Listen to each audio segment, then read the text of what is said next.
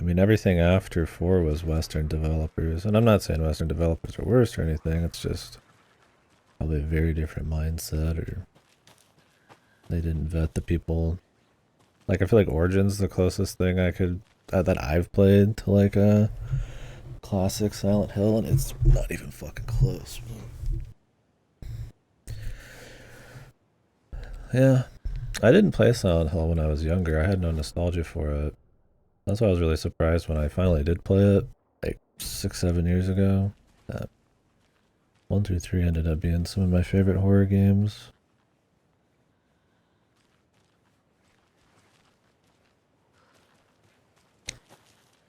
Feel pretty strong about them, but yeah, it's a shame. Alright, there's one of these here.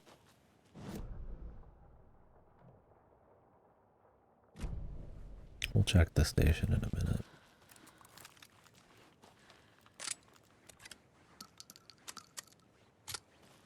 Okay, I was worried it was going to be realistic loads. More of those kids' lunchboxes.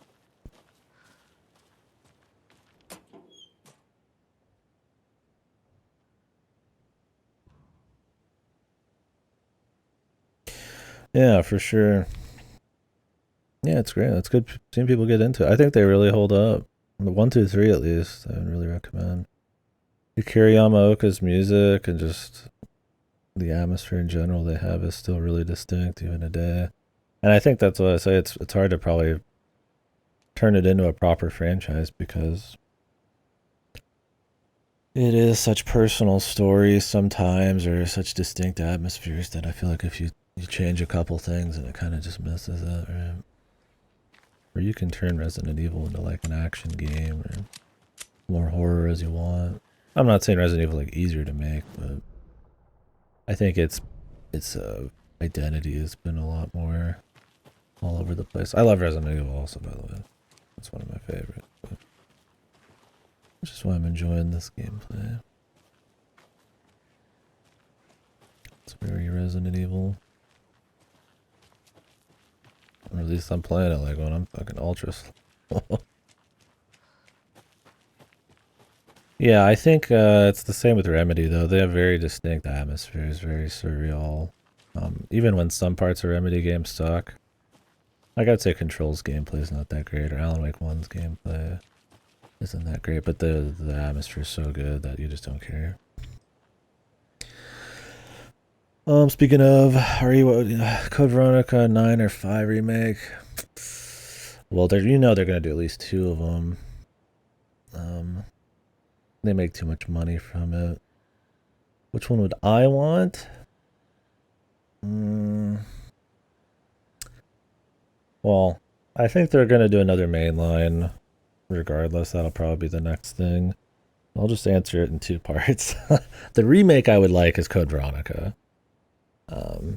Personally, I think Code Veronica has the most room for a remake.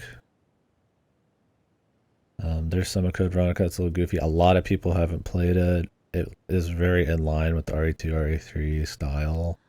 And it's long enough where you could add a little if you wanted, because you do go to Antarctica and all that shit. I think RE1 remake is already like almost perfect. I really don't care about a remake to that, and it's a very short game. So it would be a little odd having like this 6, 7 hour version of RE1 that's kind of doing the RE2 and 3 remake thing. I would be fine with it. I do think it's a little more close quarters and shit than like RE2 and 3 over the shoulder, so it might be a little quaint or a little lame for some people. But I'd be fine with it.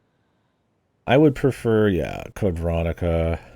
I think 5 would be the next most interesting, but it would be the biggest departure, which would probably make it really interesting, because they're not going to just make it like cheesy DC Douglas, 7 minutes, that kind of shit. I think RE5 is super, super fun co-op and really funny, but it's definitely jumping the shark, and it's started moving really far away from what makes Resident Evil, the classic Resident Evil, is what they are. So I could see them making it more like horror focus, which would be kind of like RE2 remake, and I think that'd be a really interesting way to take it. just like a co-op, like a Outbreak type of thing or something. If they just did it like the same as RE5 but just a little cleaner, I mean, I guess I'd be fine with it, I guess, because I think they've done a great job with the Resident Evil remakes, and I really don't like remakes in general. I just like the reimaginings, I guess, which those feel more like reimaginings. Like RE4 is like very different. I think you could play both, and it's fine. So I don't know. I think 5 has the most potential. I think Code Veronica deserves it the most and is the most realistic for them to pull off. Now the thing is, RE4 never needed a remake. Like I said, it holds really well up on its own. And I would argue a lot of the changes in it aren't really for the better, but luckily they're like different, so it works.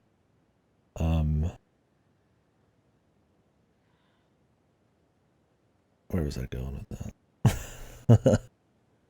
The point is though that RE4 is popular. It didn't need it, but it's guaranteed to make money because it's RE4. RE4 is legendary, right? Code Veronica is not legendary at all. Nobody, even amongst like Resident Evil people, right? Like a lot of people don't know about Code Veronica, or they don't play Code Veronica, or it's like this weird bastard child. I mean, Zero's the bastard child, and then 6, of course. But I don't know. I think Code Veronica I would want the most, but I think 5 is more likely. And then I think the next Resident Evil would be 9. I'm hope they're kind of done with the Winter Saga. I think the DLC for Village was fucking horrible. And I'm just kind of over that whole story at this point, even though I like Village. But I think they'll do another first person. I think they're going to keep milking the one first person, one third person, as long as it works out.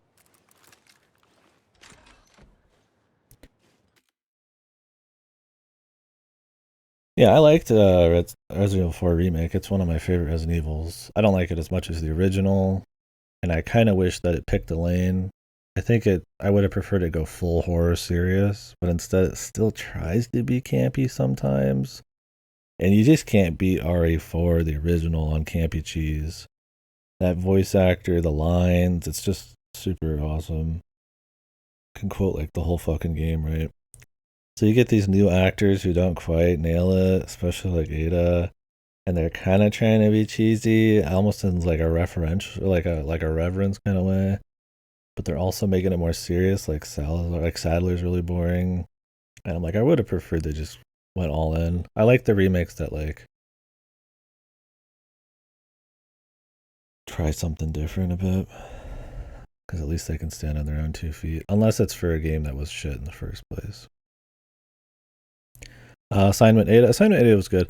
Assignment Ada had the most room for expansion, right? The original Assignment Ada was, or Separate Ways or whatever the fuck it's called. Is just like jumping around different areas in the original game as Ada doing stuff. So they had a lot of room to fill in those blanks. And yeah, I played it a few months ago. It was good. I liked it. I mean, I don't like new Ada that much, but it's just kind of boring. Dead Space remake. Yeah, I love Dead Space. I didn't play the remake because it was a little too similar for a full price game for me. I did watch all the changes though. I don't like the idea of Dead Space remake as much as I do the RE4 remake because it's too similar. I mean, they kind of forced the Isaac is crazy thing a little harder, which I was like, whatever with. But I guess it feeds into Dead Space 2 better. But at the end of the day, I was fine with it because I want more Dead Space, but it did not sell enough, sadly. Microsoft went. I think it's on Game Pass for me. I think I could play it, but I don't need to. I haven't played Dead Space 3 yet. I've heard of shit. I was gonna play a co-op with somebody just to see. It's on EA Play now. Yeah, I could probably play it then if I wanted. I don't know, maybe I could. I mean, my computer wouldn't run it very well, but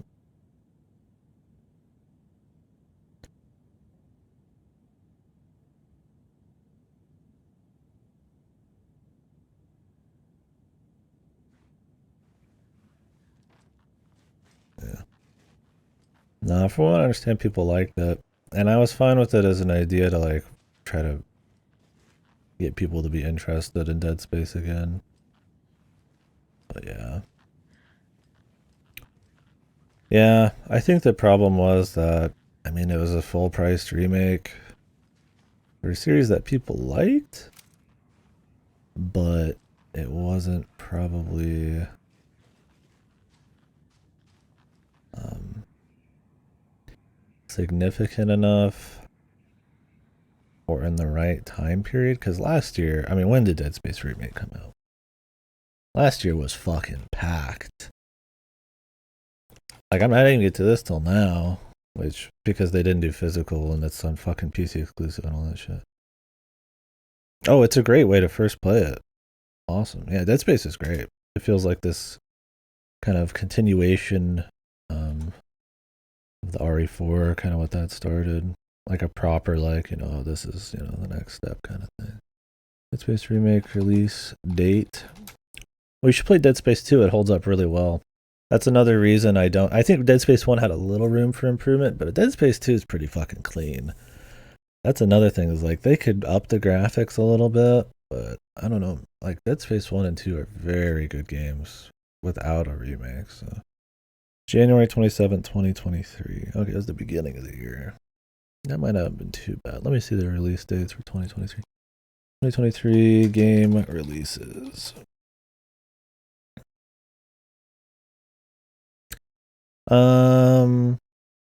I doubt it's in the BioShock universe.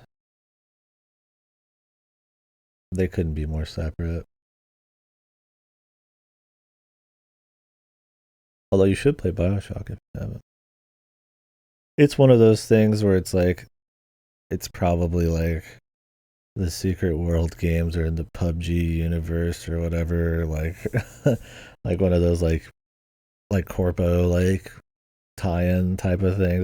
There's no reasonable. I've never seen any reasonable reason to see they're linked together.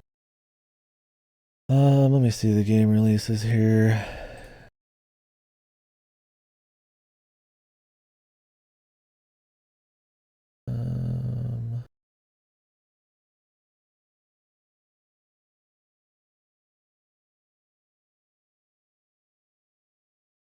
Oh yeah, I mean it was probably because the original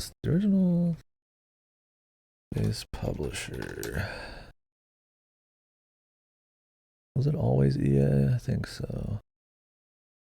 Or 2K was BioShock, right? It's probably just a reference, I'd imagine. Yeah, 2K was BioShock. Spoken. Forspoken. What came out? Hi-Fi Rush. Hitman. Ethan Tower.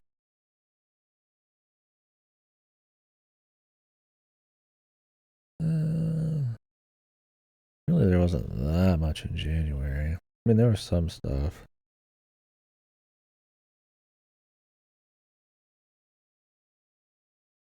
I don't know. Not quite sure. I imagine the price point was just too. That's probably a little too rich. I mean, it was $70, right? It's a great way for a first timer, but I mean, Dead Space was already pretty played at that point. It's a roguelike with procedural elements in it. What is it called? It's not like Christine or something. Yeah. Yeah. But it's apparently like super Judas, yeah, super tailored. They did a big podcast section with Skill Ups podcast, Friends Per Second. And some other journalists where he kind of even talked about it a lot. Apparently it's still really far out from release. But yeah, it's supposed to be like you choose who you're allying with, and like things procedurally change, and there's like little bits of roguelike elements. Apparently it's still very far out from release, so who knows how that's going to change. But it seems interesting, but I'm also like, it seems difficult to get quite right without being like shit. Because I mean, they're kind of known for really crafted, distinct areas like in Bioshock and stuff. So I'm curious how they're gonna blend those together. Bioshock ripoffs here as of late.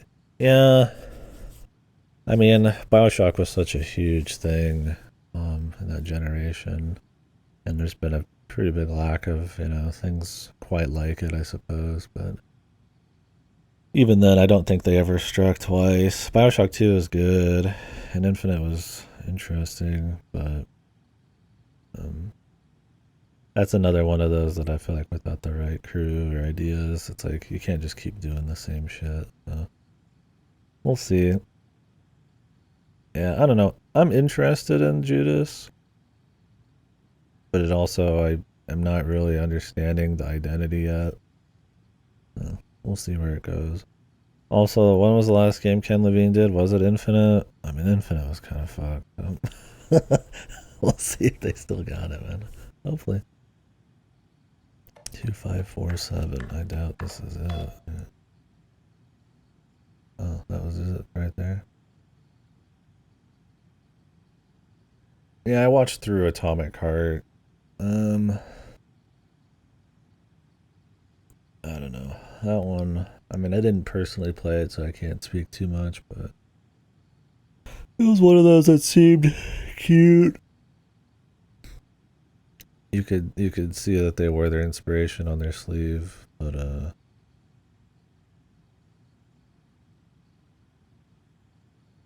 I think it just kind of missed that spark that Bioshock had. The commentary or the atmosphere. There was a bit of that like immersive sim type of show that Bioshock had, but wasn't too crazy. Not that Bioshock's was insane, right?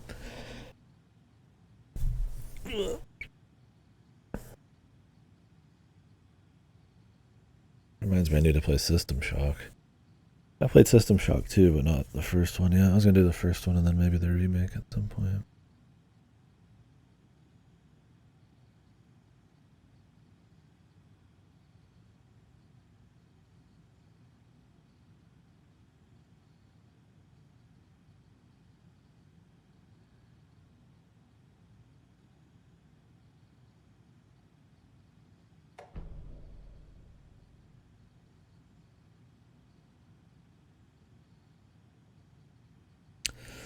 Yeah, what I understand with Atomic Heart was the open world was very like there's non-stop infinite spawns where you just do a lot of running and shit. Um, it seemed pretty wild. I don't know. I liked a lot of the visuals in it. I hated the dialogue in the story in Atomic Heart. Like I said, I didn't personally play it, so everything you hear is very take it with a grain of salt. It doesn't mean as much for me, but yeah. Jesus, I hated it. The dialogue, the crispy critters, and it tries to be this like very quirky, funny thing when it like tries too hard. It's like it jumps the shark super hard, and it just wraps back around and be annoying. I mean, I like cheese. But there's still an art and execution of like cheese and corniness. And I was just like, good god, dude. And then the actual story was just kind of like typical twist bullshit. But it still seemed neat enough. And I mean, I respect it coming from a more indie dev. I hope they go on to make more and improve on it. Yeah, I played a few minutes of System Shock 1 to get it set up because I thought the remake was going to be on Game Pass. So I was going to play it right before, and I was like, holy fuck. The horny fridge, right? I didn't mind that as much. I think it's just the dude just talking was most of the problem.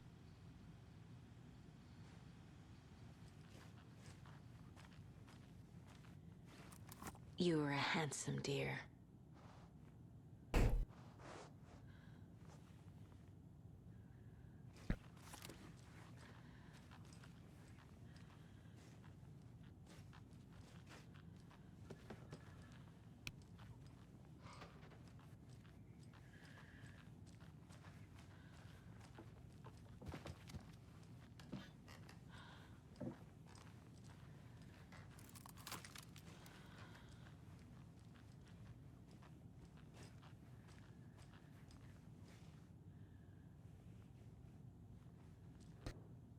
Right.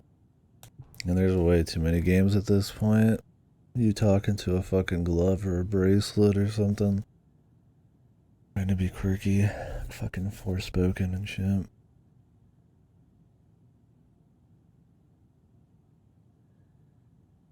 Or test sites.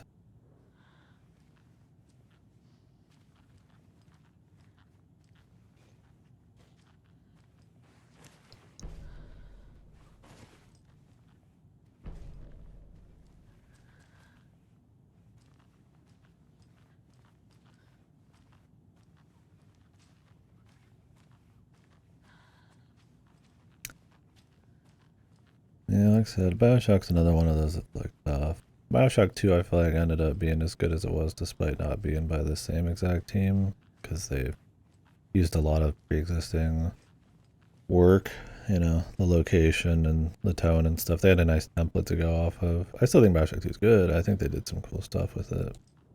Like the gameplay, I think it's a little better, but yeah, it's another tough one. You can borrow some ideas from it, but a lot of its execution. It's like Silent Hill. I mean, that goes for any franchise, I guess, but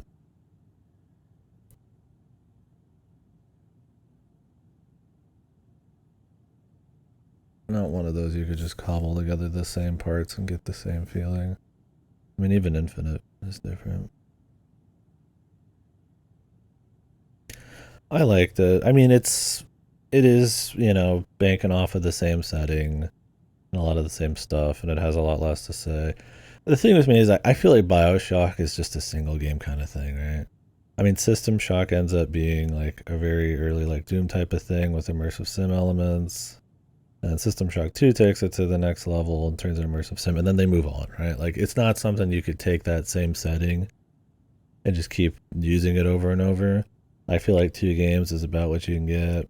And it's like, how many more, like, future locations and stuff or alternate, like, political critique, kind of social, you know, critique locations can you really make? You could make more, but it's like, when does it start feeling, you know, like it's missing that bite.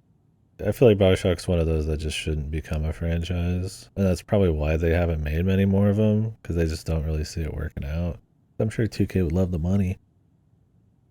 I feel like it's one of those things like if it's not Ken Levine or if it's not like a good idea, they just don't have it. I also feel like the public perception of Bioshock Infinite um, has reversed.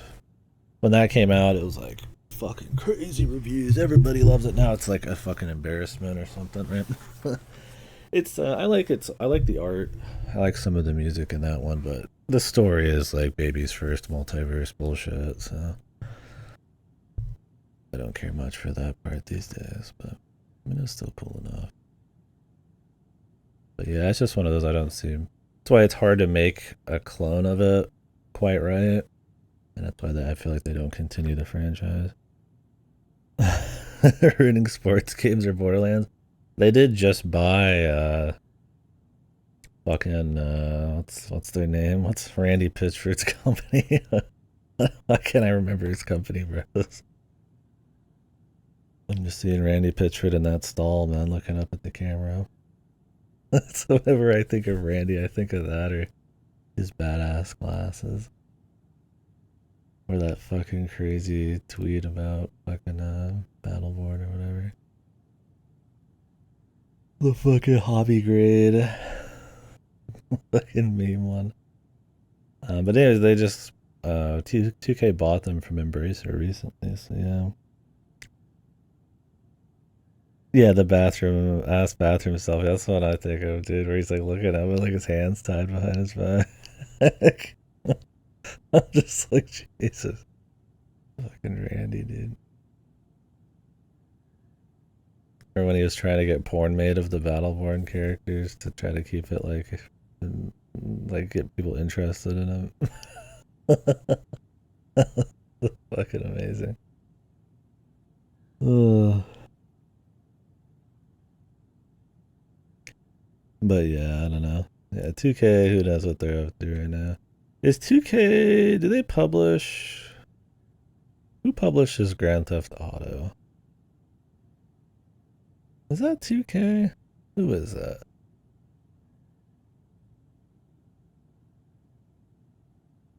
Rockstar doesn't self-publish, do they? You'd think they would, but I don't think they do.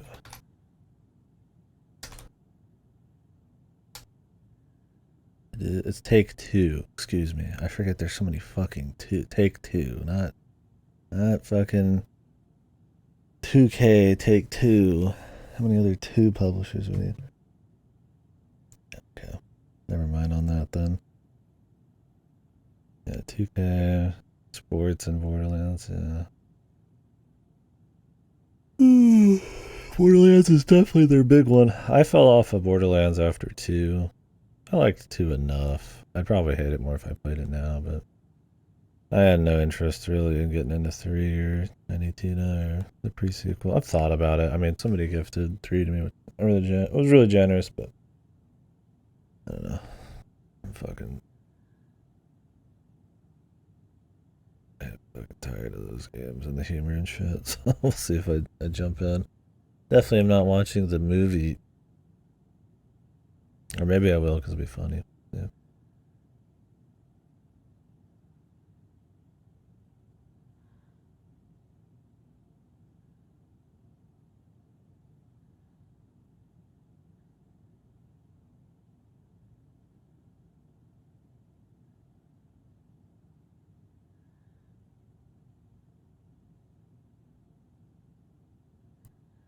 The greediest motherfuckers. Yeah, I mean, EA gives them a run for their fucking money.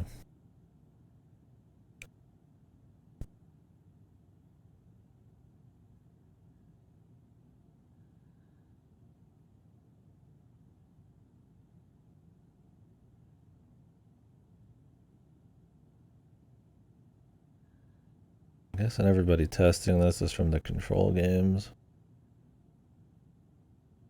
Oh yeah, it says Federal Bureau of Control up there.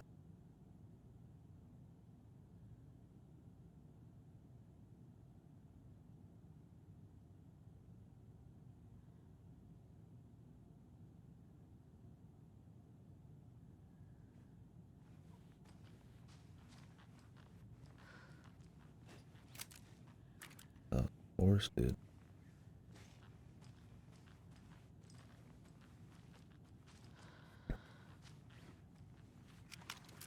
Yeah, I think back when it came out, the thing is, like, when it came out, the first person looter shooter was like, it.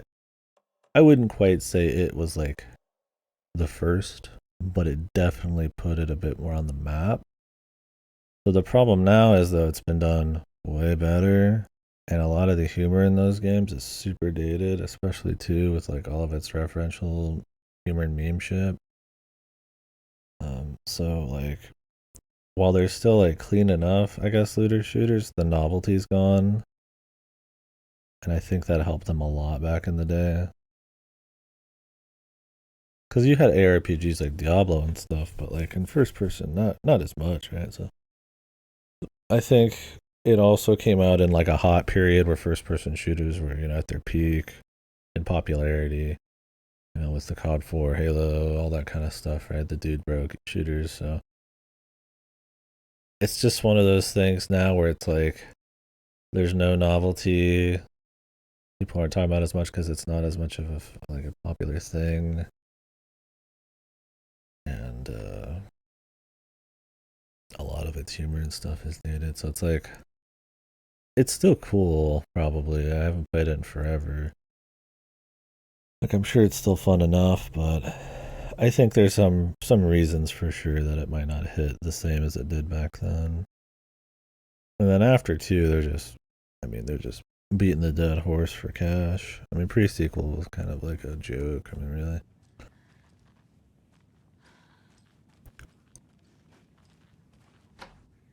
Fallout exists, right? Yeah, if you want something more immersive.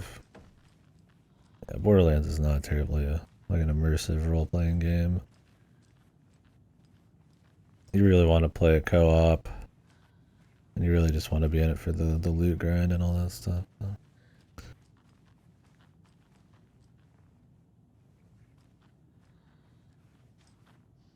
taking my sweet time here. Apologize.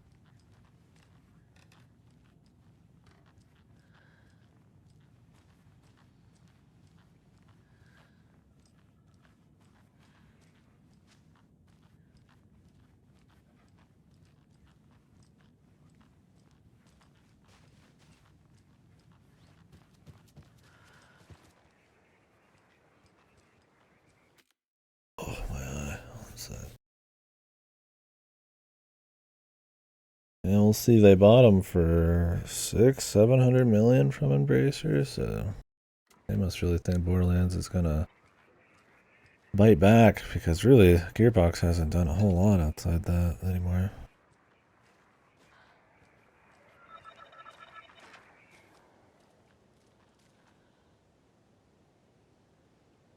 Like how Alan Wake and Casey have probably been over there for like eons, dude.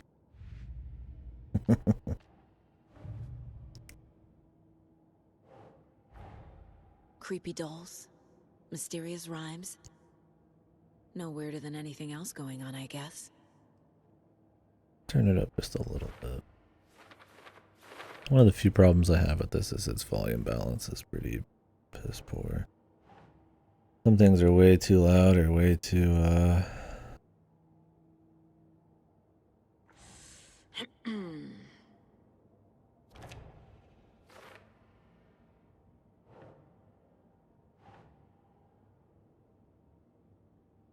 like the sound effects are a little too quiet.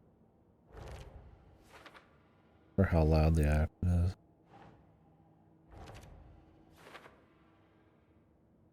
Yeah, Baldur's Gate 3. Yeah, I went through Baldur's Gate 1 a couple years back. I did 2 last year, which was excellent.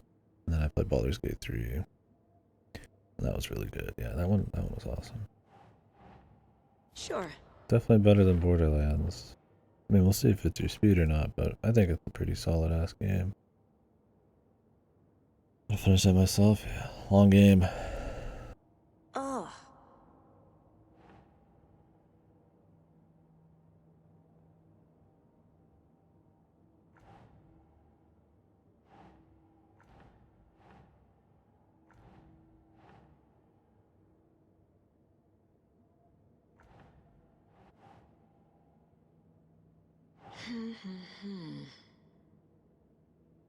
Yeah.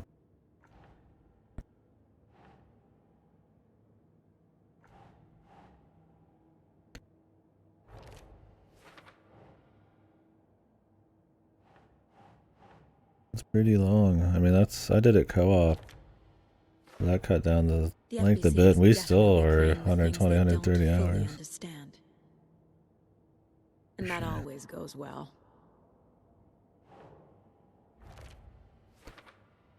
Oh, is this case actually way bigger than it seems?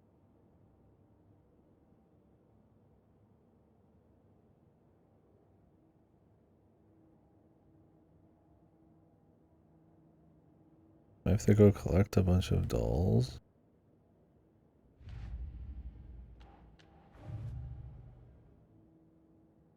Longest game in history? Maybe, I don't know. The thing is, like, there's still a lot of replay value in it. Like which characters you bring along and alternate dialogue and all that shit.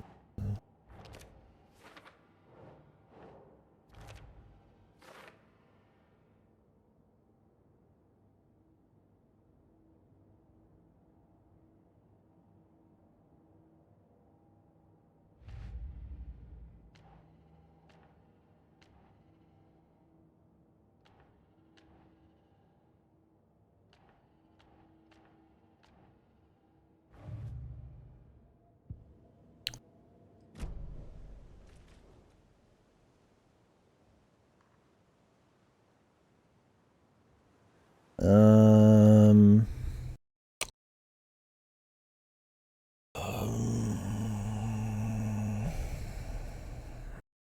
fuck. I'm gonna forget them. I was gonna Google it. They've made some easier to get.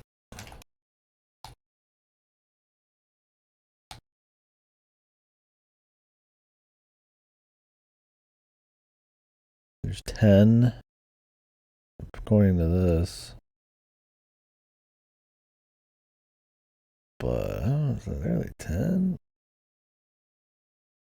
Maybe some of them you can only have in... Yeah, Klitzy would know best. There's some that you can get that are like really late or like smaller. But yeah, you'll get the big ones early.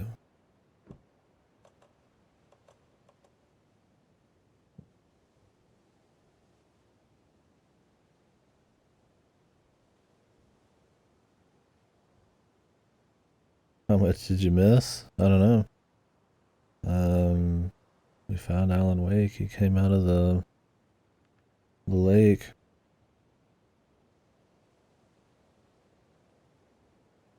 And then he's waiting down at the beach talking to Sam Lake while we're out exploring. And we fought our first boss and shit. Things have started to get weird and the spooky stuff's happening. You're dying on the shitter? Okay. Yeah, so we went in, did a ritual to get past the tree, and then we fought the zombie guy. And then after we destroyed him, the water receded properly, and then Alan came out of the lake, and now he's freaking out. In American Nightmare, Mr. Scratch takes his identity in his face and goes into the real world or whatever. That's probably what he's freaking out about, partially. You're also in this really trippy, interesting, sort of infinite area when you're fighting the boss and shit. That's cool. Now I'm just exploring around. We've just been shooting the shit. I'm spoiler free, yeah. Definitely plan on keeping it that way. All I know is you can control Alan, and they show that in the game already. And that there's a musical at some point or some shit.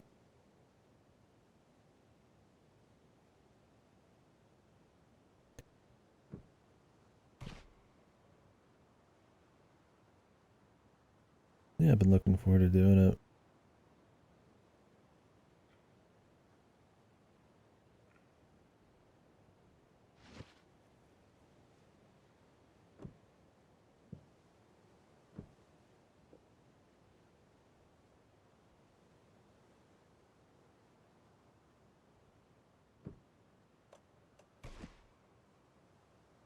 I've been enjoying it. I've been taking it real slow.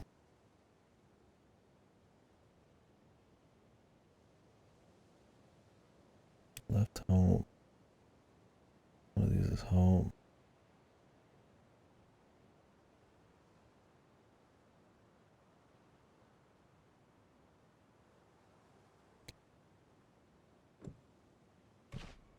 Nah. She loved most.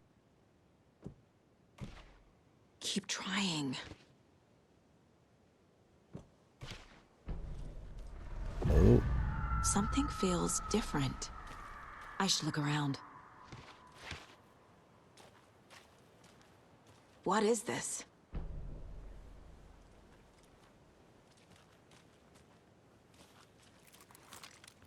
Shotgun. Oh, damn.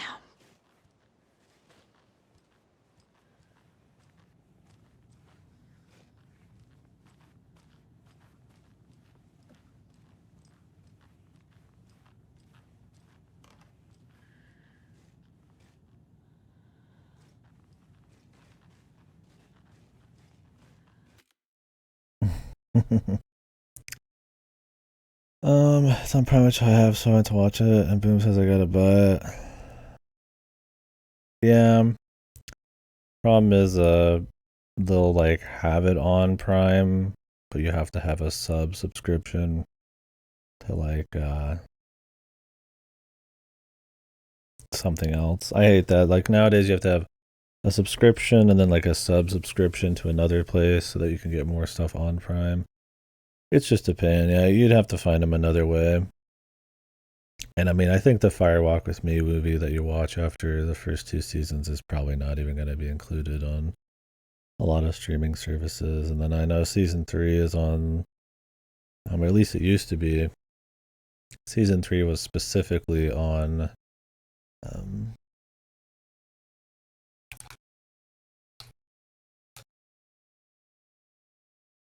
that company's streaming service, AMC. It might have been AMC.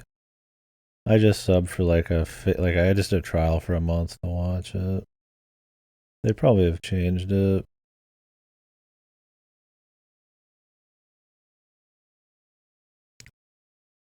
Yeah, Twin Peaks is amazing. Paramount Plus. Apparently with Paramount Plus you can watch all seasons, everything of The Return.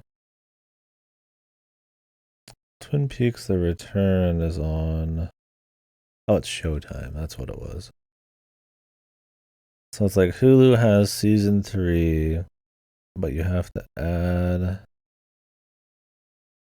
Showtime or Paramount Plus or something. Twin Peaks season 1, 2 streaming. Yeah, streaming's always a shit show. Well, half the time I just watch stuff elsewhere. Yeah, you have to have Paramount watch it on Prime.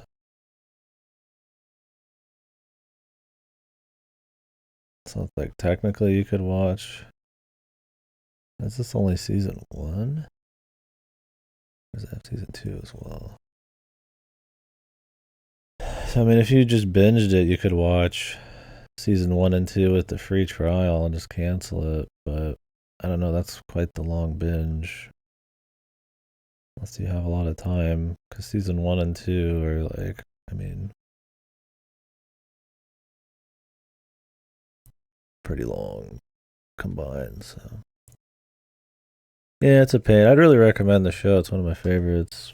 You're gonna want to watch the movie too before you watch season 3. But yeah, these are heavily inspired by it, I would say. If they're not, I'd be shocked. But a lot of things are inspired by Twin Peaks.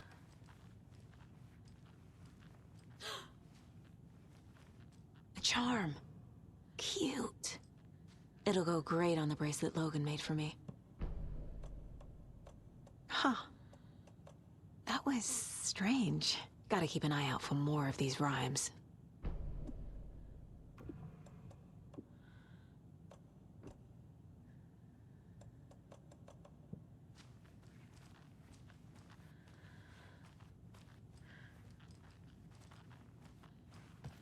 Problem is we need enough of these dolls. I don't know if we have enough. Maybe.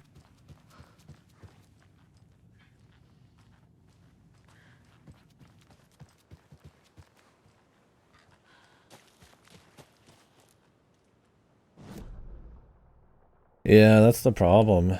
Is like I have access to Netflix. I have access to Prime. I have access to a lot of these, and I'm like, I still don't use them usually because I don't have what I want. I'm not the kind of person to just like watch what's on the front end, and I know that's what they'd prefer because then they just fill it with shit like Netflix, and then you just keep watching, right? I usually want to watch something that I already know I want to watch, and they almost never have it. It's like I just have to use different sites. And it just kind of sucks, man. I don't know. I mean, it was bound to happen. I mean, Netflix had a good thing. Car, Anderson. How's it going down there? I think I'm done here. I'll meet you at the parking lot.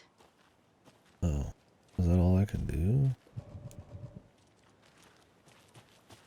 Oh no, there's Netflix had a good thing going, right? And then you start getting more competition, and then people want their own streaming service so they can get a bigger cut of the pie, and then it just turns into TV again where there's just millions of different channels and millions of different watered down subscription services, and now you got sub subscriptions to shit. And what ends up happening, you just go watch shit, elsewhere, right? Like I'm fine like paying for something and like getting a good deal out of it, and You know, maybe one or two or something, right? Like, I mean, I do GameFly and Game Pass because I think they're really strong values. But I know I can get most things I want. I can always have something coming in, and I mean, I'll still buy shit on the side. But with video streaming, it's like I know what I want to watch, and it's just so few have anything, right? Like what's the meme? The Pokemon. What's the Pokemon? That's the Pokemon guide. Let me find it. This is a great encapsulation of it. It's on the official Pokemon website.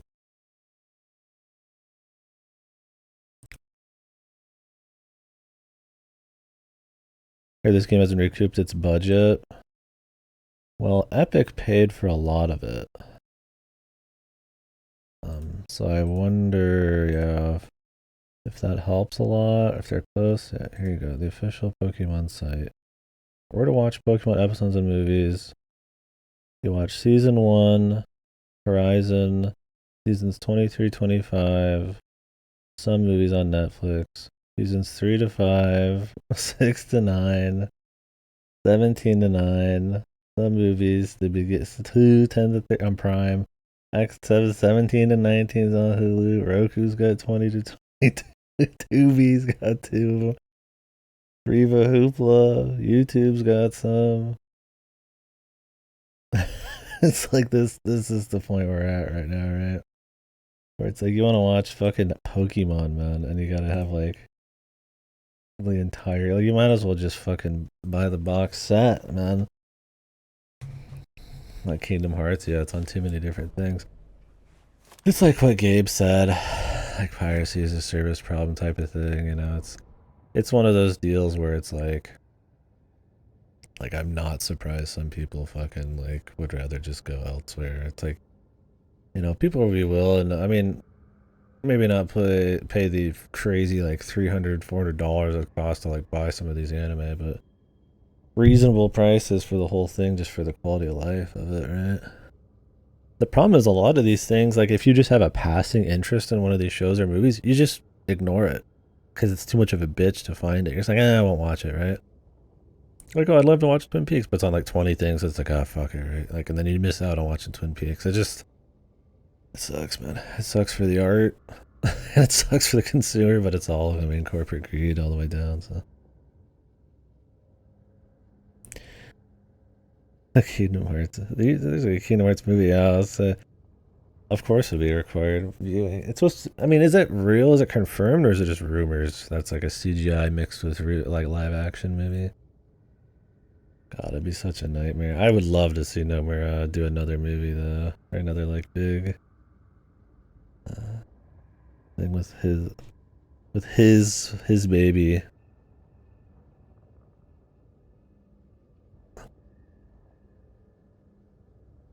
Talking about the original DVD dub comes the Japanese score.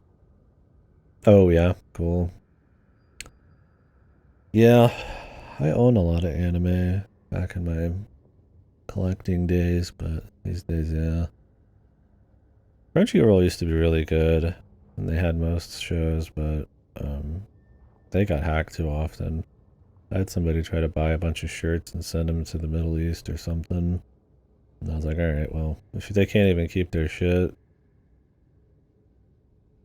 like, from being hacked all the time, I'm like, I'm just done with it. I'll just go watch it on the usual sites, right?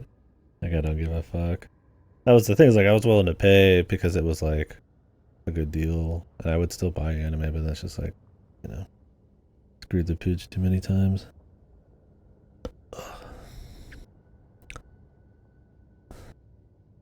An overlap of the dark place needed a push from both directions to manifest itself. Reality in our world eroded by repeated dark lore tied to a location. Oh, and a cool. counterpoint, a work of art. Well, if I'm looking to do a DBZ watch again, that'd be nice. Connecting to the story on the other side to reach out through the weakened veil. A story of a lawman whose heart was cut out of his chest. Two corrupt men killed by their own twisted ambition. Yeah. A haunted old woman drowned in a bathtub. twisted reflections on the other side of the Yeah, mirror. I gotta play, Arcs stabbing I gotta through have the dub realities, for that. amplifying the influence I of the hate dark his place. Japanese voice acting. These elements working in conjunction made a trickle that became a torrent, a wormhole, a vortex, and the art, the map, became the nightmare territory where the dark place encroached on our reality, a blanket over it, where they all overlapped, causing reality to twist and loop like a bad dream, remolding anything and anyone within its dark horror design.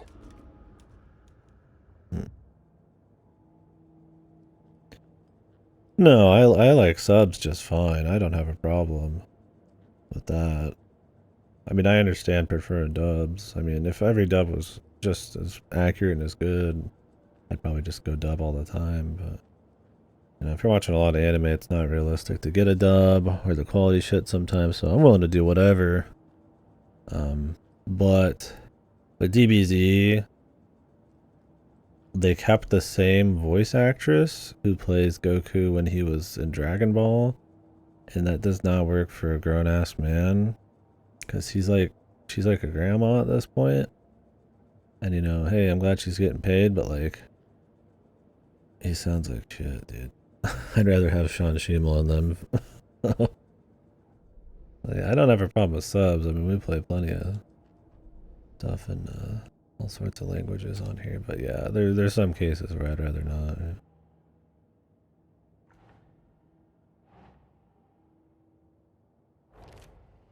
But yeah. XRD759. What am I supposed to think of that?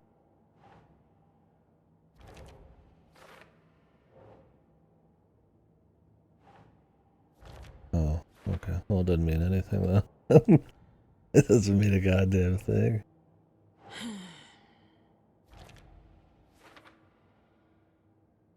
Guilty Gear Zerd. Maybe. One Punch Man. I watched the first season of One Punch Man. I never did get around to doing more of that. I heard it kind of fell off a bit. So maybe that was why we haven't seen it much again. I don't know.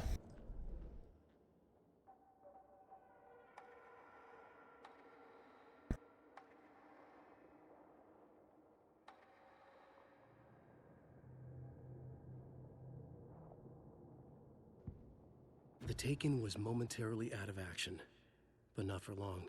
Saga raised the sawn-off shotgun to stop it, once and for all.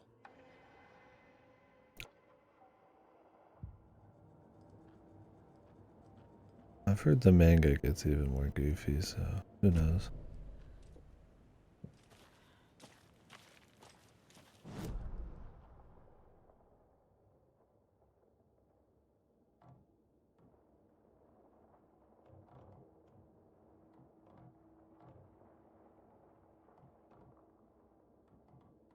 Screwdriver. Hunter x Hunter coming back. Yeah. I mean,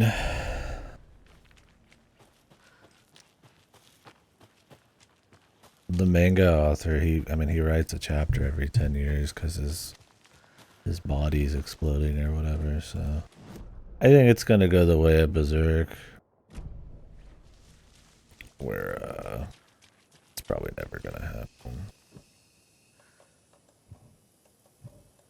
Or I mean, there's gonna like die at this point. So. We'll find out though. What is this about a screwdriver?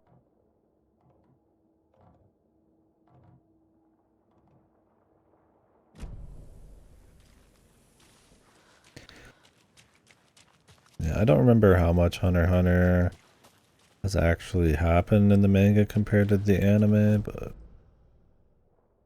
it's probably enough for some seasons, but I'd imagine they'd want to get like a full new arc done.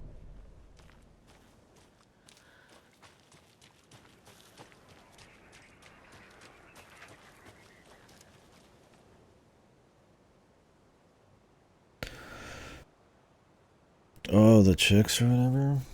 Was it the... I don't even know. I don't even remember their names. There's the green-haired one and then somebody else. Let me look them up.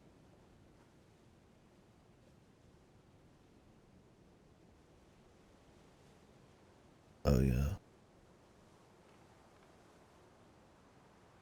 I've heard what some people have a problem with One Punch Man is that despite it being like a subversion of like generic shonen, it ended up just kind of becoming a generic shonen as they kept pushing the manga. So maybe the gimmick kind of ran its course, who knows.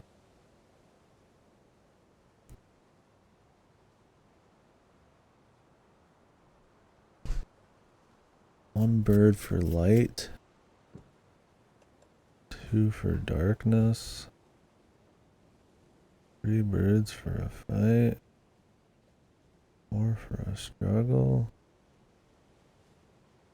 6 for misery. 7 for the ending, whatever it may be. No.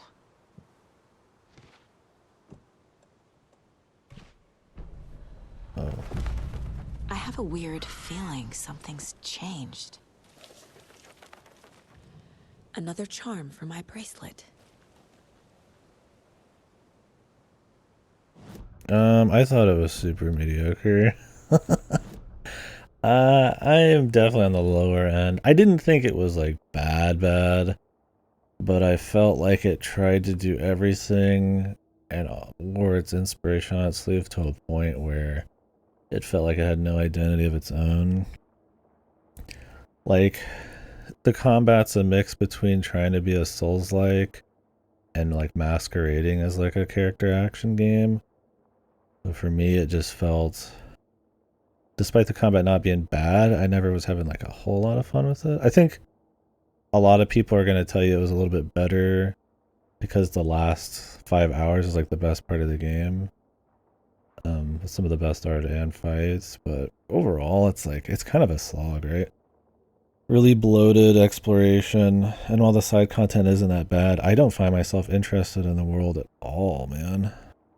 Like, to get me interested into exploring everything, like I'm doing in this, where I've spent 7 hours just fucking around, I gotta be hooked. I gotta get into it. You can't hook me with the lore. You have to hook me with the atmosphere, with the story, and the story is bad.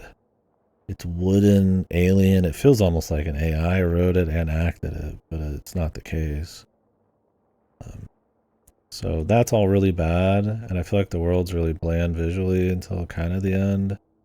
So there's just nothing there to give it like an identity. Like, it's a technical good game, right? Like, it looks really nice, technically, like the graphics and shit. But yeah, it's a Korean game. They tend to look good, but I don't know. Other than some NPC stuff and a few scenes here and there, like, the art direction never really pulled me.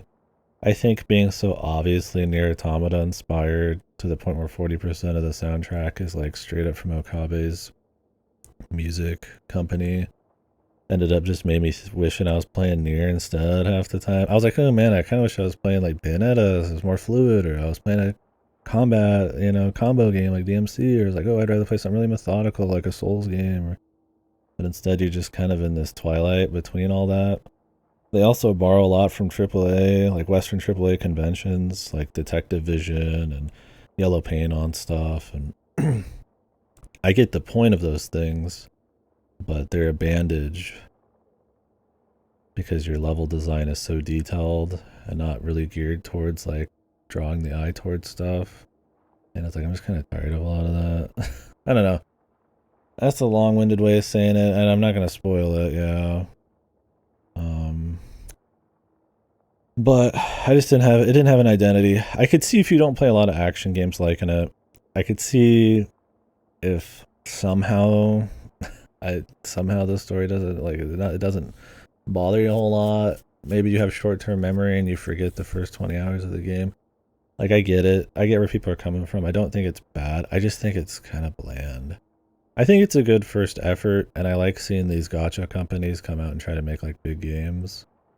And I love seeing more action games come out because there's not enough of them, but I couldn't recommend it over like most action games. It's kind of middle of the pack. Like, if you want to play a Korean one that was good, just go play like Lies of P or something, right? Like, don't bother. I wouldn't bother with this one. I mean, the ass is great. Like, the TNA is cool, but like, I don't know. Yeah, I'm just like, all right, like, it's fine. Like, but it's not enough to. I mean, the ass is the cherry on top. It's not the reason to play the game, right? Like, we could go watch porn or something. I don't know. I found it very meh. I stopped doing side stuff. I did everything in the first two major like zones, and then I just stopped completely. Some people say that the side stuff's pretty solid. My thing is, there's not much of a reward. There's not much for rewards in that, other than aesthetics, like costumes. You get more than you need to fully upgrade yourself. I was missing one upgrade at the very end. So some of the final bosses were a little harder for me because I was missing 2 before the penultimate boss, and then just 1 on the final boss. So the second to last boss took me a little bit. But really, would it have been worth going and playing another like 15-20 hours of side stuff in that game? Probably not. And I'm usually the kind of person to do everything, so I don't know. It was just whatever. Returnal. I did Returnal a year or 2 ago. I actually really liked it. Yeah, it's really good.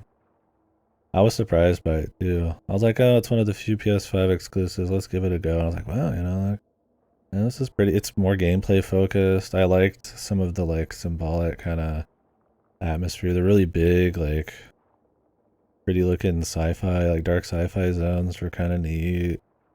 Yeah, it was not what I was expecting from a more AAA kind of thing. The roguelike stuff, it was really easy. I think I died like once. So I can't really speak for the roguelike elements, because from the second boss and on I never died. So I just played it like a campaign, and not as like a badass thing, like that's just how it was. Like that's just, it's not that crazy. I would say it's fine, Silent, go for it. I wouldn't let the roguelike stuff hold you back. You don't have to redo that. I mean, you get shortcuts and like you start at different worlds and like you warp around. It's not, you don't just replay the entire game or anything. It's the only good use of haptics I've ever seen. It turns your trigger into 2 triggers. One that requires no pressure and then one that requires a lot of pressure. So you quick shoot with the light pressure, and then you actually charge it with the full pressure. And that was the only time I've ever seen haptics be anything other than a shitty gimmick. Fast game language tried it is, yeah, and it's made for console shooting too, so it's good. I liked it. I thought it was good. Housemarque and Remedy carrying the Finnish game industry relevance. Yeah, the relevance. I think stuff like Void Stranger and all that definitely cements it, even in like the indie world. But the Finnish superiority. But yeah, I liked Returnal. Yeah, I was surprised that I liked it as much as I did. I was like, oh, this will be cute. I've heard it's decent. You know, it's gonna be too much in your face story, but I'm like, oh, it's actually kind of like a somewhat symbolic, kind of like you know, subtle-ish story with a lot of cool visuals, and it's like really gameplay focused. I was like, I didn't expect that. So I would definitely recommend it. Yeah, Stellar Blade, not so much though.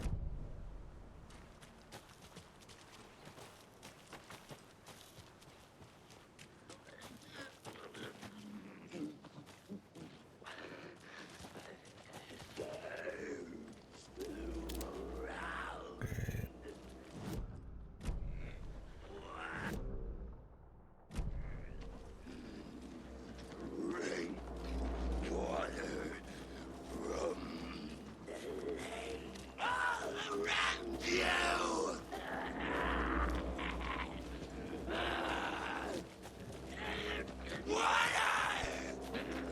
This has been great.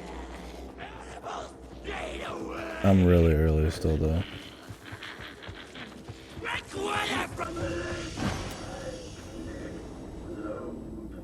I'm just taking my sweet ass time. Drink from the well.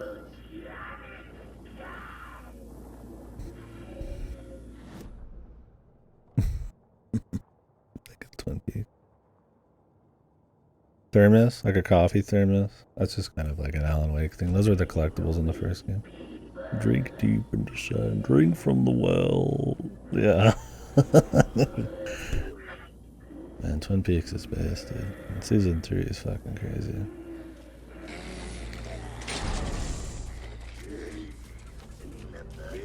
Can you even run away from these enemies, dude?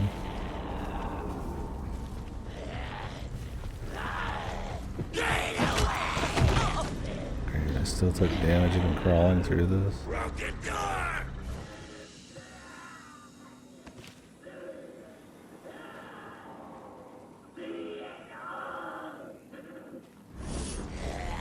This might be one of those games where you can't just avoid enemies unless you're like trying to... Like if you're trying to explore it all, there's no point. Yeah, there's no physical version and it's Epic exclusive. Which is why it's not selling. But Epic paid for the development on it.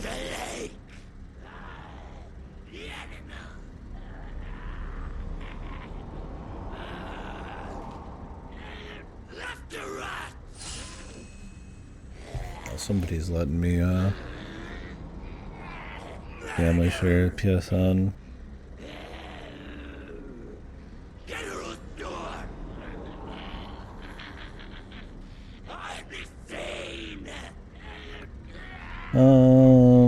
Where is the best protector home from the beast coming to feast? Oh my god, Jesus, dude. That's it.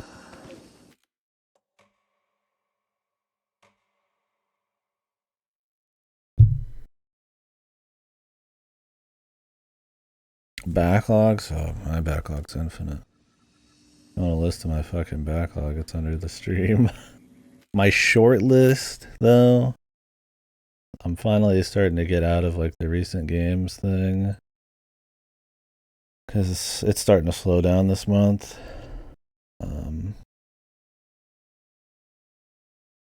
I would say my short list is Unicorn Overlord is coming in soon. Endless Ocean Luminous, because I just did a series playthrough of that. I might do Faith soon for fun.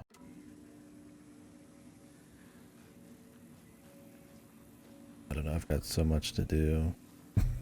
We'll see. Quite a bit. Random Game Pass shit here and there.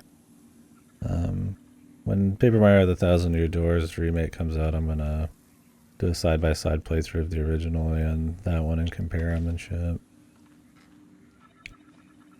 It's supposed to be dog shit? Yeah, I'm not surprised. I'll probably play it anyway, so. Yeah, I felt like it was gonna be shit, but the first two were comfy. Yeah, I don't know. I've got a lot of stuff I want to play. I'm really looking forward to it. There's a lot of cool shit. I'll do Degradia. The next VN we'll do.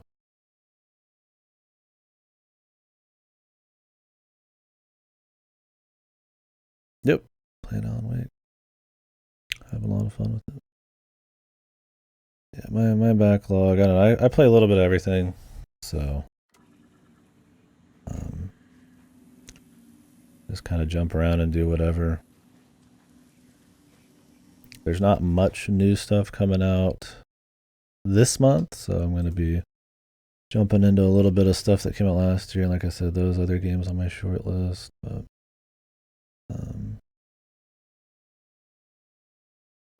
and 1 year anniversary. Oh, dude, don't remind me, man. But June, I've got a bit more. SMT5 Vengeance, I'm going to do.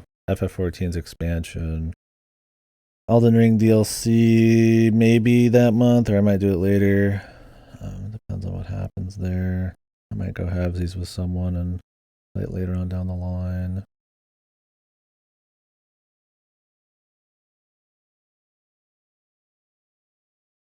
Yeah. What about you guys? Anything on your guys' short list? I kind of want to do an SMT game soon, but since I've got one coming in like a month, maybe we'll just do something else. I need to play Skies of Arcadia still. Yeah, I've thought about buying Balatro. I'm sure I'll do some more Helldivers.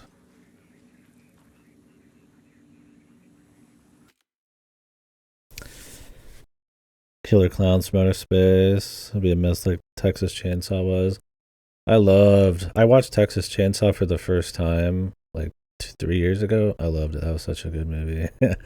But the game, the async, did not seem as tight as like... Well, Friday the 13th wasn't tight, but it was at least funny. But like, I feel like Texas Disdain is funny, man. So it's just kind of wonky. Hopefully, Killer Clowns is cool. But thoughts so far in the game? Really immersive. I'm really digging the pace. It's got like a Resident Evil thing going on with the exploration. They've spent time kind of setting up characters a little bit, going to town. I like the idea of the detective work, but because of the concept of Alan Wake writing a lot of this and how that all works, some of the logic isn't as there. But I think it's kind of part of the idea, so that's kind of cool. And obviously, their atmosphere and like their surrealism, their visuals are always really nice. That's always been one of their strongest things in their modern games, like Control. So that's been cool. Like I said, we're still pretty early, so we'll see. But yeah, pretty sweet so far. But I'm a big kind of Resident Evil type of dude, so it's been cool. There's been a few little goofy things, but other than that, all right.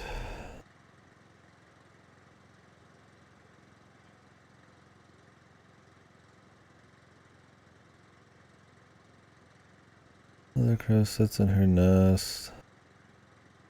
Yeah, it's been solid. It carries the whole way. I like that they're going for a little bit more of a horror, survival kind of horror thing. Alan Wake 1 had a cool atmosphere as well, but it's kind of like action got a little bit more dull in its exploration did.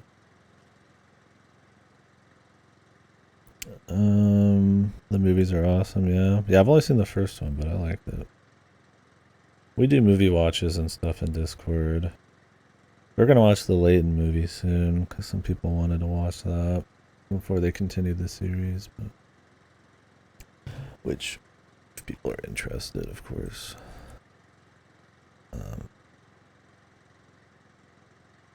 Social? Feel free. I'm gonna rewatch Terminator again. I need to stop just rewatching movies. Anytime somebody says they haven't seen a certain movie, I'm like, oh, let's rewatch it. That's why I've seen Commando like 1,000 times.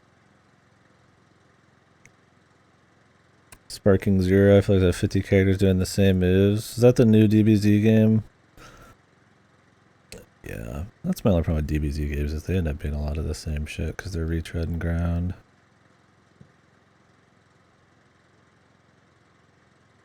Guarding her babies to her best, protect her home from the beast. Coming to feast.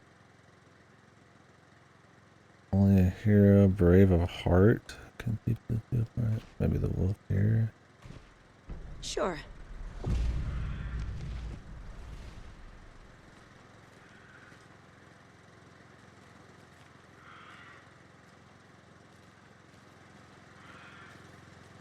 I was in that birdhouse that I shot a bunch.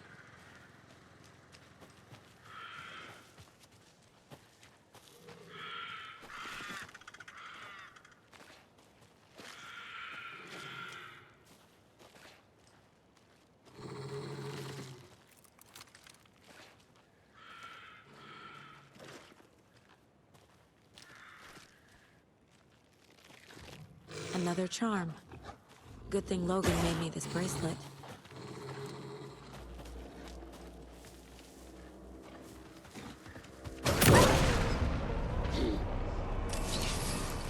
Oh. Got him.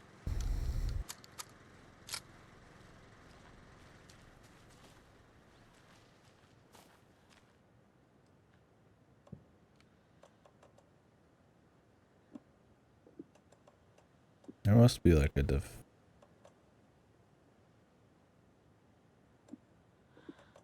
place to store this shit at some point.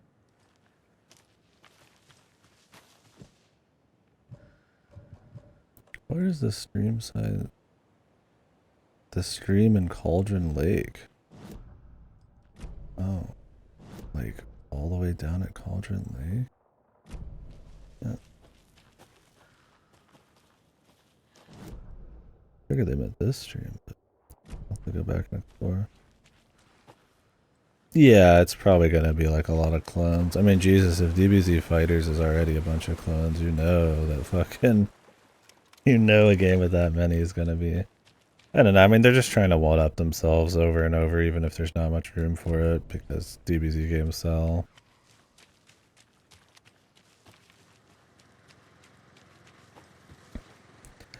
I wouldn't expect a whole boatload of quality at this point. Maybe some cute shit here and there, but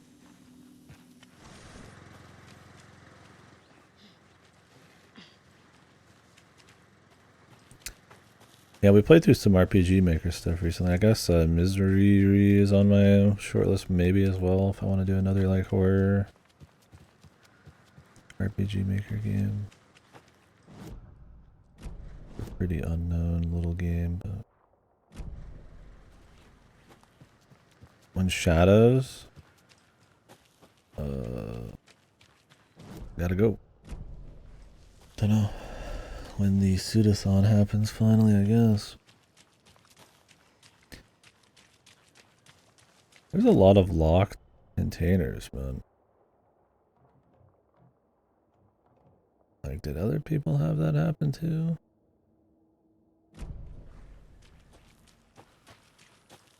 I don't know. I'm assuming you could come back and do all these later.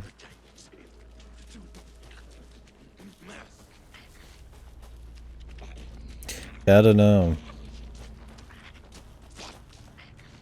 I never did. I never got into Naruto, so I haven't messed with the games at all.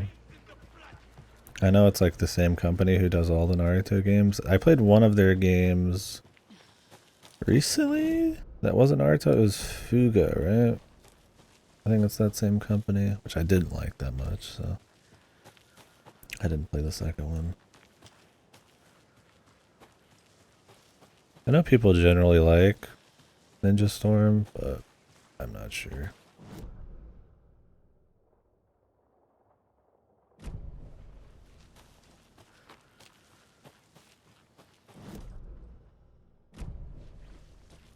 Okay, you can do them all now. That's fine. I'll look around. Saves you a spot, yeah.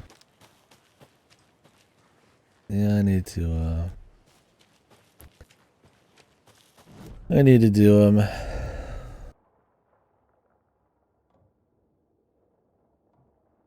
I need bolt cutters for the rental cabin. Can I get bolt cutters?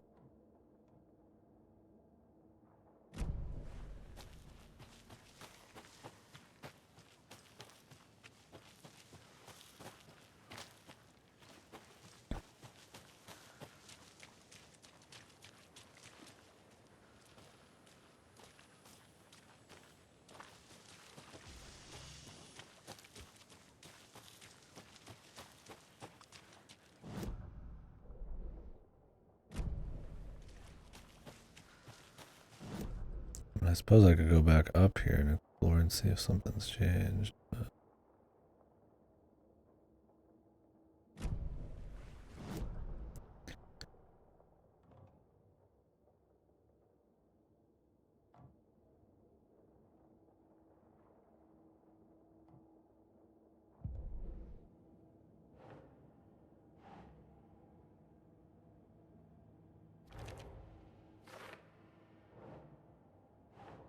I'm 12 already, heading out. There's 2 more Cauldron Lake Rime. There's a lot of these dolls, huh?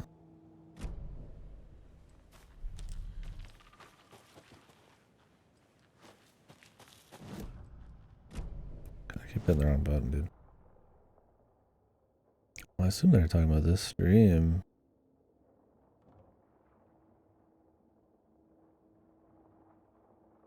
But then this is literally the stream side container and it didn't work.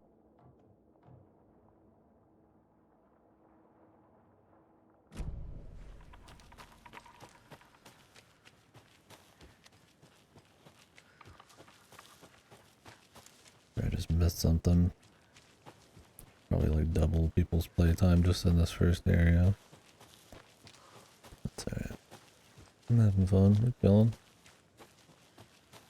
I'm looting. Playing on hard, gotta loot.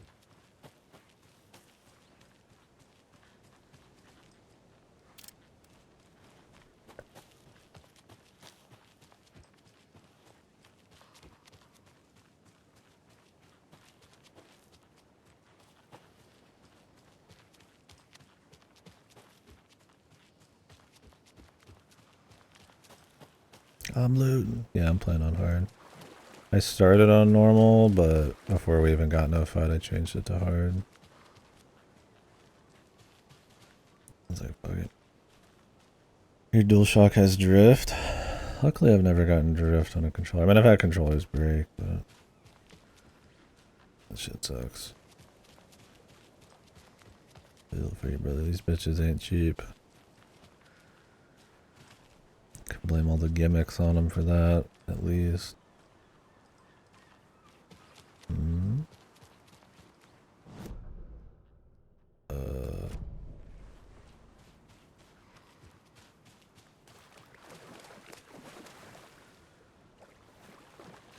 there a reason this tree fell down?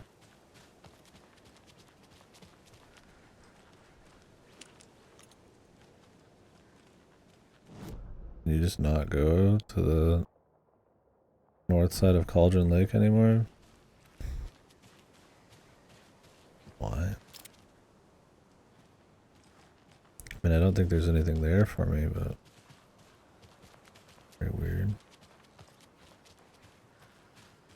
If I go 0 dead zone on my Wii U Pro, if I'm using it on PC, I might get some drift, but that's about it.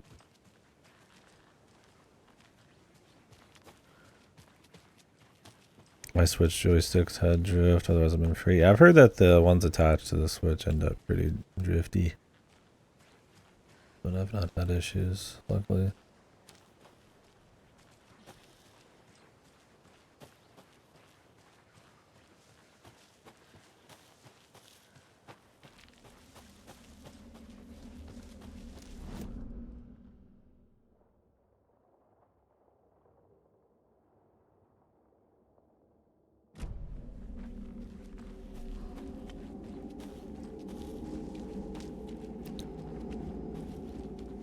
So we can check up around to the right.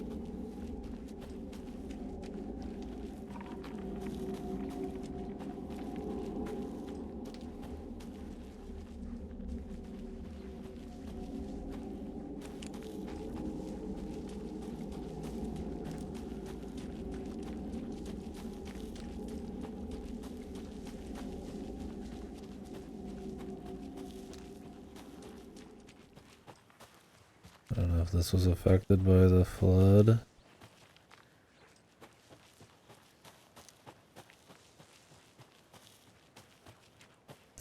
My Xbox controllers break more than any of my controllers, I'd say.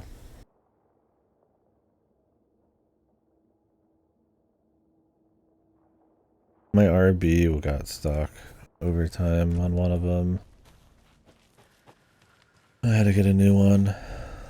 Then I might have more issues with another one as well. I don't remember exactly. It's been a bit. But yeah. Pretty shit.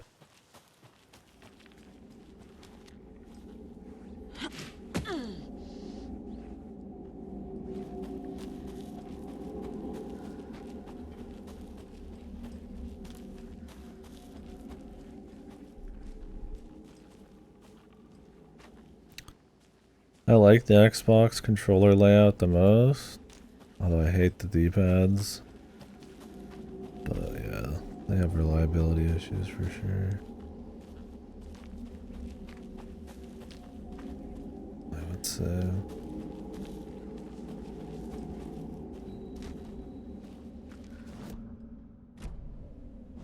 It's like muscle memory to fuck that up at this point for me.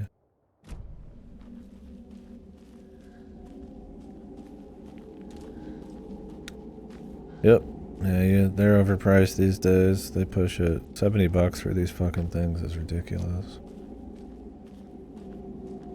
It's one thing if you're going for like a really pricey, like special one with all sorts of cool shit, like an Elite or something, but 70 just for a starter one's rough. especially when they're not the best of all worlds. Like the Switch Pro sucks sometimes because of the D-pad's fucked, and Nintendo usually has the best D-pads. I don't know what's up there. The Xbox One controllers were always shit because mini USB is fucking horrible. Or the mini USB, just normal mini USB, not C, I guess.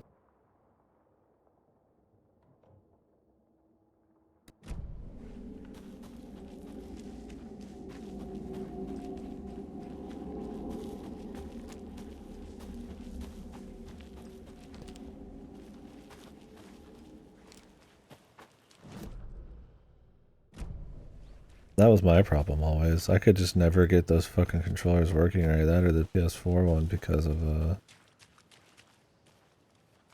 that goddamn mini USB-C. So I have to do Bluetooth on my Xbox One controller now on PC. I mean, that's always got its issues. And I had to buy like a battery pack for it. But they don't sell the wired ones like first party much anymore.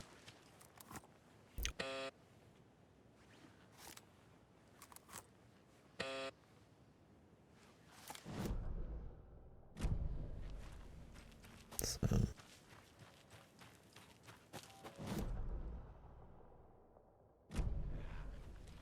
Didn't Square do it first?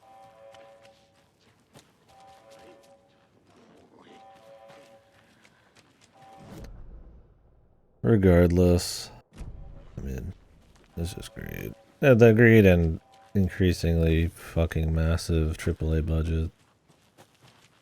Not that I'm saying that they can't make money another way, or that they don't make a shitload of money already. You should always be skeptical of that line of reasoning, but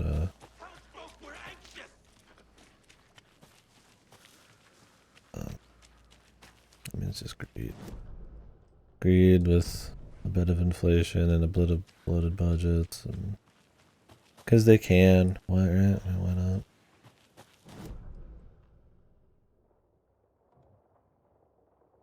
Sony was definitely there early. Maybe they were the first, but could have swore there was somebody who did 71st. Thing is, people, I mean, have been buying less $70 games. It's not like it's been working out. Right now, AAA is having like a fucking... A collapse would be a little too dramatic, but... Been having a big issue because of the prices. And because of the, budgets, like $300 million budgets and stuff. That are almost impossible to make back. And how that affects the risk-taking involved and creativity in games, right?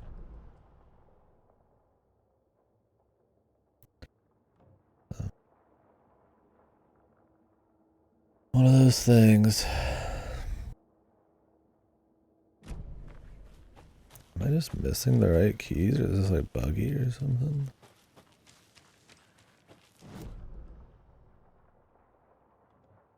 But I need bolt cutters for the cabin.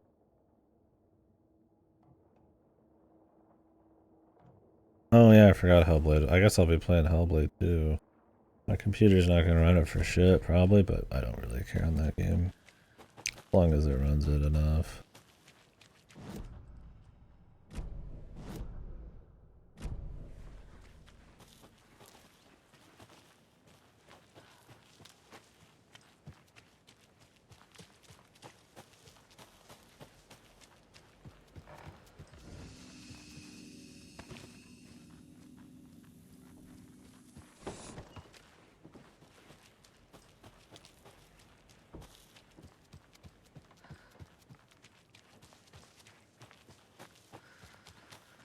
I don't know, I've explored everything pretty fully. I'm not quite sure how many more of these, more stuff I can do right now.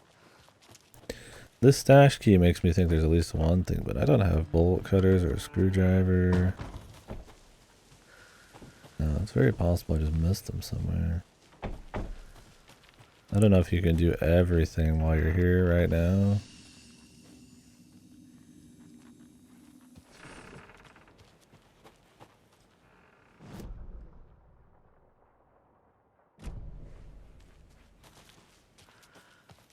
And with the respawning enemies, I don't know if I want to grab too much.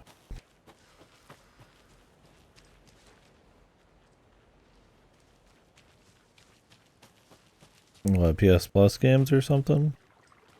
I don't know. I don't know. I do. I'll subscribe to PS Plus like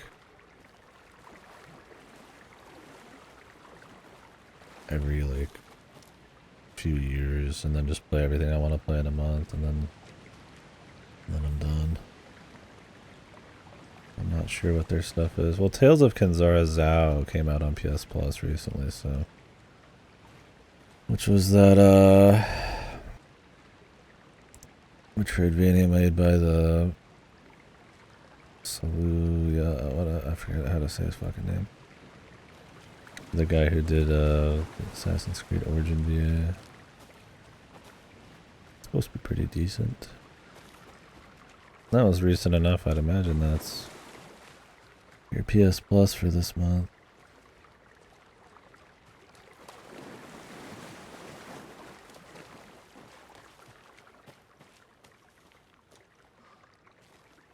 Did I use that key thing on this?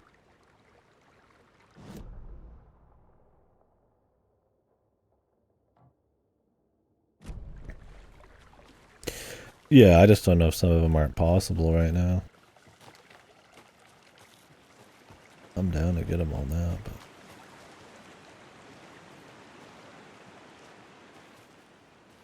Yeah, I'm stashed. Let's do. Where's that stash, bro?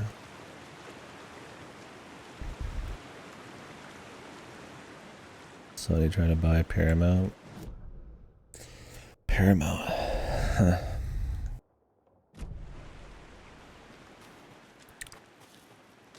What does Paramount got going on these days?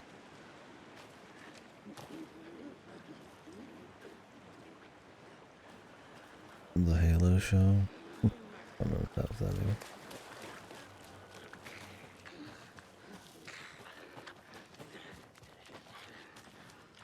It's not like the Sony movie studios are doing terribly great.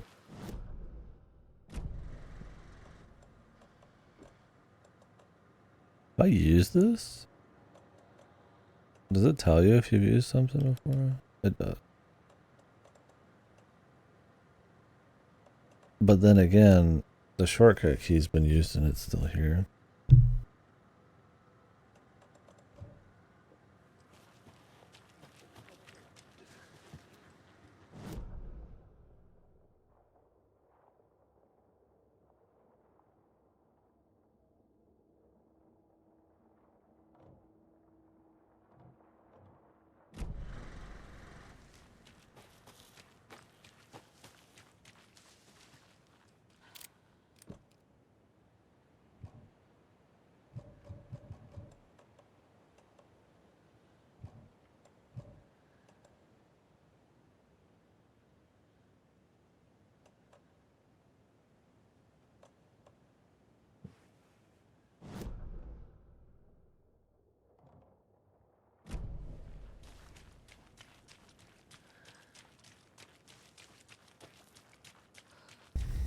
Beavis and Butthead reboot. Can we just let a fucking series die these days, man? Like, don't get me wrong, there's good sequels. There's good stuff coming out of old IPs. But most of the time, it's just people not wanting to take any risks, reliving old nostalgias to make fucking easy money. Like, fucking hell, dude. What are we gonna remake in 30 years if all we do is remakes? That's not all we do, that's... clearly this game is... It's only the second game it's new, right?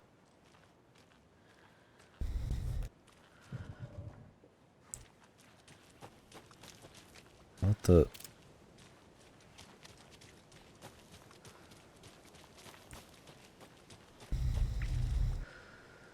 Is there a stash over here I'm missing? I'm beginning to think I've gotten everything I can right now. It's just weird that all those boxes can't be opened and I haven't used this key. I mean, it's good if it's good. I just am tired of reboots and new entries in old IPs that are just using like an aged cast or something for nostalgia. Like if somebody's got an idea for it and it's good, then I mean, hey man, what they want to do is what they want to do, but it just doesn't go that way very often, sadly. Is it this? Is this a box over here? I missed it. No.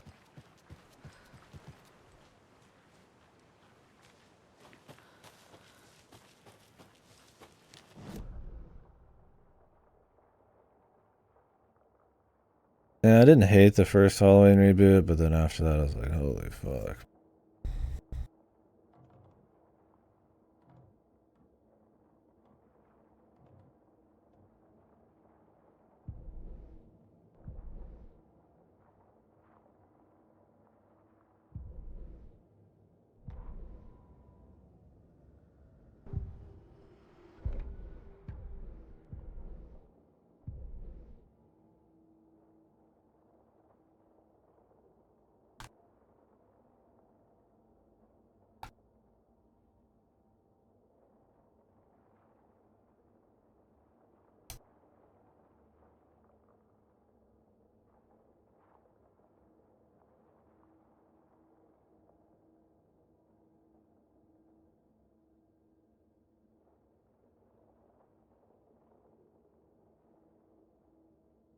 But yeah, I didn't watch the other two Halloween reboots. I heard they're fucking horrible.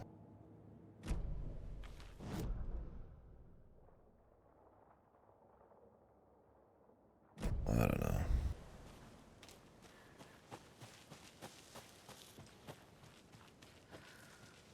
Let's keep looking around. I've heard the third one like tries to do some new shit, but like it's just kind of lame. I don't know, man. I just rather go watch the first one again. Oh, God. The caffeine, I'm getting fucking. My ears are ringing all of a sudden.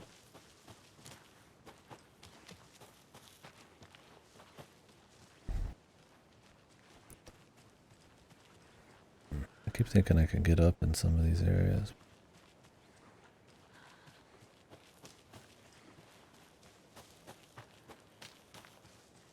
I've only really seen the first one and the what is this? Another locked box. No, was this the one I was looking for this whole time?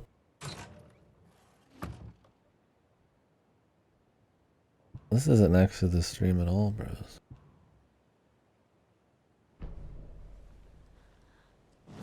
I mean, kinda. I just figured the place literally called Streamside, or the places that are now available literally on the side of the stream would be the Streamside ones. I would call this the Foothills stash myself, but Sam Lake. Oh yeah, you talked about Death Stranding. I respect Death Stranding for being a AAA budget game that tries to do something unique. But I think Kojima's sniffing his own fucking farts so hard that it just kind of makes the story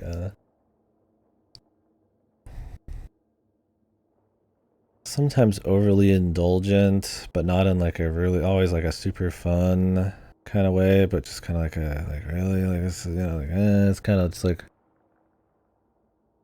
I don't think it all comes together. I like the idea of like methodical traversal and being careful when you're moving about the environment and stuff, but the way some of the music comes in, some of the like longer sequences, some of the naming conventions, all that kind of stuff. Like I like style and goofy shit just fine. I'm a big fan of it.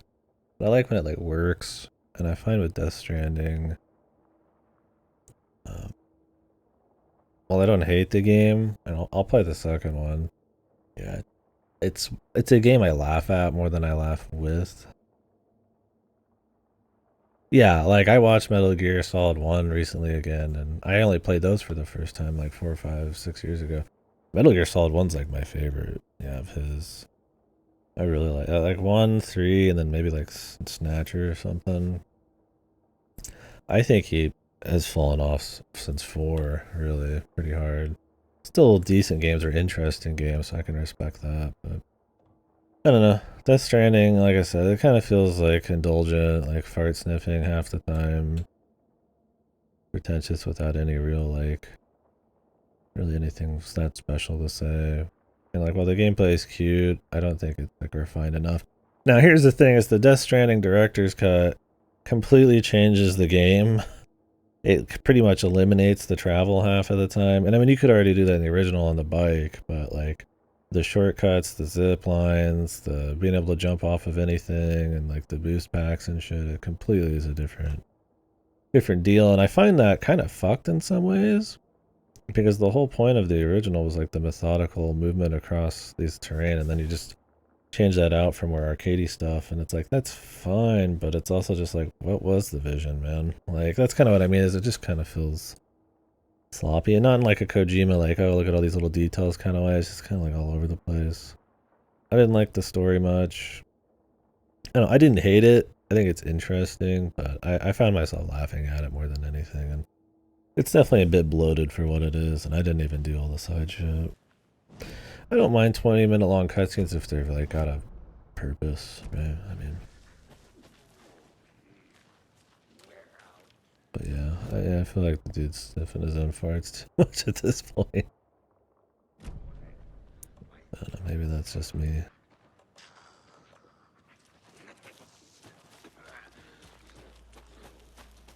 Yeah, I like that in 2's trailer it looks like it's being way more over the top and goofy. I'm like, and if you're just, that's your style, just go for it. Just go hard, yeah. But yeah, I found myself, like, when I was rewatching Metal Gear Solid 1, like, I found the dialogue and everything just much, like, more gripping, and it was paced really tightly, and obviously it's trying to emulate old movies and stuff, but like, it was just fun listening to a conversation, and I was like actually interested in what they had to say, and it made sense. And like Death Stranding just feels like it's style over substance, and I like games that are pure style, but you gotta really nail it when there's so many of those these days. Yeah, I don't know if we can get these containers. I think they're just locked. Yeah, exactly. And at the end of the day, like I said, despite how I feel about Kojima sometimes, I respect that it is a game with that big of a budget. Wait, there's one more bolt stash. I mean, it's probably in the fucking rental cabins, I'd imagine.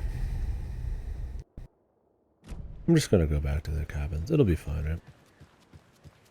So here's a real question. If anybody knows, I don't mind it. Can I actually get these containers right now? Is it even possible, or do I have to come back later? I'm assuming I have to come back later. I mean, it's possible I just missed some key item laying around, but... Oh, they are later, okay. I was under the impression those were now. Gotcha. It's good to know. Just this one stash wasn't.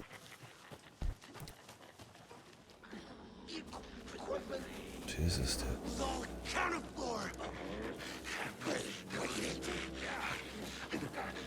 Play cards in the general store!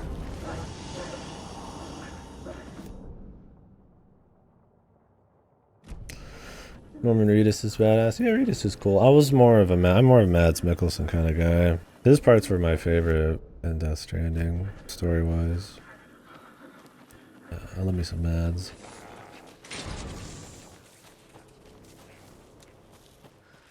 Oh no, you're totally good. Oh, not a problem. Appreciate you keeping the spoilers light. Like I said, sometimes I'll ask stuff.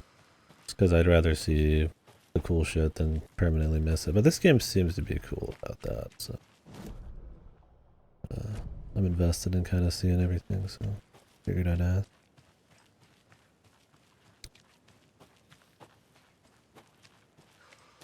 And I've probably been out here so long, people are losing their minds. I'm cool with it, like I'm big chilling right now. Alan Wake's fucking dead of old age at this point. But yeah, Tracker. I was laughing what you said earlier, but I didn't mention. I don't know. I've never listened to the Kojima podcast or anything, but him having his own like museum and all that stuff, it always comes across that he's got like he's pretentious as fuck. But maybe he's really humble. Who knows? Maybe it just comes across that way because there's a cult of personality around him with like Jeff Keighley and stuff, and because his name sells, so companies want to make money off his name. I mean, that was entirely why he got funded for Death Stranding, is his name, right? I mean, you walk up and tell somebody, hey, I'm going to make a game about walking across rocks. I mean, they'd laugh in your face if you weren't Kojima, right? I don't know. I've played a lot of Kojima games. We did Snatcher, we did Police Knots, which the latter was pretty overrated and the former was alright. I liked it enough.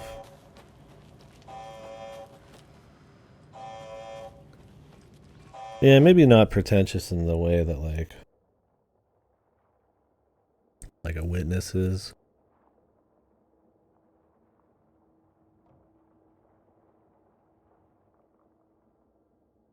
I mean, I definitely get like an ego trip thing, I would say. The written, directed, screenplayed before every mission in MGS5. All the big shows and stuff at these fucking award things.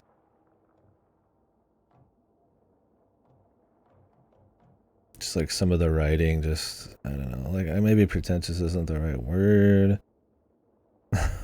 It just feels very full of itself, kind of like indulgent. But I was like, I mean, he's not like the most pretentious dude, and like I said, maybe he really is like just kind of a humble guy. But yeah, I don't know. I find his cult of personality to be much more annoying. And like I said, I really don't think he's done anything godly, him and his team, since MGS3. But I mean, it's not like he's made any bad games lately. I mean, 5 is pretty shit, but like at least has really good gameplay. And Death Stranding's like interesting. And like I said, I respect Death Stranding.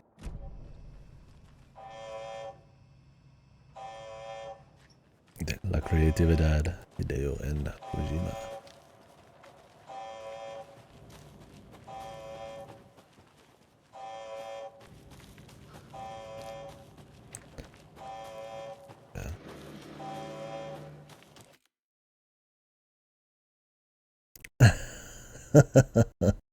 I think Nomura is too innocent, man.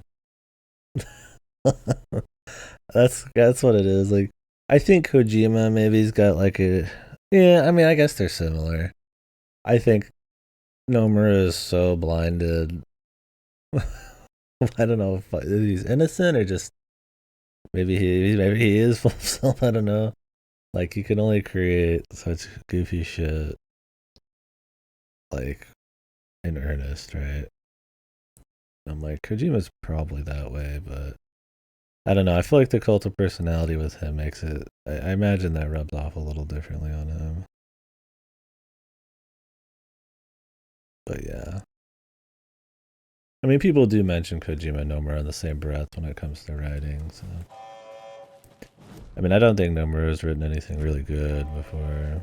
I think he's written decent shit. Or Kojima's written some actual good stuff with like MGS1. Even if it is just aping Western movies, it's whatever.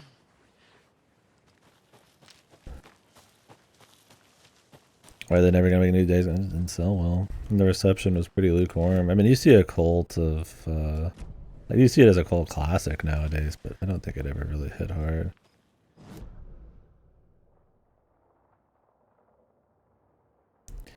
I don't know. You don't see Nomura posting about stuff on Twitter, so it's harder to really know. I mean, the way he dresses and stuff, you know, if you put them next to each other, you'd be like, oh yeah, this guy's more eccentric. But like, also the stories Nomura tells are way more unhinged consistently. Like Kojima's stuff has got like a certain wackiness to it, but Nomura's shit is a fucking mind trip, dude. Nomura's stuff also tends to be like way more fucked, but I don't know.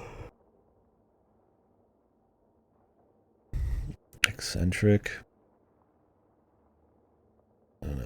I mean, you get Kojimble's Twitter where he's taking videos of like bubbles inside of a soda. Or saying he invented the camera or whatever. It's like I don't know, man. Who's to say? I mean, I enjoy both of their works a lot, but it's not. It's like an ironic enjoyment at times, right? I mean, it might have done a lot better now that it's been on PC.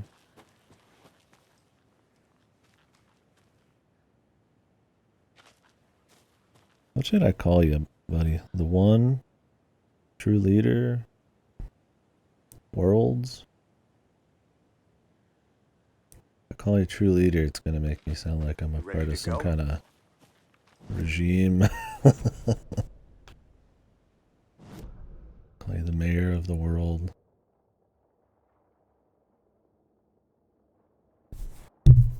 I'll just change it every time. Fucking Mike Hager.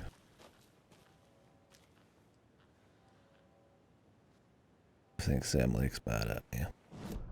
Because I spent so much time fucking around. Guess we'll be back to the rental camps later.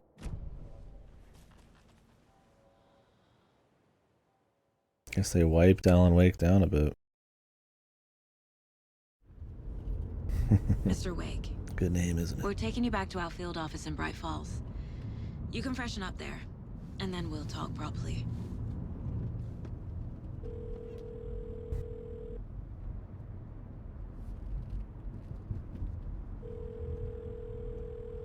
Hey, Mom. Before you say anything, I'm totally fine. Don't freak out. Dad shouldn't have even texted you. Logan? No one texted me. What's going on? I'm totally fine. I slipped, that's all. God, it's not the end of the world. Put your father on the phone. Okay. Dad, it's Mom. Don't worry, hon. Logan slipped in the shower and bumped her head. She has a slight concussion, but I'm keeping an eye on her. Lucky I heard her fall. She could have drowned. Jesus, David. Why didn't you call? I tried. It didn't go through. She's fine, really. But what about you? You sound stressed. No, it's, just weird case, that's all. Well, if you need a hint, my years of board game victories tell me Colonel Mustard did it. I'll keep an eye out for him. Love you, Dave. Love you too, honey. Want to say bye to Logan? Just tell her I love her. Bye for now. I would say if you want eccentric, Yoko Taro or something, or Suda, they're probably more eccentric.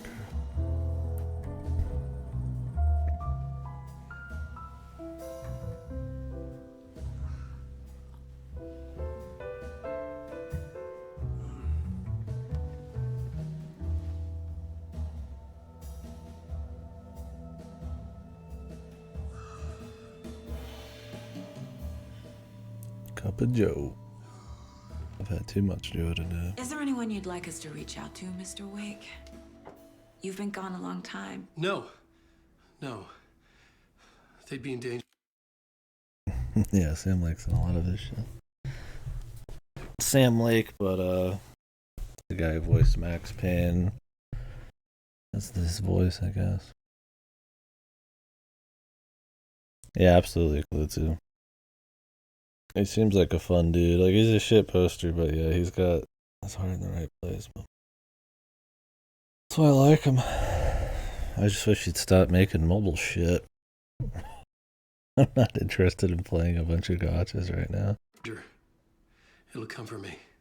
But Okay, that's what he wants let's to do. talk about something else. Robert Nightingale. Do you know him? You were both here in 2010. The Dark Presence got him back then. That's the last time I saw him. 13 years. Oh, fuck me. Tell us about the pages. You had what looks like a title page with you. Return. Is this the name of the story on these pages? The writer's name has been scratched out pretty violently, but your name can still be made out underneath. scratched out. Yeah, scratch.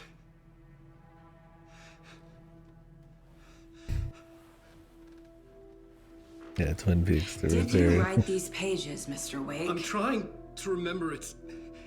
It's a crazy jumble, like a nightmare. It doesn't make sense.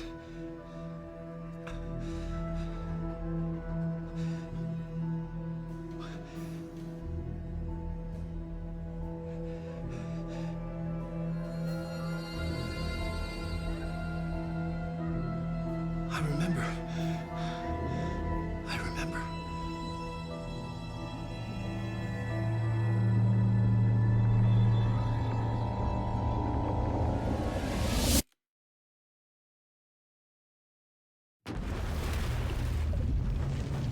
Ah!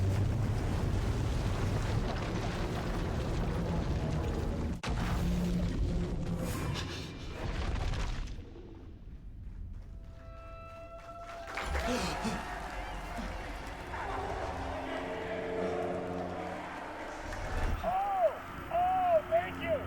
Thank you. Welcome. We have a great show for you here tonight. Alan Wake is here. Alan Wake, one of my all-time favorite writers and guests on the show. He's here to talk about his latest book. Oh! And as usual, our house band, old gods of Asgard is here. Take it away, you crazy Vikings! Was I on a talk show tonight?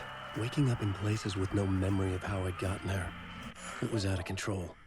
I didn't need another mugshot in the fucking tabloids. Had I already done the show? Was that a recording? Yeah, we.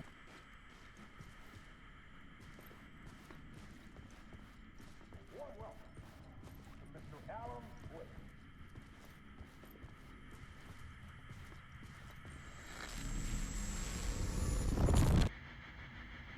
I would agree. I like their incorporation of it, yeah.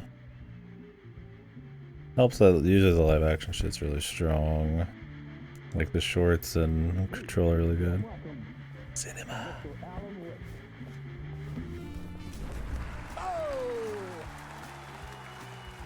Alan! Good to see you, Alan. Great to see you. Welcome back to the show. Come on. Sit down. Woo! This dude acted in man. Control, right? It is so good to see you, Alan. Or was it Lance This Reddick? must be Lance an Reddick was in exciting Quantum time for Break. you. Tell me, does it ever get old? It's so quiet. So does what get old? Publishing a new book. Are you okay there, my friend? You look like you've been cooped up in the writer's room for a few too many years. This is exactly how I feel. You know, I've waited so long to get my hands Yeah, on the Lance was sequel to bad. Departure. You left us on quite the cliffhanger. We've all been dying to know what "it's not a lake, it's an ocean" really means. You and me both. Well, our wait is over. Your new book, Initiation, hits the shelves tomorrow. What? That's exactly what every reader will be asking. Hold on. Let me turn these notifications.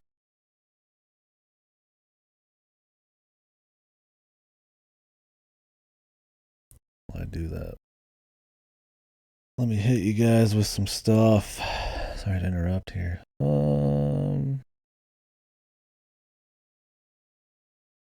No, you're good. I usually have them turned off because I'm sharing for this one. I turned them back on, I guess. What do we listen to while we wait?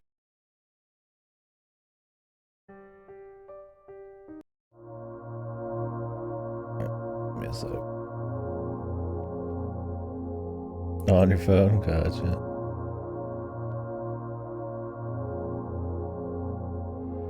No, I know this isn't Reddick. His voice is totally different. But is this the guy who's in Control? I think there's I think this dude is in Control.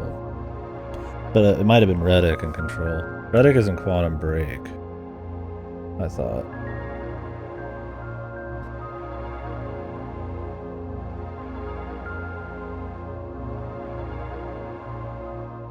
He is, okay.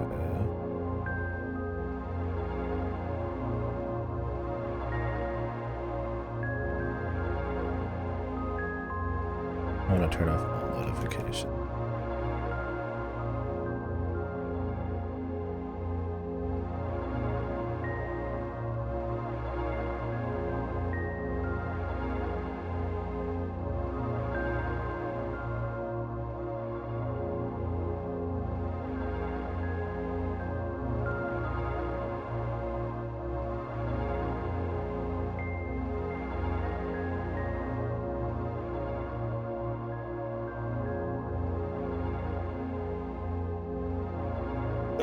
Wake's actor is Finnish. Wake's voice actor is the guy, the Professor Darling in Control. I don't know if in this game it's the same, but it was in the first game. Yeah, and Darling's shit was awesome. That was probably my favorite part of Control. That was really funny. Quantum Break is their worst game, in my opinion. I think Max Payne's way better. I think Control's better. Alan Wake's better by a fair bit. Quantum Break's pretty weak. I mean, you could go for it. Some of those actors are in this. Like the guy who plays Iceman from X-Men is the sheriff in this, and then he was the main guy in Quantum Break and shit and all that. But I think it's pretty weak. It doesn't have their surrealism. It's more of an action thriller. But I don't think it was very good. I've forgotten most of it at this point. And his VA is also Mel Brooks, Robin Hood Men in Tights. Oh no shit. Brother, they look the same. Huh. Yeah, Quantum Break's their worst game in my opinion. That out of all the stuff I've played of theirs. I would say Max Payne and probably their best. But I love the surrealism of the Alan Wake games in Control. They're kind of just different. Max Payne's a lot more of like a stylistic shooter. This book is mind-bending. It's so cerebral. I mean, how would you describe it? An auto-fictional thought experiment? A horror story? A postmodern detective story? Wait. This isn't right. I haven't written anything. He's so humble. Okay, you got me. Good prank, very funny. But yeah, sad to say, I've not written this. I'd remember if I'd written a book, right? Or maybe it was written by your evil double. Well played, man! That is spot on! Playing the role here. Pretending the world of the book overlaps our own.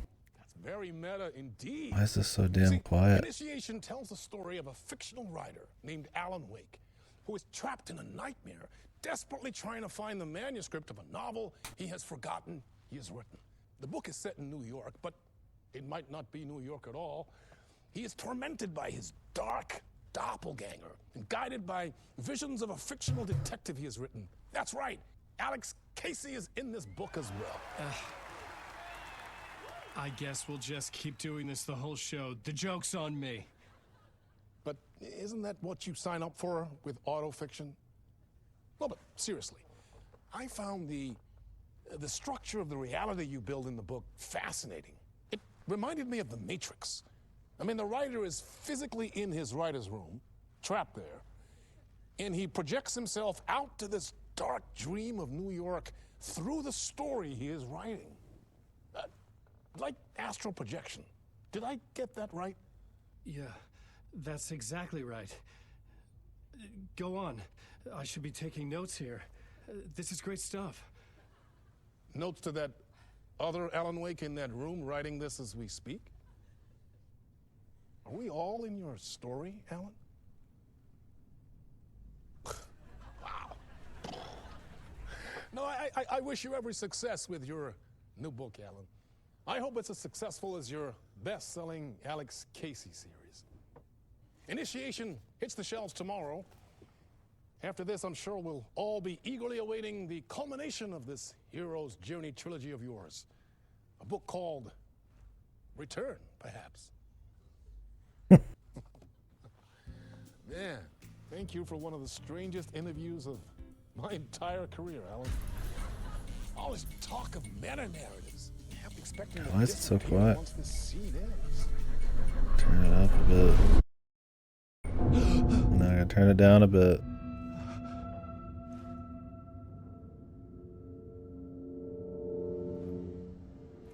Yeah, I gotta say, the Hello? worst part of this game is its audio balance is absolutely fucked. This game needed absolutely some kind of dynamic range, like equalizer, compression, something. I'm out there, I want to hear the sound of the nature and all that, but I don't want my ears to bleed all over and explode when I get to very specific cutscenes. But then I get to these and it's even quieter than that. I don't know. This is a AAA problem in general, man. Like I usually don't run into this very often in indies. I don't know why. I think it's maybe the advanced audio like techniques and shit just end up causing fucking weird issues. But yeah, man, it just ends up too damn quiet or too damn loud. But, oh well. I'm over here trying to turn it up and down as we go. I thought Max Payne was made by Rockstar. They own the IP, but that's because it was sold. Remedy made 1 and 2, and then 3 was Rockstar. And 3 is very different. But 3's still good, I guess. But 1 and 2 are the shit. That's pretty much what popularized Bullet Time as well. That and Fear.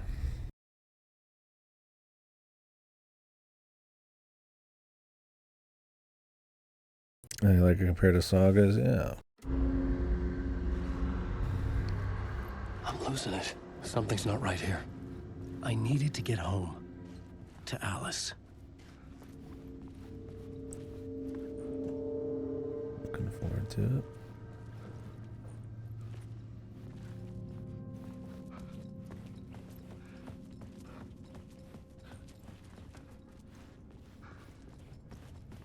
Don't know if there's anything I'm supposed to explore in his sector. We'll see if they feel different.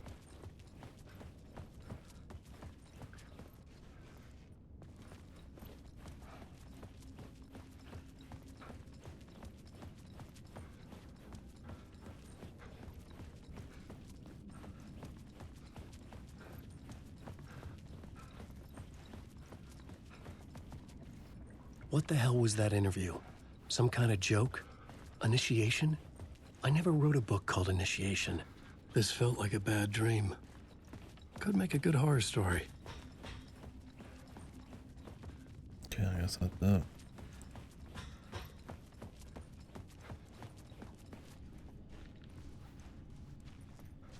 Mr. Door.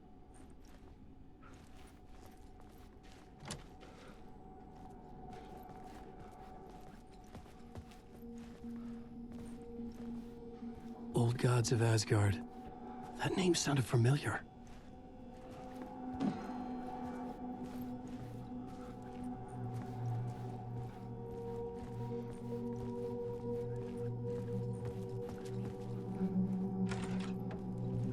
I was a mess.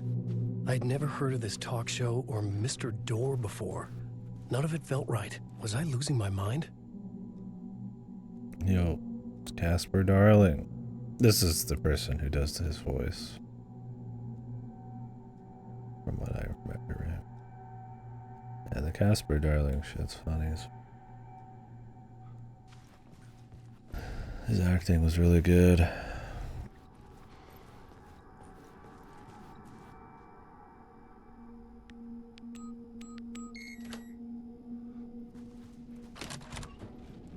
Yeah, control the king. There was something here. A broken transmission I couldn't quite make out. What was that? A message? Impossible to say.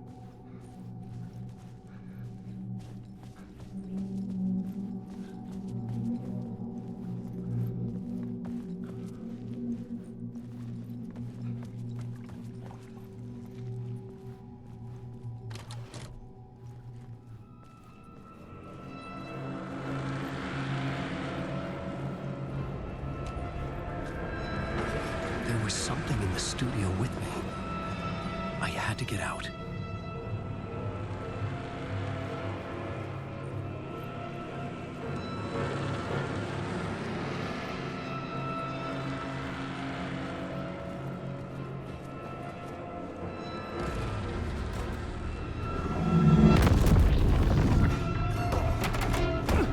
Where's the other direction?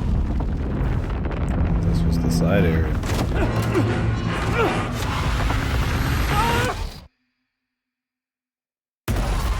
This is the ritual to lead you all.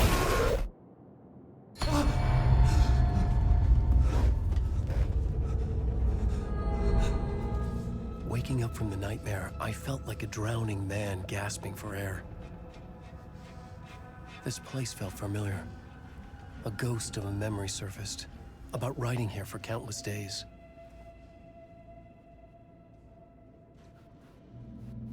This is like when Scratch controlled them and then wrote all of that stuff.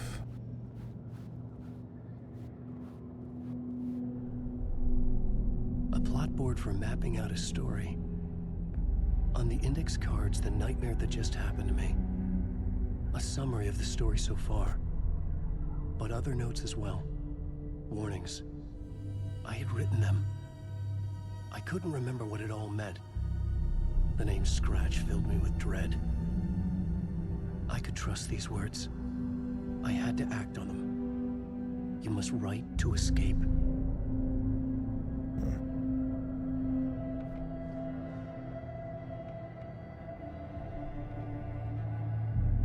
The plot.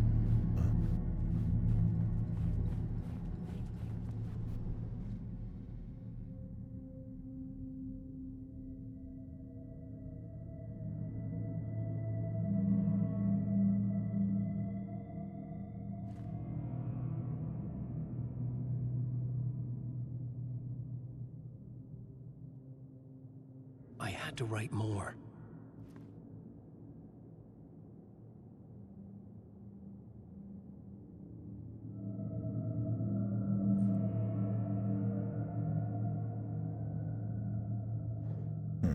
Don't believe his lies. Guessing we can't walk now. I couldn't leave. This wasn't the way out. So he's trapped in here and he's writing.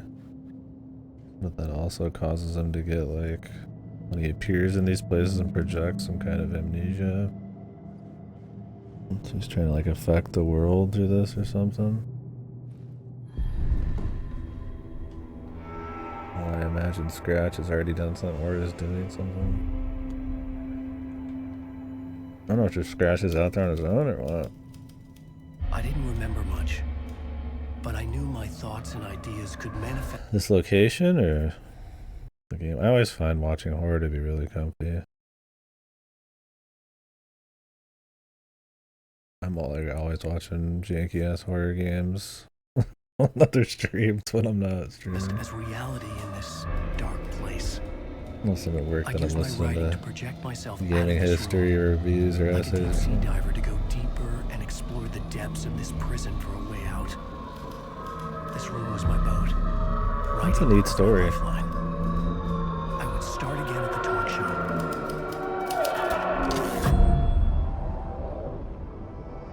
Which helps a lot.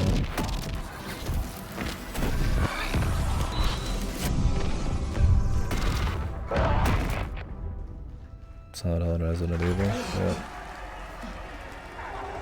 I fell asleep to somebody watching Ascension last night. Thank you. Oh, you're too kind. Welcome back. We have a great show for you here tonight. We'll treat all you Alex Casey fans out there. Alex Casey himself is here tonight. That's right.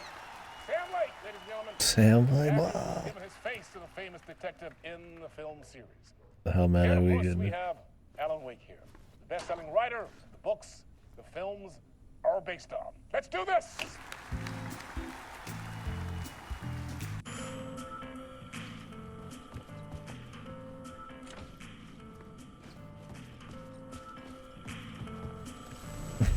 Alright, here we go again.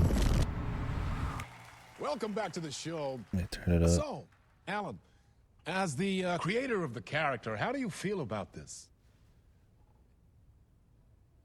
Sorry, what? I know it can be an awkward question with the man sitting right next to you, but I mean, how do you feel about him in the role of Casey? Does he look the part to you? He's doing the Max Payne thing. He looks exactly like I always imagined Casey to be.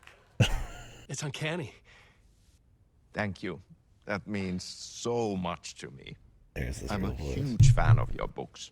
So, what's the problem, Alan? Because Yeah, Sam on Lake's more than one based. occasion, you voiced your reservations about the adaptations.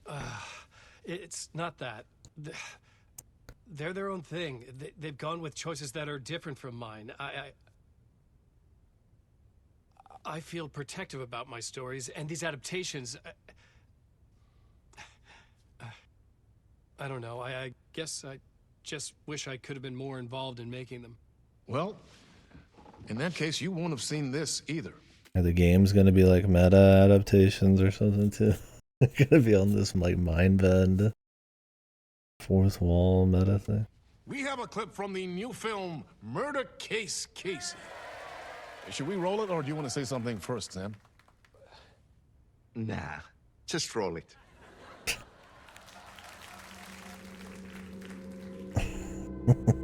This city was an old scar that refused to heal.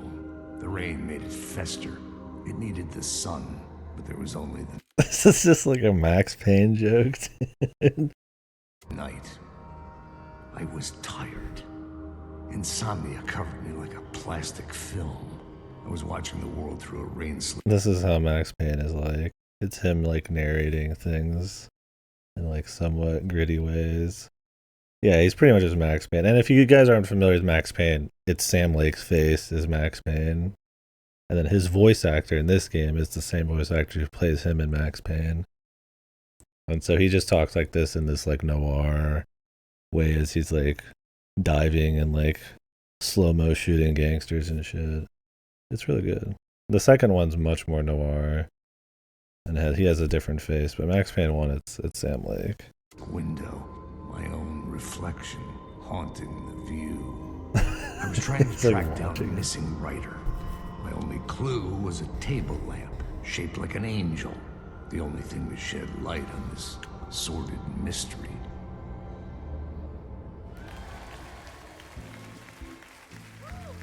That's great. Murder Case Casey. Great job, Sam. Very exciting and very meta. I'm looking forward to seeing more. Very meta.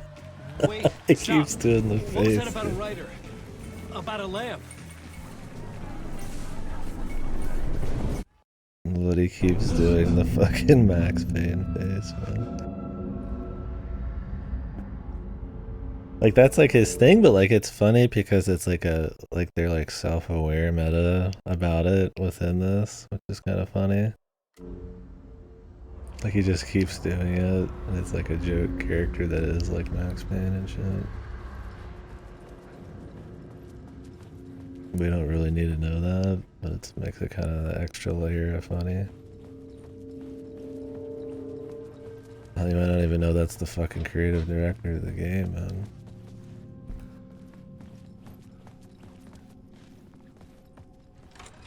Any more stuff in here?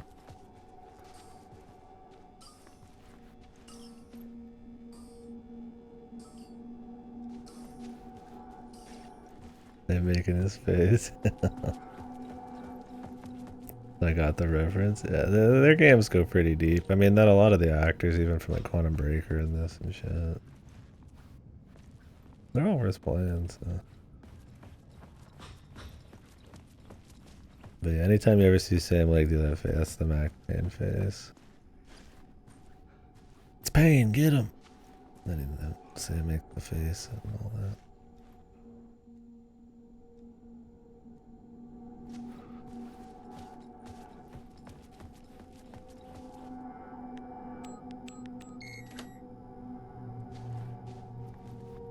They did link up, yeah. Did Sam come to his studio or was it the other way around? Yeah, I'm afraid, dude. He's just gonna be in like Death Stranding 2 as like a reference. I mean, Junji Ito was in fucking Death Stranding 1, right? but them working together. Thing is, like, I really like Sam's creative direction and stuff. Like I said, it always feels really tight and unique, and like it has no fart sniffing to it. like all of the like joking about Finnish shit, or like him making fun of his own like Max Payne face. It'd be interesting to see him with somebody who's like way more like like fart sniffing man, but who knows? I mean, they're all kind of like those, like some of the few known like names in video games, like because game teams are so large these days. I feel like the celebrity game maker isn't as much a thing anymore. So like, there's some of like the few that really people could actually somewhat recognize. I think you get that a bit with like indies and stuff because they're made by smaller teams. But... And Japanese studios, since a lot of them have more control, I guess still have gotten AAAs, right? Like Nomura. Yeah, Todd's like one of like the olden lads.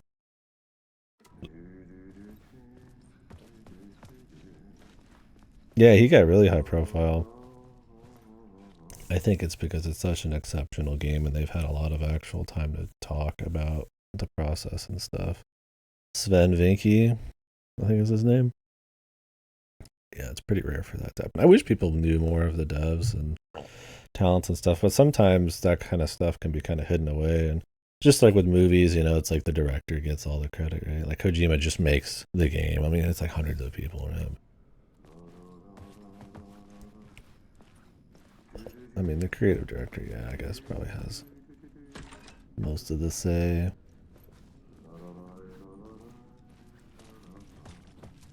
Sure, but Baldur's Gate 1 and 2 important to 3? Sure, yeah. I mean, it's fine if you haven't played them.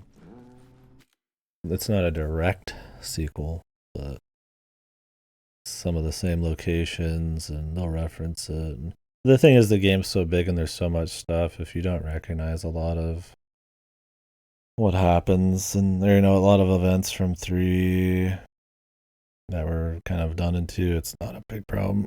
Yeah, it's a lot of callbacks. Some of the major party members are like party members in Baldur's Gate 1 and 2. Some of the bosses, a lot of stuff in Act 3 of Baldur's Gate 3 is like references and callback, but it's its own story with its own thing. There's just some callbacks that are bigger than others. You're not going to be lost on the story or anything. It's not like super hard sequel. It's one of those, like, if you like Baldur's Gate 1 and 2, go ahead and play them, because 2 is a pretty excellent game. And it'll make your 3 playthrough that much better. But you're going to be totally fine if you don't bother. Like in-game time, I mean, in real life, it's like 20 fucking plus years or more, but in-game, I think it's a couple hundred at least. But I mean, you're dealing with D&D. It could be, oh, hey, it's this guy from Control. Ah, Lorraine, there you are, Tom. Oh, not so much evil that not a bit of good as well. Not one without the other. Good to see you. Hey, I can't seem to find my way out of here. Can you point me to the exit? Is this the same dude as in Control? I imagine. Of course, Tom. I forget what he looked like. I think it was this. I was gonna get something from the basement for you, but you can get it yourself now. The more cooks, the worse the soup.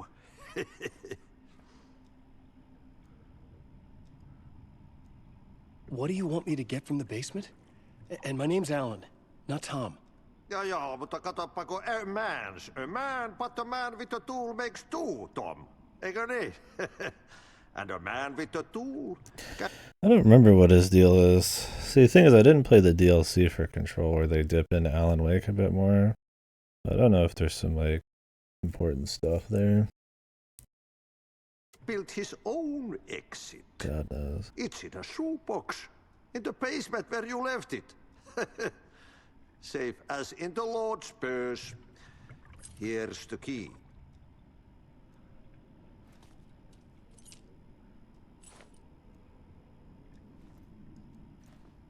I've been trying to find a way to escape the dark place. Any suggestions? He who mouths about his troubles is the prisoner of his troubles. It's not easy to get out. But don't you worry, Tom. The home is still there where the heart is. I often think about it when I mop the floor and look into the puddle. Water is the memory of the world. Water finds its way. Details? Sure, if it's stuff that was revealed in Control and it's DLC, by all means. Have we met before? Are you trapped in the dark place too? You remember Ahti, the janitor. You can't be lost if you don't worry about where you are headed. So don't worry, Tom. The sun will shine even into a heap of twigs. This guy's like a famous Finnish actor, right? Like Giga famous. Just remember to turn on the lights. It won't take long when you get to work. The janitor was a bit out there, but still a friendly face. I had to trust the basement would get me out of here.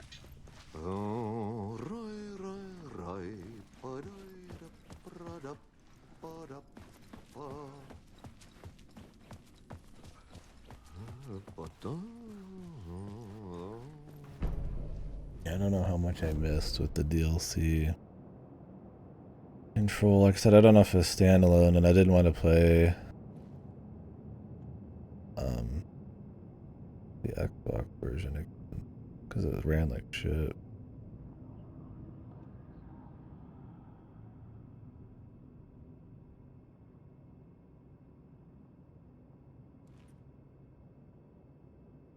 The DLC for this? Oh, I have no idea. I didn't even know they were doing some. Kind of wish they wouldn't. I'd rather play a full game.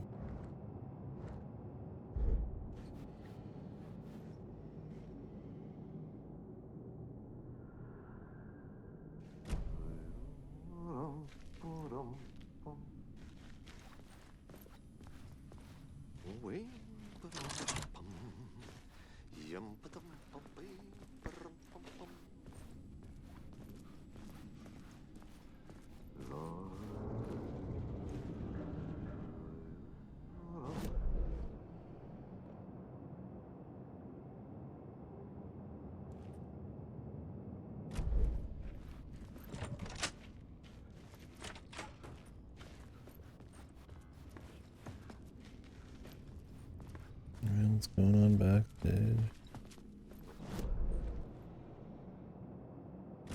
Door's locked. Locked from this side?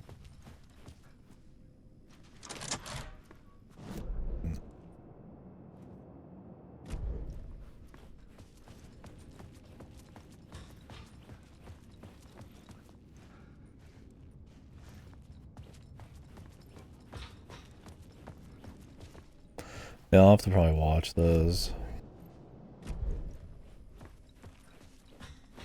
I should have watched Controls, but never did get around to that.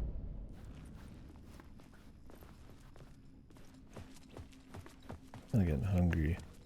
Go get my last pieces. No,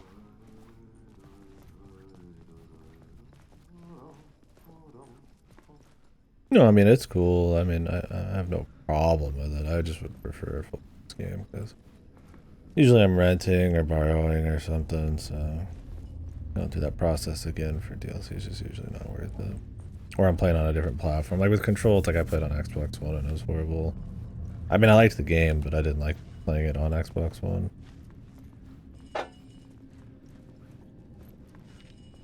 This was one of those things where it was like,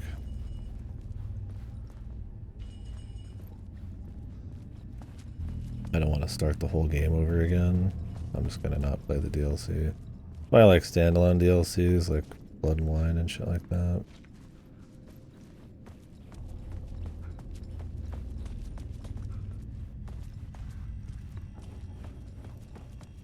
An old lamp in a shoebox.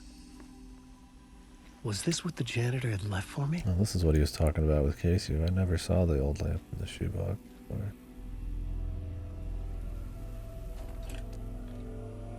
The lamp felt significant.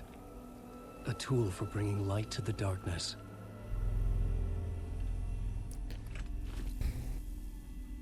Very Art Deco. I felt a magnetic pull between the lamp and the light overhead. Oh, he's back. These guys back.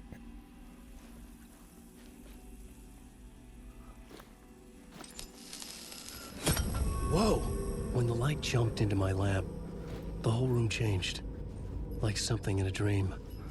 Opening a way forward, the lamp was humming. The bulb glowed. It held the light now.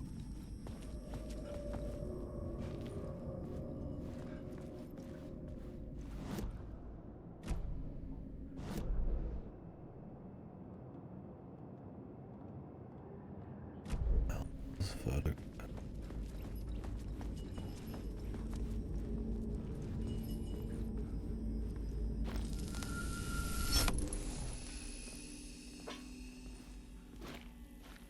Or the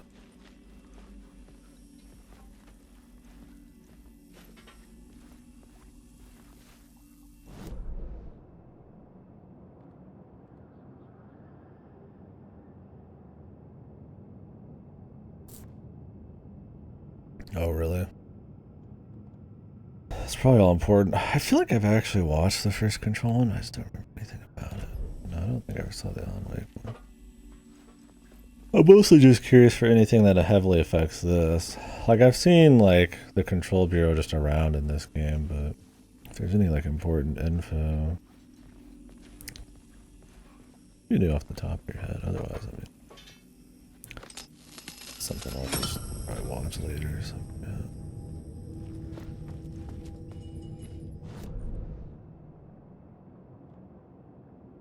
I didn't see her photograph at all.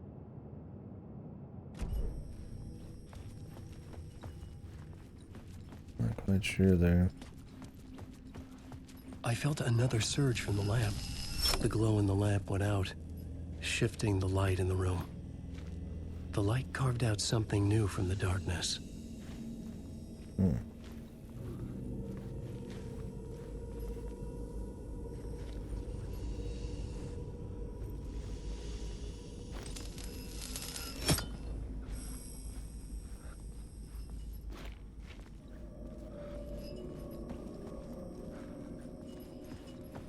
Interesting. Else in here?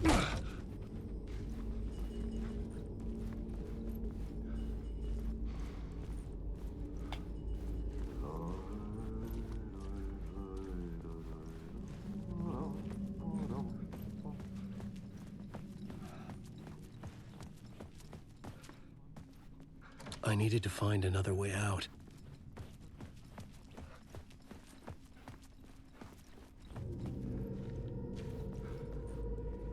I like that they narrate it like they do in the first one, kind of, with him here.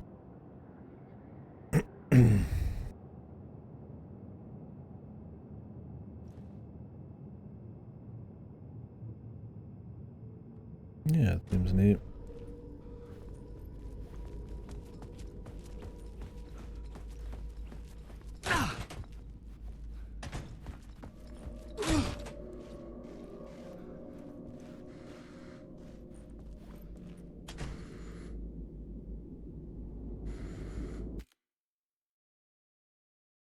Case files about Calden Lake, Alice, Mr. Scratch. Yes, he has visions of Alan Wake coming up with a way to escape wherever he is. Okay, so it's kind of like her becoming aware of the Alan Wake story, kind of. And like sort of lightly leading into what could happen in this. Not as much like essential stuff, other than that they are connected. The dark place wants to drown me. I'm losing myself. I have to fight it. I have to remember the clicker, the light switch. I lost it, but I have the lamp now. The lamp the switch was cut from. This place is a nightmare. Not real, and yet more real than anything. The danger and the horror real. It feeds off my mind, twisting whatever it takes into psychotic reality. I'm trapped here. I write to escape. I've tried this many times, written countless stories, forgotten how many. I keep failing, but I must keep trying. Is he okay? Not really. Every word I write is a step forward on this spiral into darkness. Not really, dude. I dive to the bottom to find the answer, the map, and the key, the compass. That's combined to form a door leading out. But how do you open a door that's not a door? At the bottom of an ocean that's not an ocean, and a lake that's not a lake.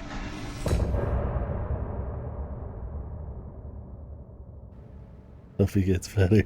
Yeah, I'm sure he'll get. I mean, he got out of the lake, I guess, at some point, but also meta connected. We don't know.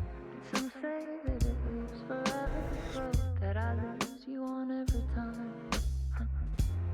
Some say that It's implied that Alan Wake utilized Jesse / the Fist as a way to write his escape. Oh, okay. This one seems cool. I was gonna walk out to get food during it, but you know, now I'm kind of interested. some say that it lives forever this way. I can see you there, but you don't see me anywhere. I'm right in front. What exactly was the hiss again? It's been a bit, I don't remember. I'm trying to remember what happens at the end of Alan Wake 1. I should have refreshed myself. What are you looking at? And then later. Is it your face? His wife's still like alive, right? I remember American Nightmare because I played it a couple years ago, so I remember Scratch and all that shit. But... and him like traveling around trying to stop him or whatever. But I guess that was meta. Alice gets out and Alan is trapped in the lake.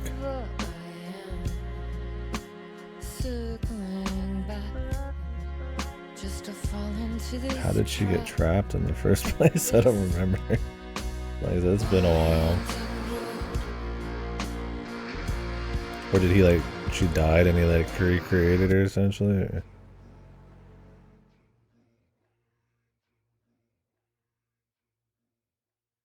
yeah, it's been a while.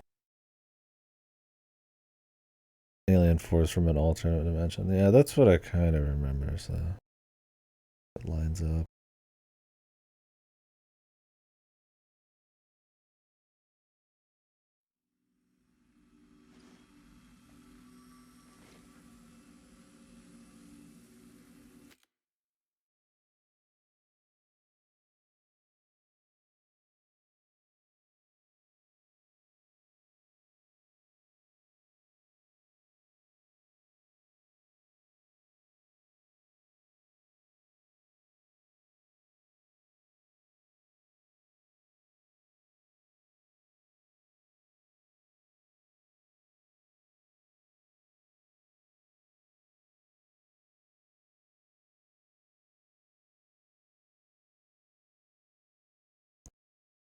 I see.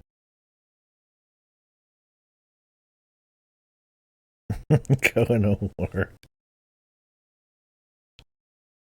I don't want anything too generic or anything like that for these games, but I mean, yeah, maybe it could be cute, depending on how they handled it. We'll see. I barely even know, yeah, what the hell exactly some of the lore is. Infinity War.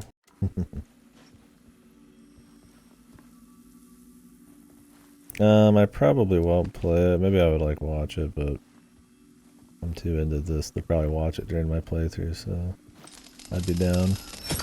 I appreciate it.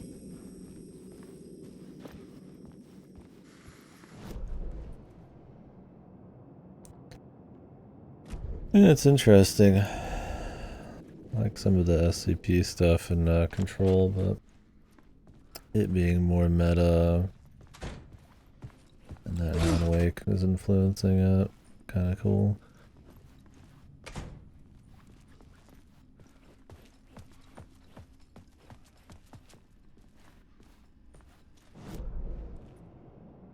The hiss.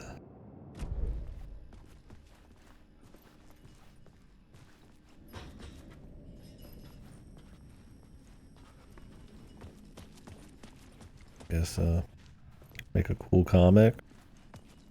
Is there supplementary material like that? Like comics or stories for Alan Wake? Just game, right? There's not more I'm missing, is there? The Nomura-verse? Main character syndrome? Yeah. Seems like we're back in here.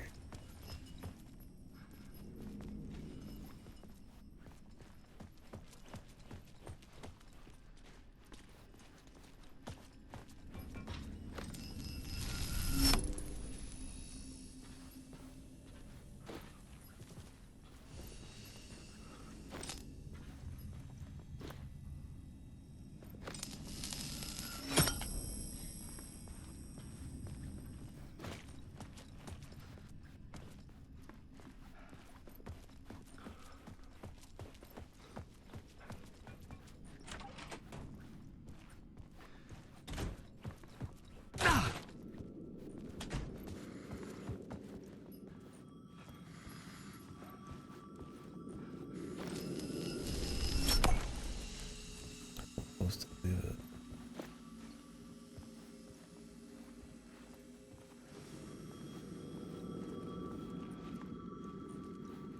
Yeah, doesn't the Wake say something about there needing to be some kind of like truth or some kind of belief or some kind of something there for him to actually kind of... The payphone was ringing. This is cool.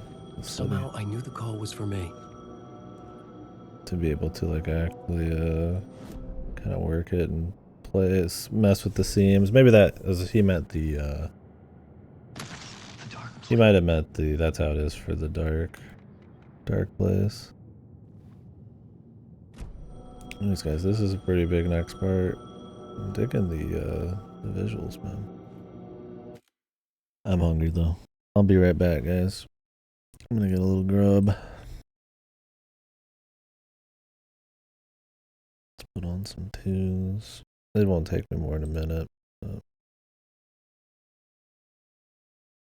yeah, I think it's like they explain it a bit in this, but it's all like you're second guessing everything already, and you don't know what's Scratch and what's like him and stuff. But you kind of said it's like you take like, you know, two brothers killed somebody, and then all of a sudden it's like a cult, or like somebody drowned in a bathtub, but it's actually they drowned in like a bunker, and you like recreate reality based on like little suggestion like that stuff. Yeah, it's hard to glean stuff from his psychopath. Anyways, I'll be right back, guys. What's up, Taka? I was about to take a break. This just in. When's the last time High School DxD had something? New season, dude. Could be. Get ready. Get your dicks ready. I'll be right back.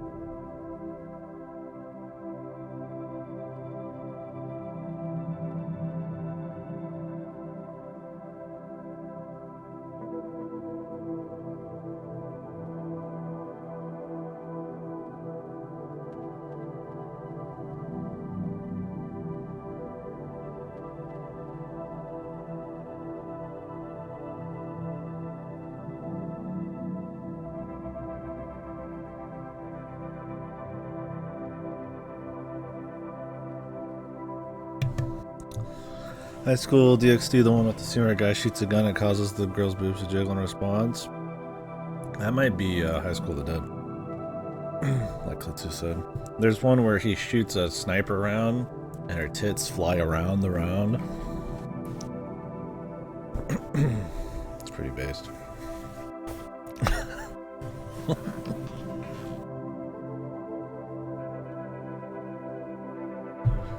Dark Place can manipulate the hiss to its own will.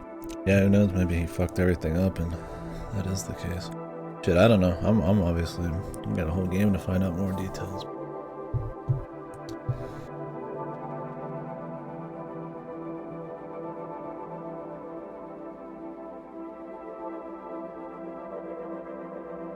Right. Got my last slices off.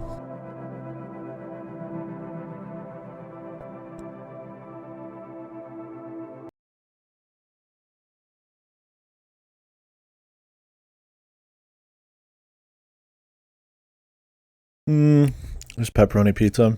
It's a cheap like $5 one from the store that I made yesterday. It's good. It's the only brand. It's Freshetta. The only brand of store-bought cheap pizza I'll buy that has fluffy crust, because usually it's horrible. I prefer the fluffier crust over like thin crust, but usually, like I said, the quality's so bad I just go for thin crust. But this one's actually. Sometimes you just kind of eat a whole pizza. I'll eat a whole thin crust from the store because they're like smaller over like a day sometimes, but it's usually 2 days. And then I had something else on the side here. So earlier.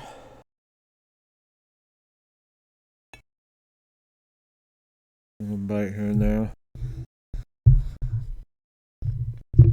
Eat the pizza.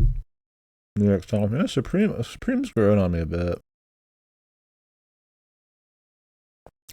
Oh yeah, that's that's High School of the Dead, dude. Quality anime. It's so fucking. It's so funny, man. With the tits going around the bullet, dude. That's so good, man.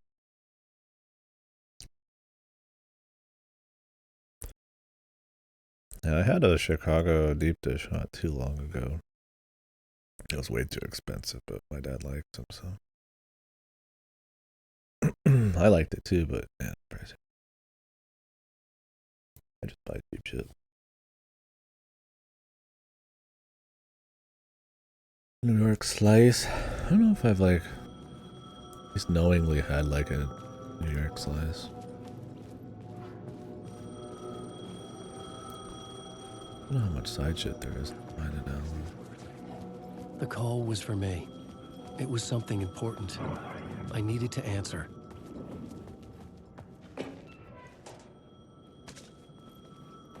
There is stuff.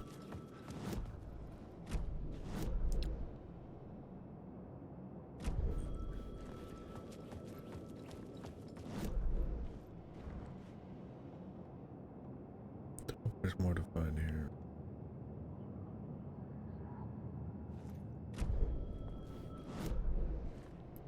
Lobby. I mean, I've never.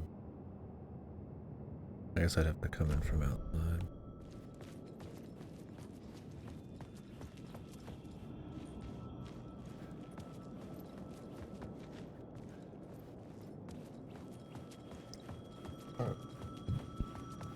I like this mix-up, man.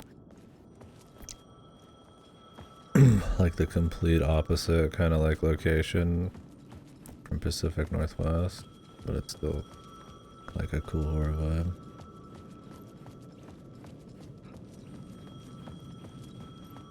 But you still get both. Since you got 2 stories.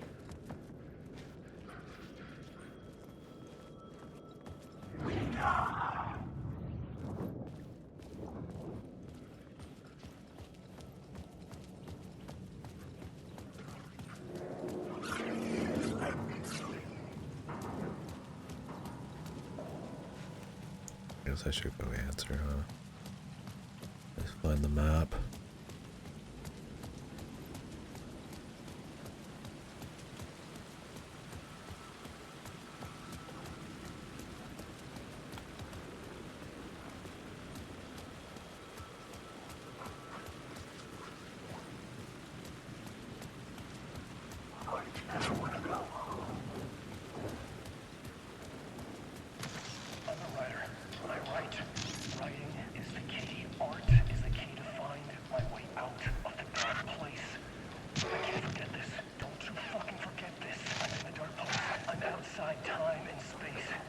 Alan.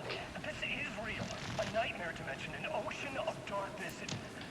Remember, its dark energy can make art come true, make dreams and nightmares come true. Yes, I can use this.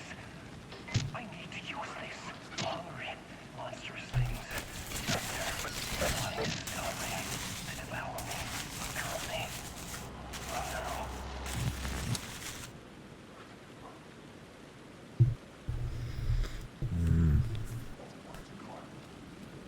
It's crazy how much some of this feels like Twin Peaks, man.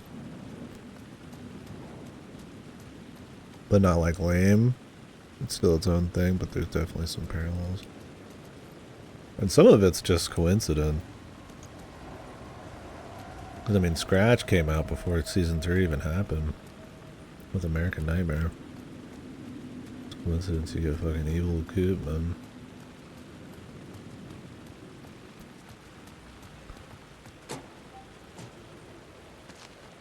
It's cool.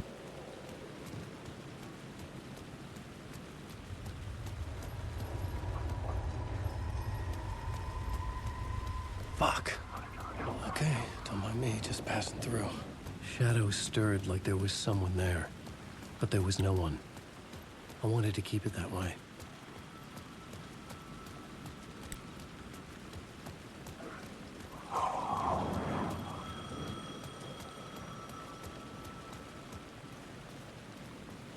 Right. Yeah. If you ever get the chance, buddy, it's a great show.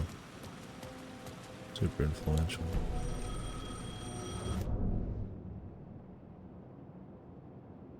Dark Blade.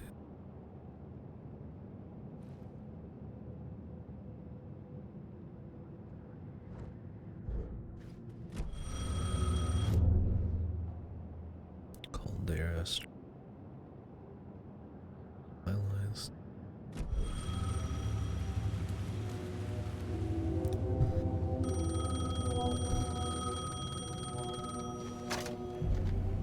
Hello? Alan Wake? Yes. Do you know who I am? No? Who is this? We'll get to that later. There are spies all over. Shadows. A sense of deja vu washed over me.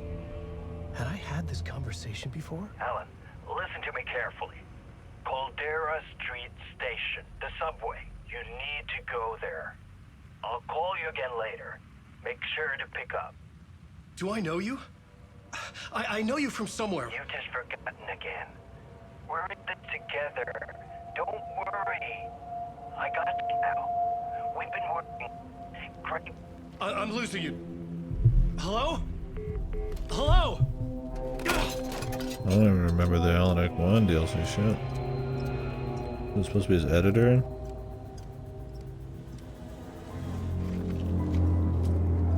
I forget the editor's name.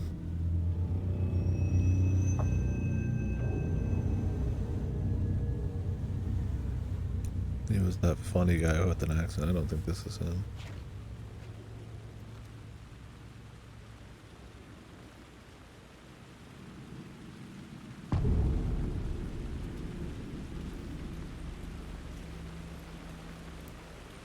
The man had said Caldera Street Station. I had to go there. John Wick from Wish? It's Alan Wake, bro. The one and only. Yeah, Barry. Barry had an accent and shit. That guy was a bit more classic Americano.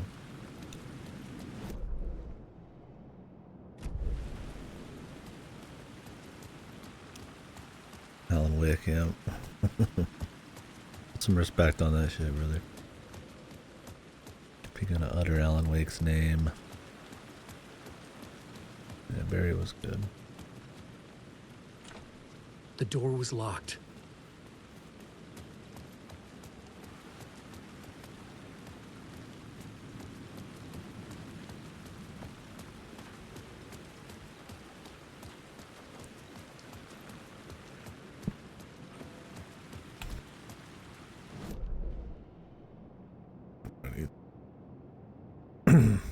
I don't remember if the remaster fucks up some of the visuals, but I'm sure it's fine.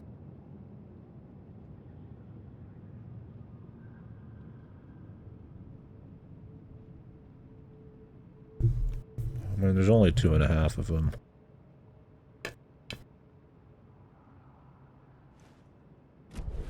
Well, he speaks that way because he's a writer, you know.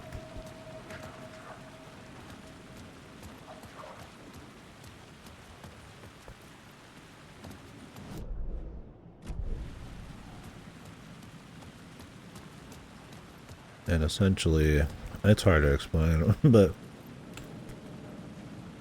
he's usually enacting the stories he wrote, kind of.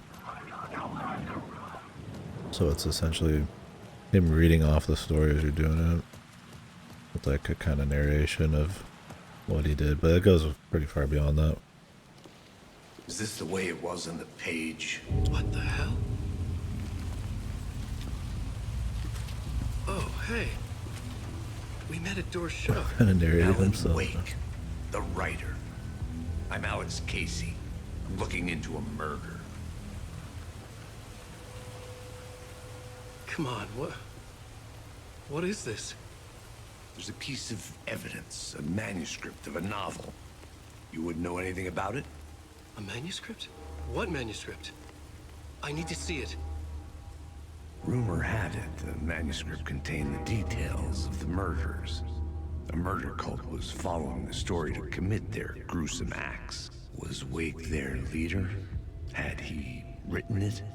How far would he go to create a perfect work of art? Or would he be the next victim?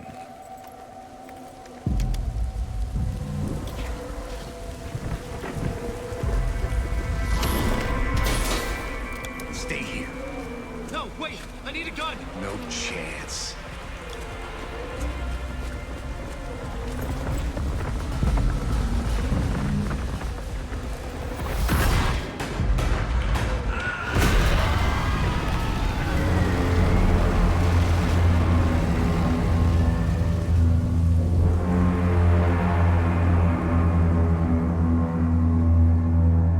Sand Lake? Casey! Are you alright, brother? Damn it.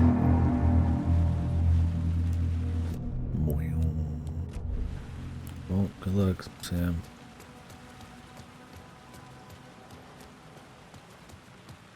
I didn't think this was the main direction, but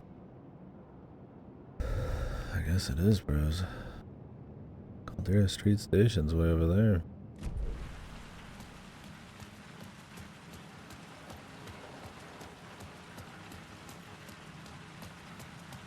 I remember dying in this alley in a dream I had. He was just gonna keep killing me here, loop by loop. You're not gonna get what you want. You think you know. You know shit. You don't really wanna know. You're gonna get what's coming to you.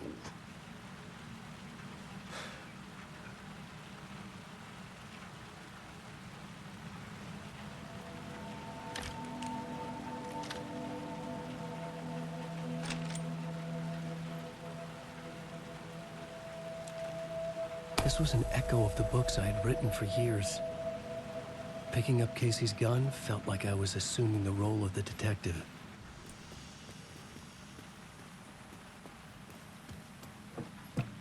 Oh, what?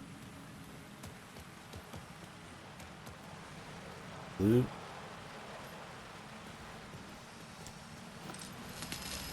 I had a light now. I could use it to make my way deeper. What?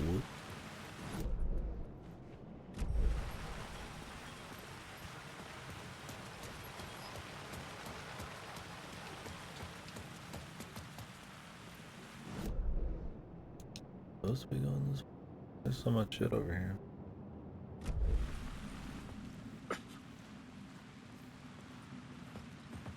Dude.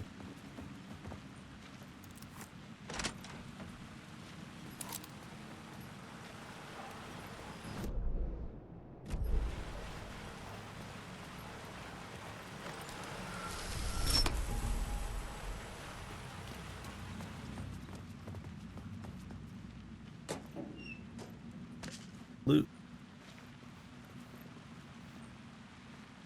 Let me finish this.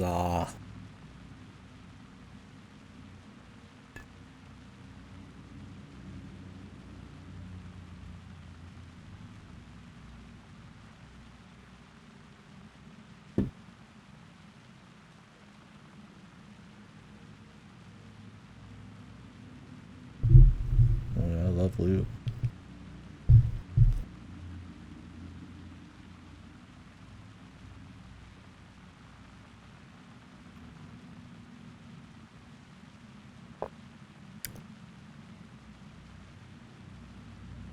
What's up, Marvels?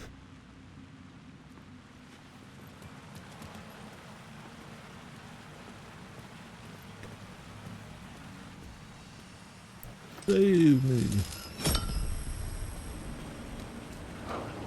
Shit. With the alley in darkness now, restless shadows block my way.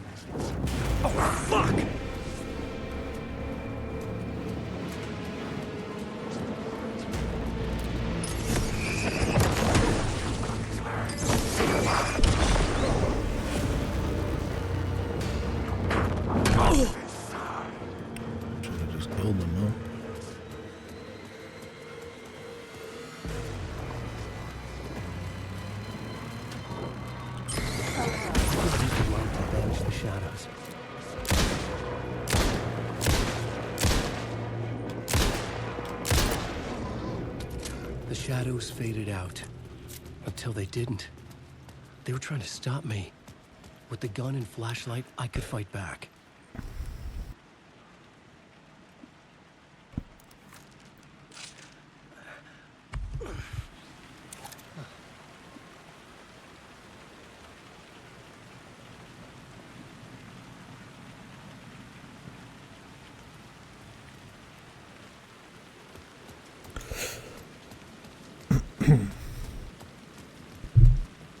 Combat.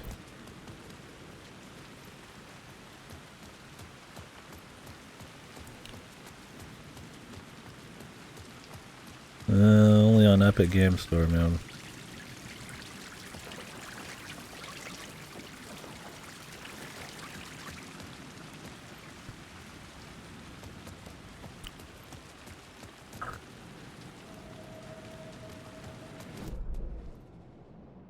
Jim, yeah. Absolutely.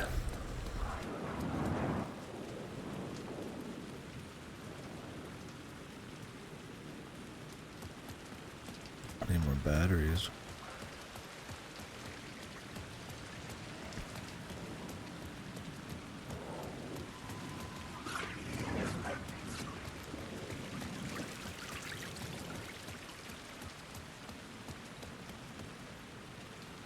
The Caldera Street station sign was there, but the entrance was missing.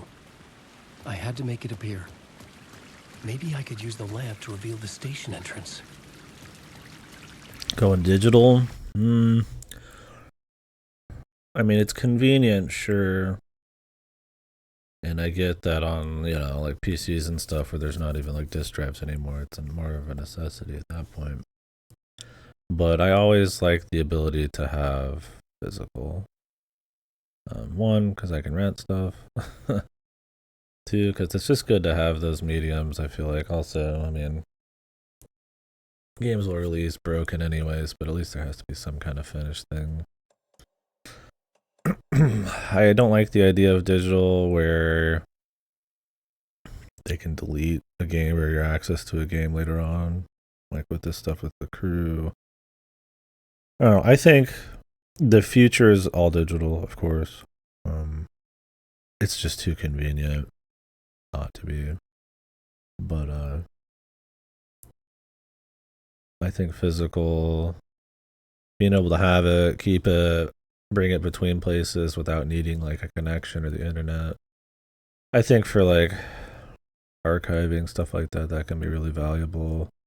If there's ever a point where something does happen, or like, you know, all that kind of stuff, there's some catastrophic downfall of like, you know, the internet or something. I mean, it's valuable there, but as far as gaming's concerned, man, I'm sure it's gonna go all digital at some point. We're just slowly getting there. I do hope that physical hangs on as long as it can, because I think more options are just always good. You don't want those big corps and shit to have all of the power of like what in the marketplace and how you can download and if you can download, right? Like, look at stuff like PT, right? Like, you can't even access it anymore. And if that was common, everything was always digital, you bet your ass, man. That would only be worse.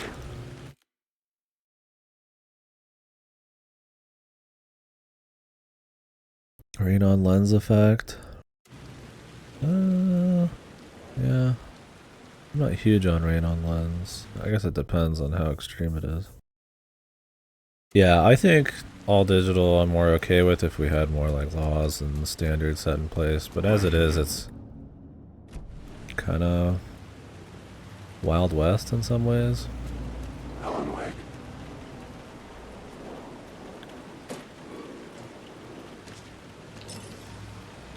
Alan Wake.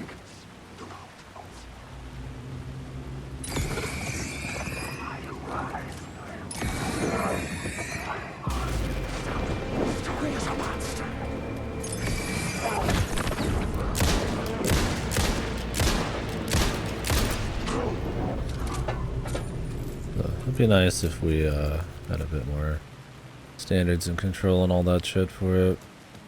People are trying to get some of that stuff passed right now, but more likely in the EU than America. Nope.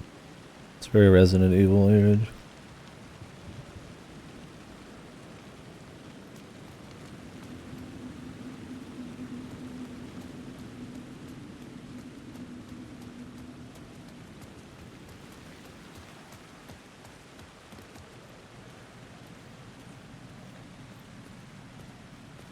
I don't know. I mean, I'm playing pretty much almost always digital, but I prefer physical.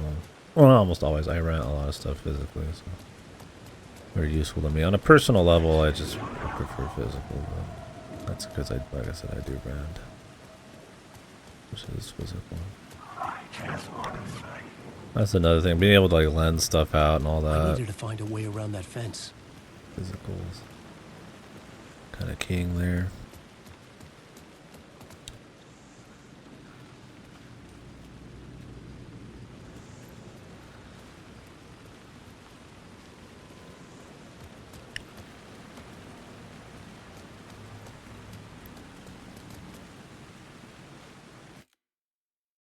Yeah, that's the problem. I mean,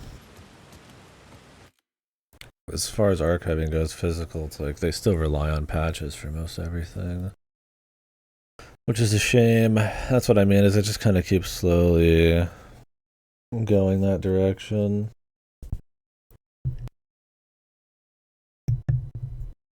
Because not every game is going to get a game of the year, like a complete version or something, right?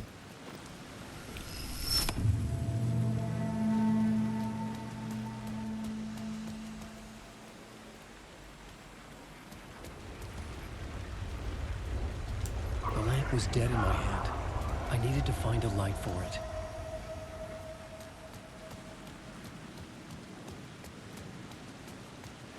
I don't know. It's complicated. It could not be opened on the side.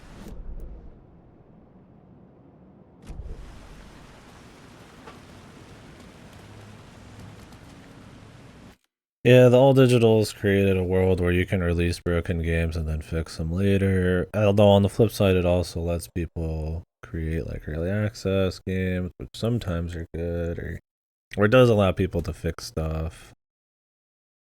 Easier access to like DLCs and expansions, stuff like that. You know, it's one of those things. There was Like it's something hidden here. got its good and its Light would bad. reveal it.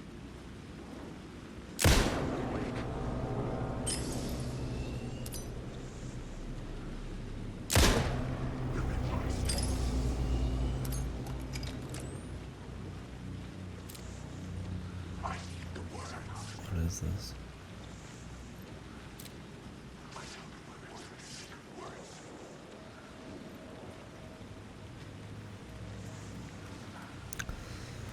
Yeah, it's a mixed thing.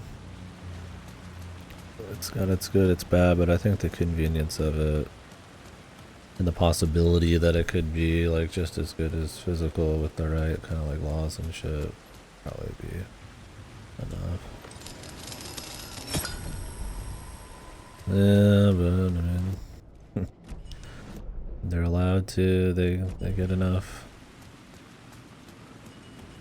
They don't really get stopped or anything. I mean, some people don't buy them, you know, but I think it's become too common to expect some of these games to just get better. The amount of cope I've seen with from the other side. Dragon's Dogma 2 with that, like, oh, it's fine, it'll get good when the DLC comes out. I'm just like, Jesus, dude, like that's where we're at. Like, hey man, it's okay to be completely fucked. Just wait for the updates or something. For like a $70 game, and just like, it's just kind of unacceptable, really.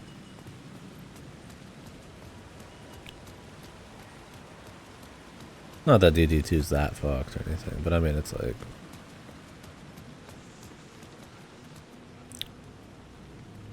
I've just seen people use that mentality to kind of justify a lot of that shit.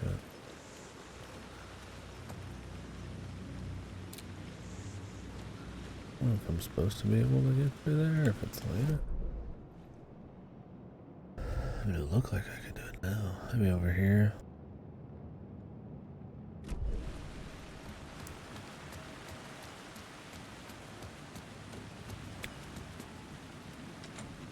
I couldn't force it open. Oh, Jesus.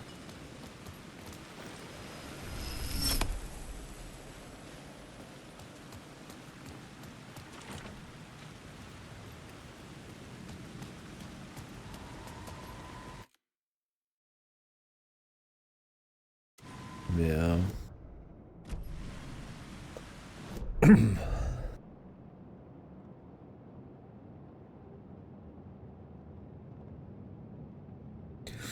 Yeah, I don't know. It's one of those tough things. I think it's interesting.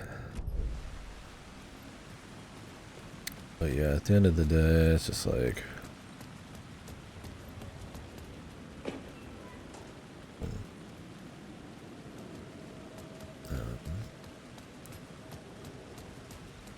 You'd hope that those games that just release broken fall through the cracks and aren't worth it compared to something that does. It's another problem with AAAs, and I mean the thing is, there's so many games coming out all the time that, you know, if you want to have a one-up over all these broken games, then you just release something that's not. But it is one of the problems. Like, I mean, there's broken-ass games that got released in the past, but it's like them knowing that was their only shot, man, they wouldn't release it as broken, right? Like, there's some games that release, like, almost as scams that aren't even, like, playable, right? Or they never get out of stuff like early access. Oh, there's always a lot, yeah. Why is there a question mark? Did I miss something down there? Really not. I feel like I got everything right. I just had that weird, like, back and forth thing going on.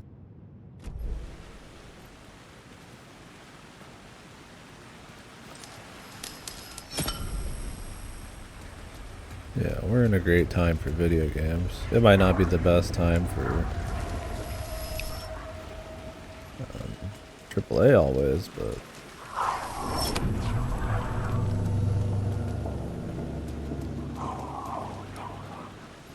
it's a good time in general. This is the High Line. Maybe I can't go over there then.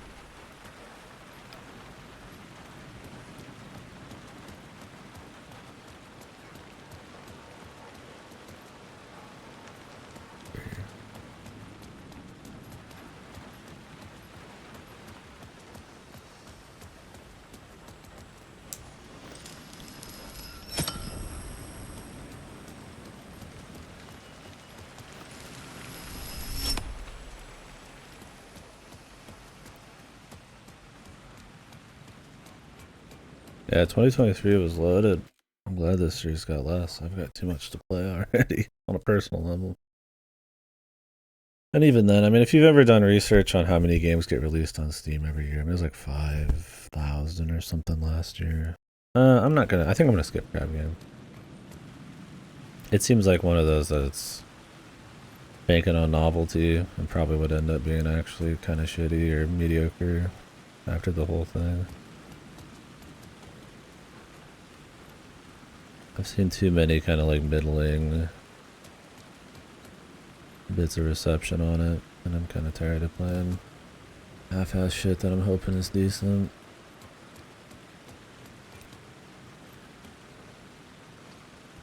For a little bit. Have you been playing it?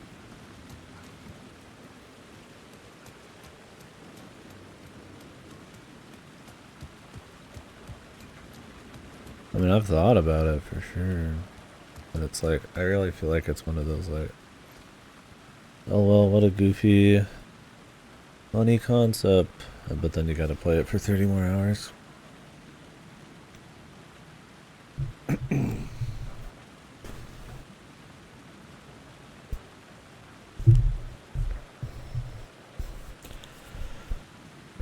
I said, I've thought about it, but like I said, I'm really dipping into that backlog right now. It's feeling real good. The flavor of the month, I'm like, after getting burned a little bit by a Stellar Blade, I'm like, Exploration looks good, yeah. I mean, I'm sure it's not like a bad game, and I have been watching a little bit myself.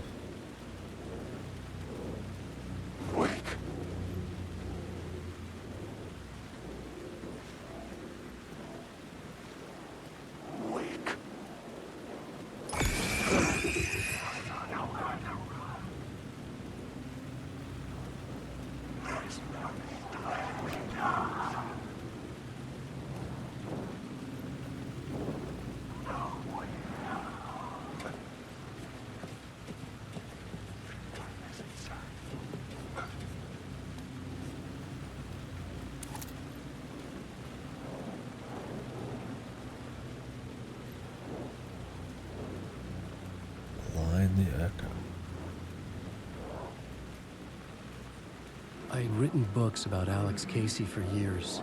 Something lingered here. The rain tried to wash away the sins of this city. But some sins, the evidence of the crimes committed, could never be erased. Not by the rain, or any amount of therapy from Dr. Jack Daniels. It remained bruises under my skin, like tattoos. Bruises in my soul. Scar tissue on my heart. The rain never stopped falling. And I never stopped drinking.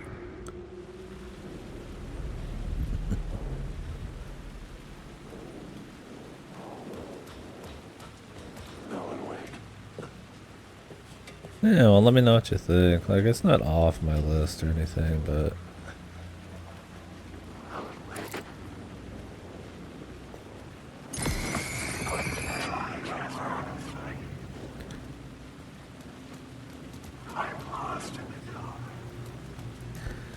it's just like, I know it's gonna be like 30 hours, and is it just worth it when I could play something truly good? I take plenty of chances on shit. I'm all about it, but I just don't know if I'm that interested in a novelty Souls game.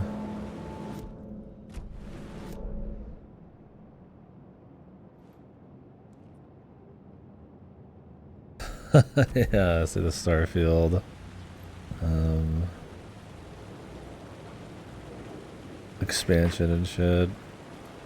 People are coping if they think one expansion a year later, which means it's already probably been mostly done, is gonna like fix Starfield when it had so many fundamental problems. Oh, shoebox. Couldn't store shit. Huh? Don't need to store anything right now.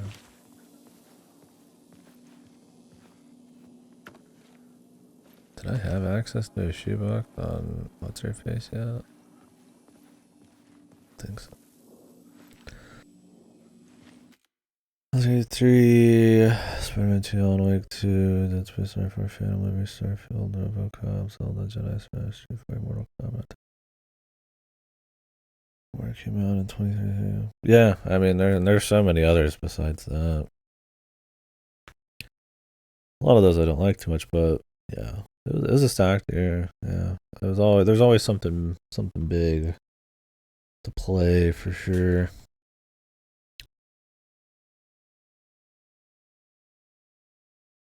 I mean, it's one of the big boy years for sure. You're not getting years really like back in the golden age where technology was moving so quick. You get like just bazillions of games coming out in one year that were all like timeless and super influential. But man, you get some heavy hitters like 2023 still. Yeah, I liked Cyberpunk a lot more than I expected. I only played it once it finally was fully updated with the Phantom Liberty expansion, and I enjoyed it quite a bit.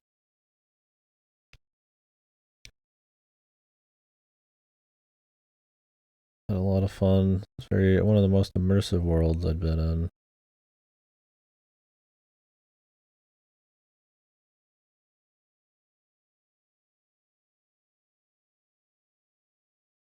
I liked the customization, sneaking around, all that was cool. Stylish. Like all the side stuff. It was all pretty significant side shit. Yeah, it was still buggy. It was still too buggy. And Phantom Liberty was very buggy for me. And I also just found Phantom Liberty to be kind of weak. I think people blow that one out of the water. What else came out that year? Amnesia the Bunker I really liked. Armored Core 6 was maybe my favorite from last year, or damn close to it. I usually don't pick like singular favorites, but man, I really liked Armored Core 6, bros. That one was I really like that one. I liked the bunker, yeah. It was good. Probably my favorite Amnesia game. I really liked the immersive sim elements. I recommend it to anyone. Do the Coral. Armored Core 6 was just fucking crazy good, man. Yeah. Make sure you do the 2 new game pluses, man. The tunes, dude. The style. Like, an Outcast. What's happening, brother? Is the darkness getting you? He's trapped in the dark place. The thing is, some of those games I feel like they were big releases, but not timeless. I don't think anybody's gonna talk about Mirage, or Survivor, or the new Mortal Kombat, or Atomic Heart in the future. But they were all big for sure, right? You're fine. You can do whatever you want, okay, as long as you're within reason, of course. Just wondered if it's going full schizo, man. Becoming Alan Wake. Oh yeah, Tears of the Kingdom. I found that I think Tears of the Kingdom is objectively good, but I found it kind of disappointing, despite thinking Breath of the Wild's godly. We don't have to get into it.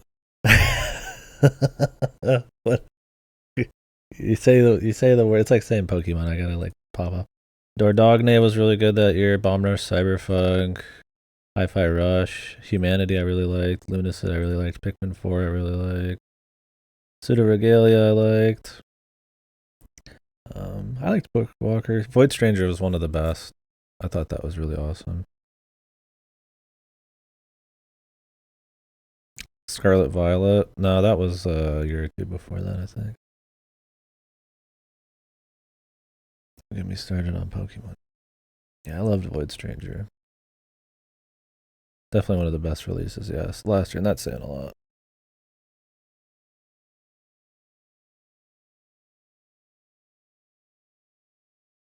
I don't remember what else I played in 2023 that came out in 2023. Here.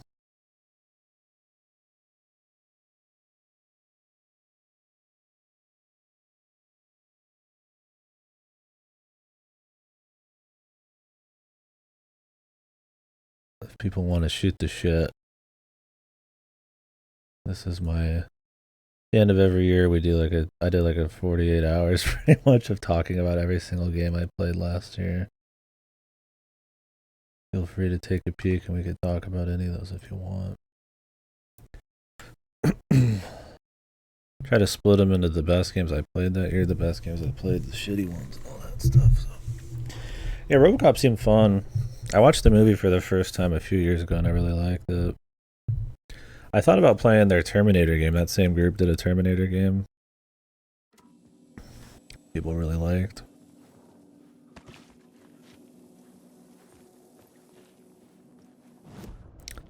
Yeah, that one seemed fun.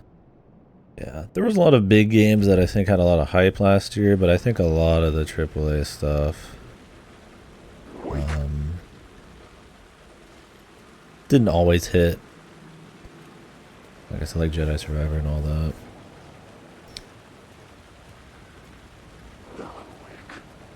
But overall though, with indies and everything, there's just so much good stuff. Mario Wonder. I don't think I put Mario Wonder as one of my best. I liked it. I thought it was good. But I think the perk system, while a neat sort of evolution of Mario, really needed to be less restricting. And I think the smoothness, it feels like that's what Mario should have been 10 to 15 years ago instead of New Super Mario Bros. But I feel like since then, like with Tropical Freeze and all that kind of stuff and the Raymans, they kind of do what that already does, but feel better doing it. So while it's good for Mario, I find it still kind of like not good enough. But I still love it. I still like it. It's just not like, last year was pretty stacked for me. Oh, I did put it in there. Okay. Yeah, it was one I thought about a lot, whether I wanted to or not. And I decided to do it. That's why I forgot, because I really was thinking about not putting it in there. Nintendo games are great, man. They still do a lot of cool stuff. Budget's usually a little lower and they're focused a bit more on creative stuff. I mean, they could do a lot more at times, but overall I enjoy them. I mean, I've got a lot of nostalgia, of course, for a lot of their series, but I think they do a good job. Like I said, that's why I was kind of sad that Tears of the Kingdom didn't quite hit for me enough. I think reusing the world was a big mistake. But.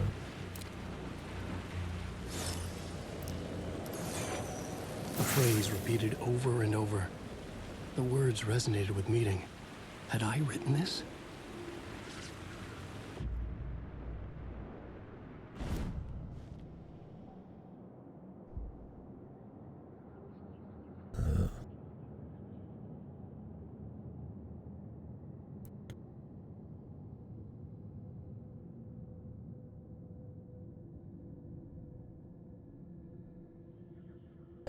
Restores 50 health for each second when using flashlight and boost on hostile shadows. Tevi's not even a good game. Oh, dude. Tevi has too much holding it back, man. It's okay. Last Nintendo I owned was the original DS. Yeah, I've always had Nintendo stuff.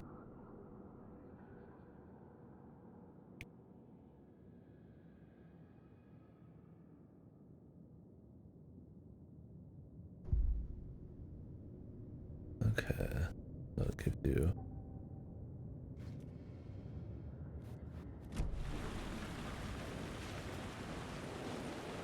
Yeah, I mean, maybe it's better now. Who knows? But unless they're gonna patch out the entire story and like make the combat more than just a bash fest, and make the builds more than just number fucking manipulation, and actually make the level design fun. Uda 3 not being game of the year. Did I play Uda 3 that year? I mean, I guess Uda 3 should be game of the year every year, right? The game of all time. Should we discuss it? Don't unlock it. Don't unlock the Uda Aramona rant. No. You never finished it, right, Liz? I mean, like, it's good. And if you don't play a lot of platformers, I mean, you're probably going to think it's pretty great.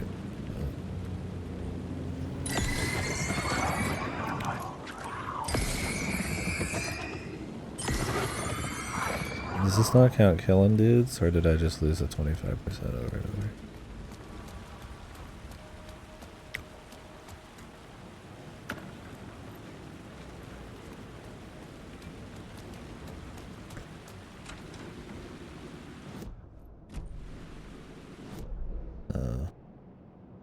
I don't know if, yeah, like, my thing is, like, does it count?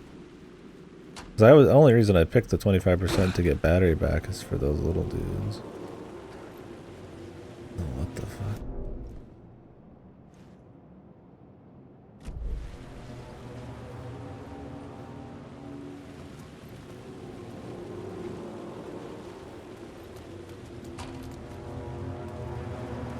Yeah, I'm fine with that, but yeah, it's just for the sake of the perk. Although really I should probably never pick something that involves loot, because I loot so much I'll be fine. I should always go for like combat. I like the mind trippy kind of nature of this place. It's cool. Like, wasn't I just up and now I'm came out of the death?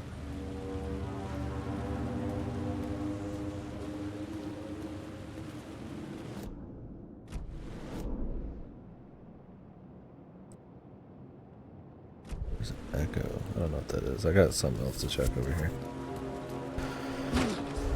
Crow Country. Crow Country. That sounds familiar. Wake.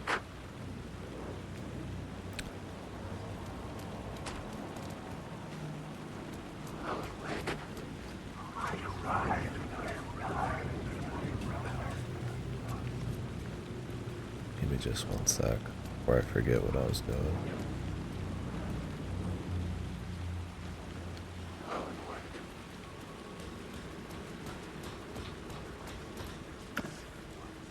Dude, why is there no loot? Am I too looted up? Because I'm an ace pilot?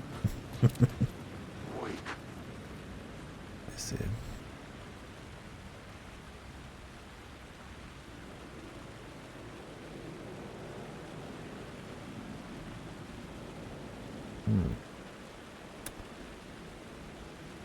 I feel like yeah, I've heard in this game that like if you're low on ammo you get that kind of pickup, so I think that's what's happening. It's one of those. It's like Resident Evil 4. Crow Country. Not on my wish list. Yeah, I'll add it. Seems cool.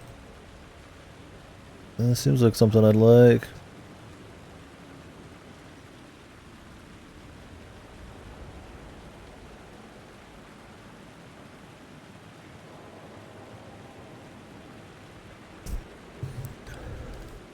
Yeah, I wish there's a little something. Maybe I should start storing stuff so that it spawns more for me. The city was a monster, poised to tear into you the second you let There's a your lot of guard these hidden. down. You thought you had it tamed, that you knew what the hell you were doing. Your last mistake, unless you got lucky. And you didn't deserve to get lucky. You blinked at the wrong time, let your mind wander, and the fire escape that was meant to be your getaway route. Oh. Didn't mean to skip it. The city was a monster, poised to I tear thought he was into gonna you the keep talking. second you let your guard down. You thought you had it tamed, that you knew what the hell you were doing. Your last mistake, unless Oh, really? you got lucky. Weird. Who knows, You yeah. deserve to get lucky. You blinked at the wrong time, let your mind wander, and the fire escape that was meant to be your getaway route was gone, was never there at all. You'd gotten turned around somewhere along the way.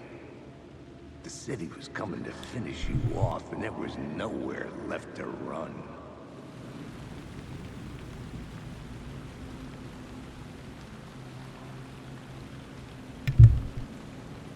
Thank you, Max Payne.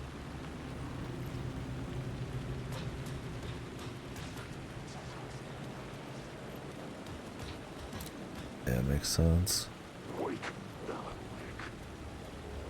Hey, Night Springs. Where's the next episode of Night Springs, bros? I'm waiting. Man, is there no way to avoid these guys?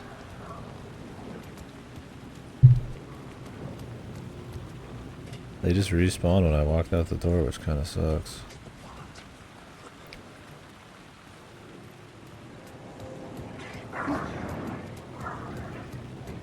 Okay, you can walk past them pretty well.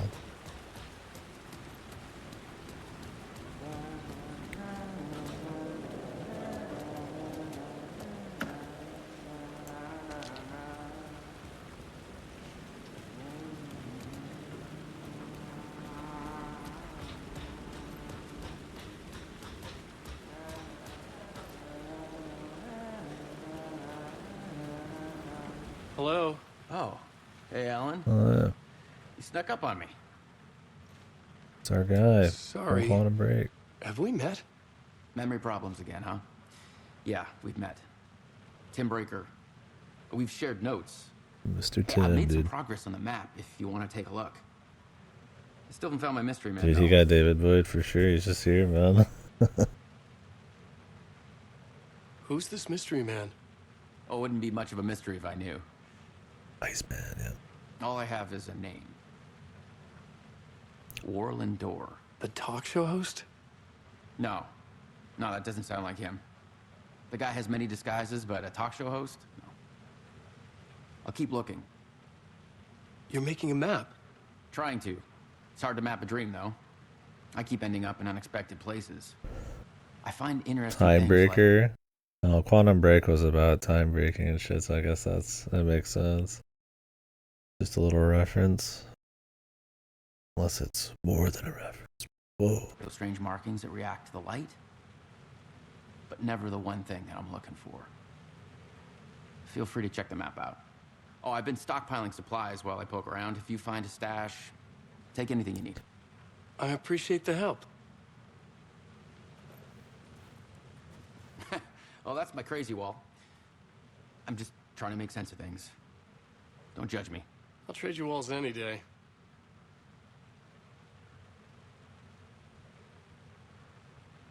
Here's a hat to more. This is actually him. That's funny.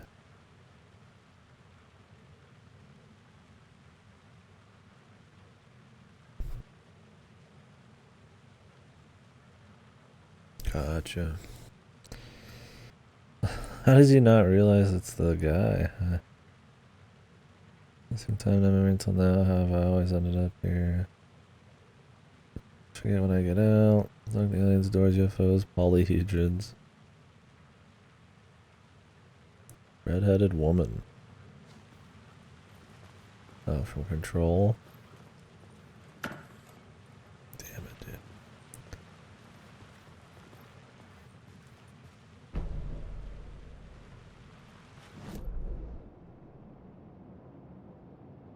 Oh, he's got shit marked for me. Maybe I will have to go back. Double check some of this.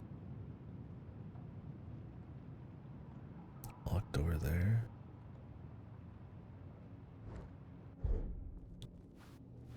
Does it unmark them once I've found them? See you around, Alan.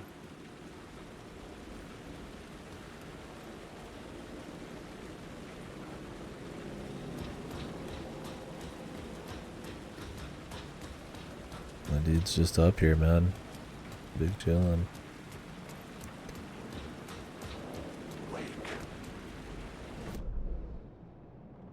No, that one's not here. What is this?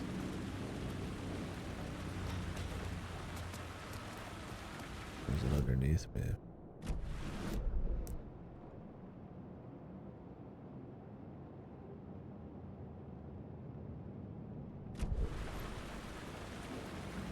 Maybe it's the echo.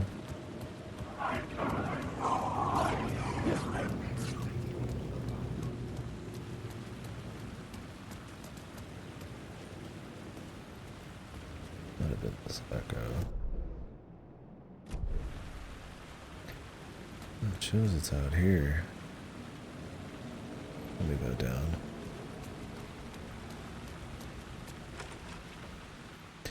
Surprised how much actual side stuff there is. It's cool. Is Tim ever gonna get out, man? He's just fucking trapped, bro. It makes a little goofy dimension, man. We'll find out, huh?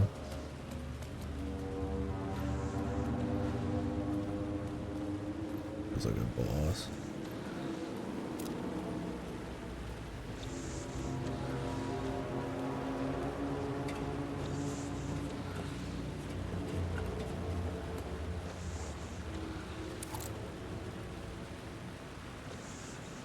They really got that atmosphere down though, man. It's a good looking game. With art direction, not just tack. That's the big difference, man. You count all the follicles on your fucking asshole all we want, but the art direction's not there, it just doesn't really matter. There's enough games that just recreate fucking reality or something. Yeah, Stellar Blade is kind of what I was thinking. I was like, yeah, it's like, it's got a few moments of art direction, but mostly just tack. No substance. Game good? Is it just pointing at this? It's really obvious though. Crap.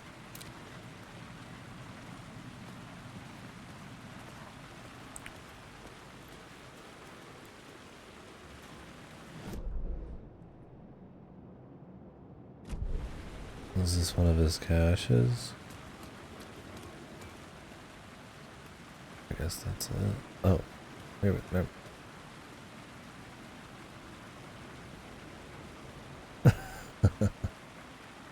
mean, would you hate it if he was walking around naked, though? The beginning of the game was a guy walking around naked. His dick out, man. It's over, brothers. Words of power. Words of war.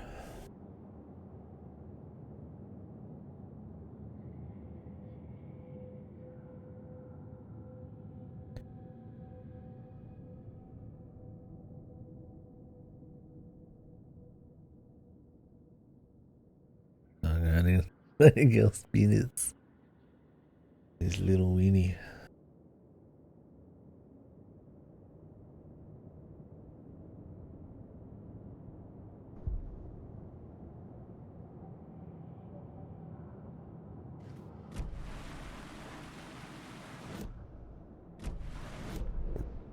Oh, they do mark them. They all start off as natural, bro.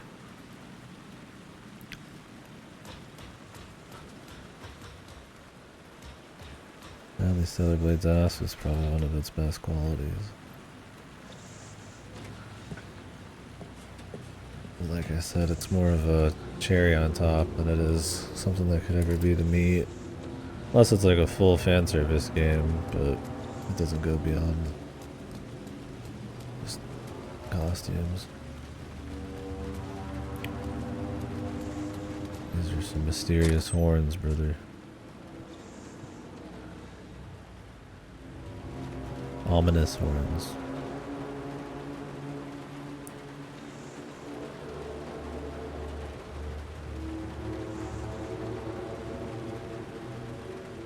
Right?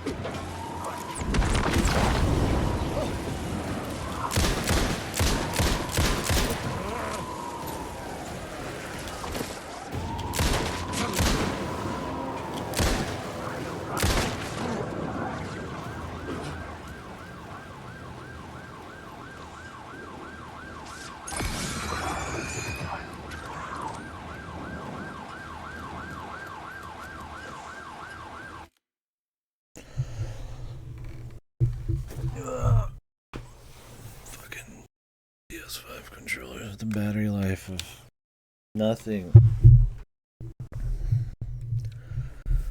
The worst battery life.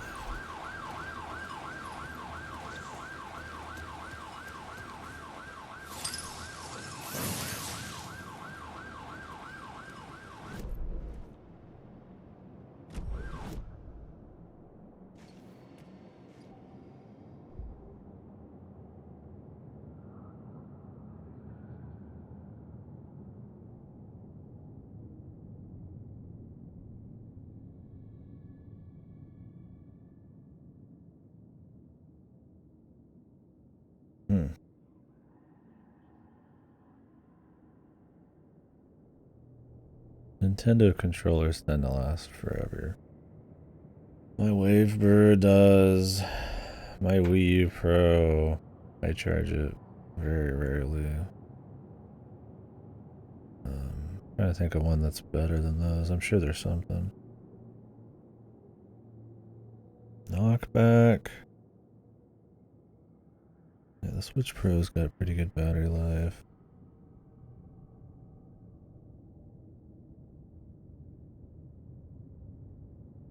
Not consume ammo. The problem is with the ammo system how it is, where you get more if you just have less, I guess. It's not that important. Except for a big fight. I don't have the flare gun. We'll just do knockback.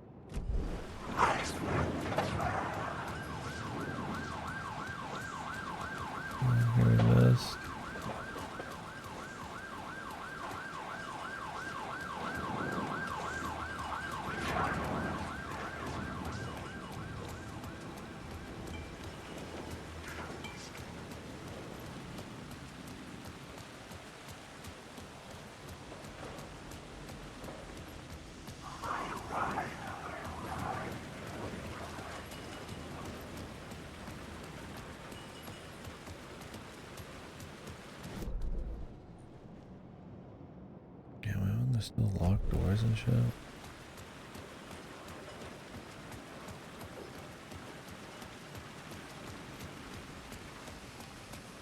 Yeah, my Wii U Pro lasts pretty long, so.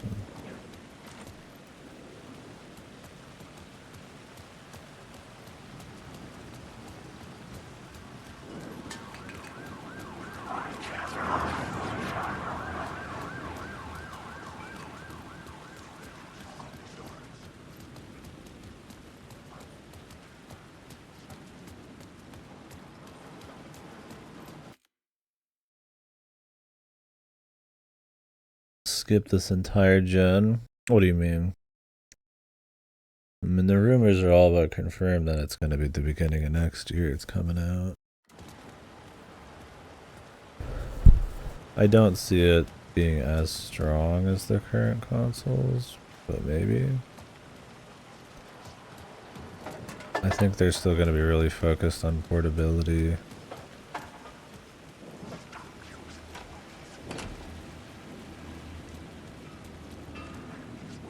And maybe affordability, we'll see. Even weaker. See.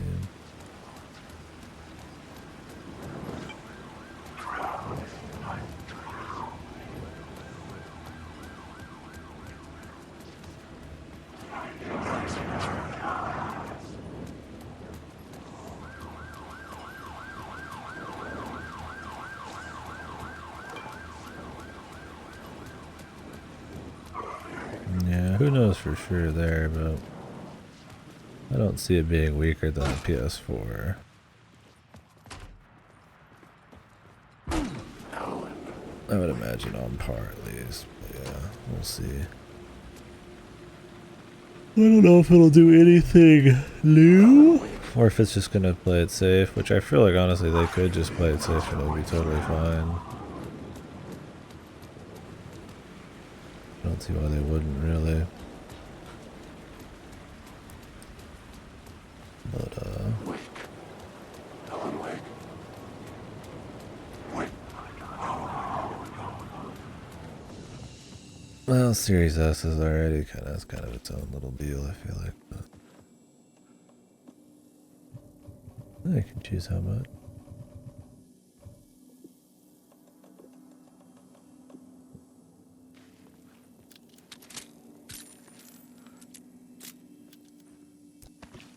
Series S is considered weak even by modern console standards. It's caused a lot of issues.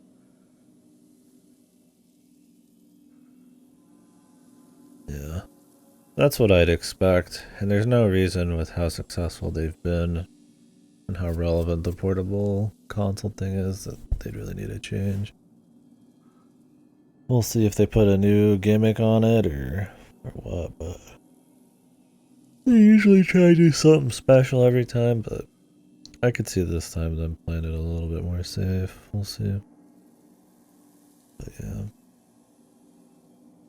It was pretty heavily rumored, like, with pretty much certainty that it was going to come out the end of this year, but then that got pushed back because of, I don't remember if it was production or something like that, so. I would expect we're going to hear about it by the end of the year, and then probably be like a spring release or something next year. The question is, are they going to have any more Switch games before then? I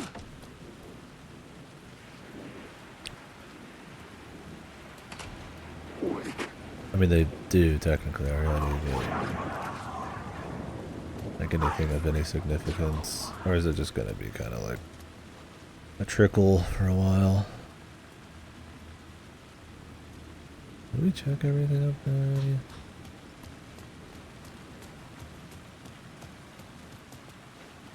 Yeah, I mean, they don't want it to be so strong they can't affordably price the thing or get it to run on a handheld.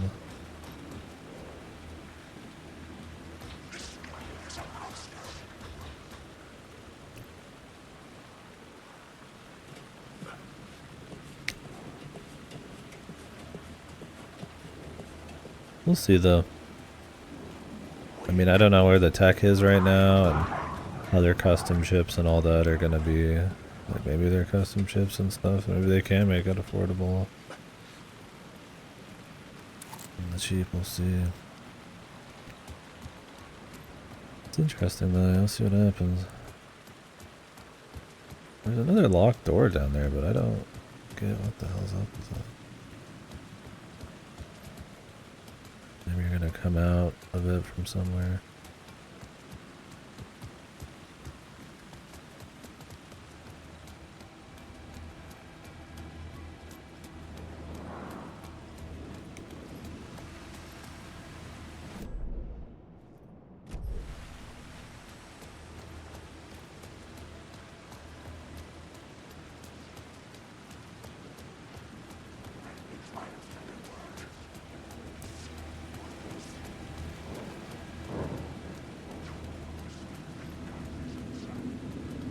That's a good question though. I'll be very curious where they'll what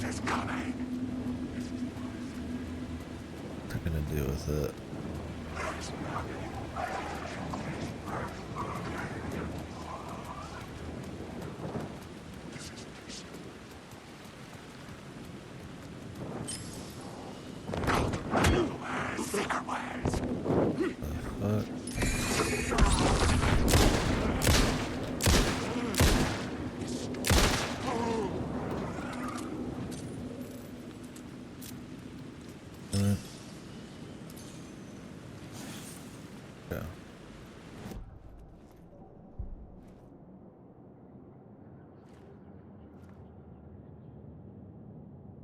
Increases damage dealt by darkness projectiles.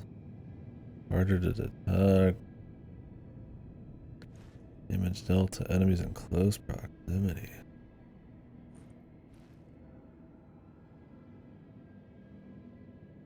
Damn it.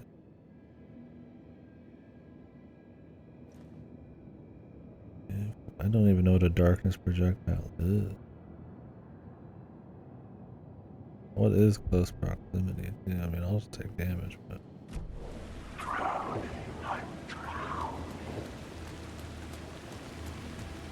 Back here.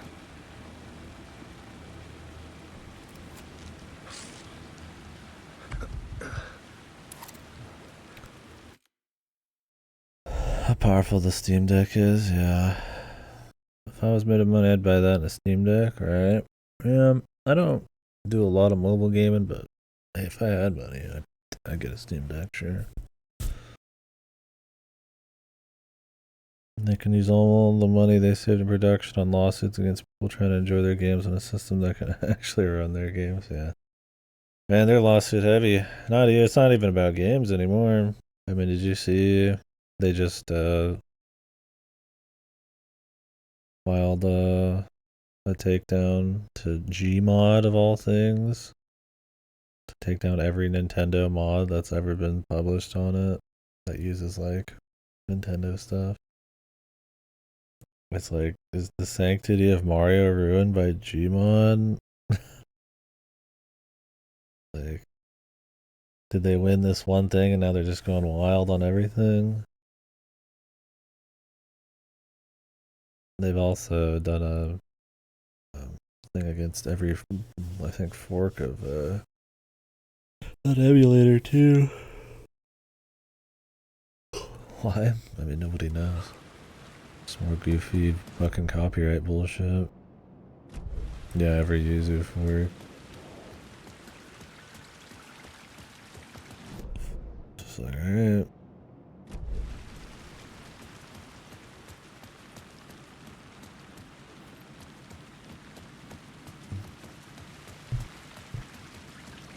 They are legal, but the idea was, I think, Yuzu was profiting off it.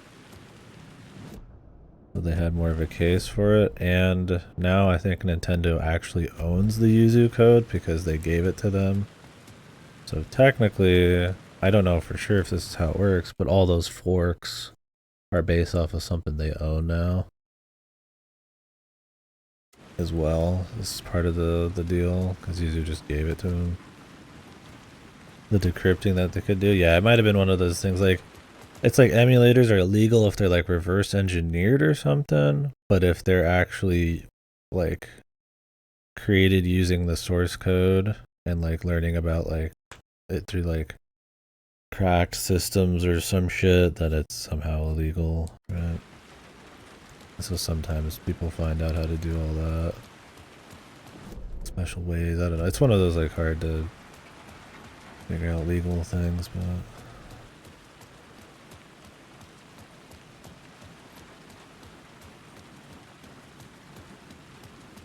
yeah, Nintendo has their ups and downs.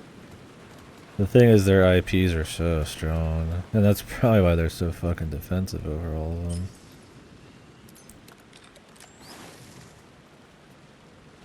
Really? You know, it's kind of waste a bunch of batteries on this shit.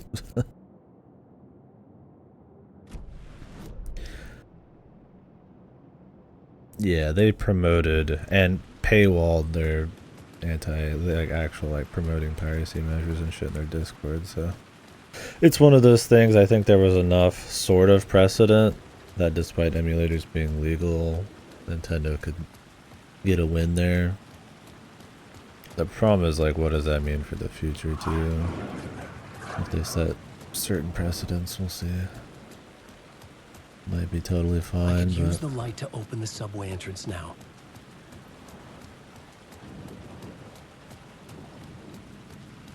no. They would have already done it. Wake. No, they settled. I'm pretty sure. Yeah, I think. I don't know if there's any legal precedent, yeah. I think the idea is they just settled or whatever. Like, Yuzu gave them all the code. And I don't remember, like, I don't know if money or anything. Yeah, no precedent. That's good. But I mean, I'm sure Nintendo's feeling it anyways, right?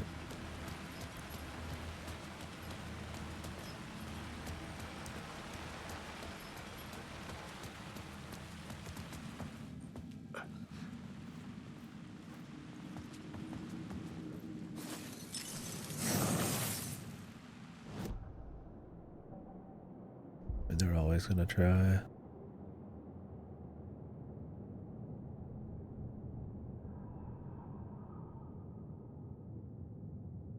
Oh, you don't need to focus on them? What do you do? Just stand there in a certain spot? Dude, I've been wasting, dude. Oh, really? Fuck. Yeah. We're going extra hard mode, I guess, bro. I was gonna say, it seems kind of goofy to do, but that makes sense.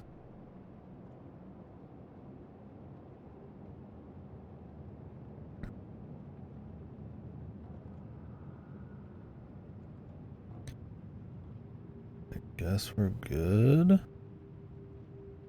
Because I don't know about this locked door. Maybe it's gonna pop up somewhere else. I'm feeling alright.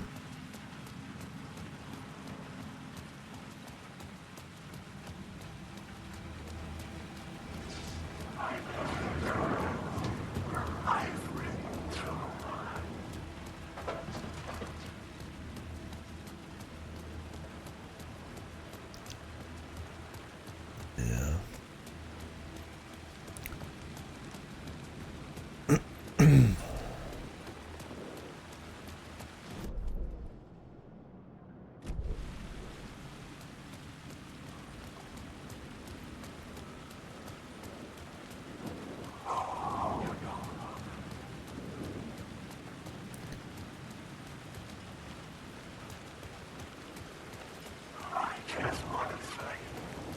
So we can go down now.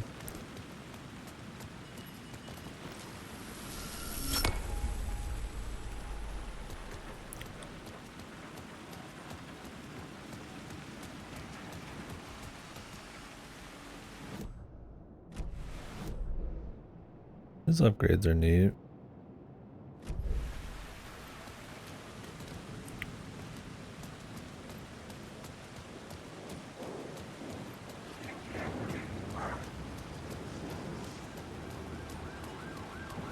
Where's this container?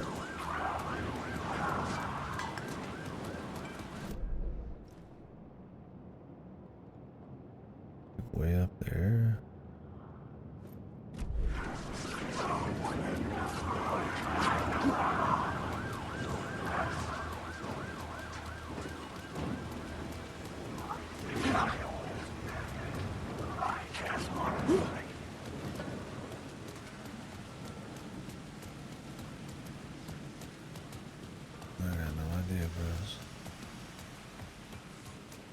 My thing is that damn locked door.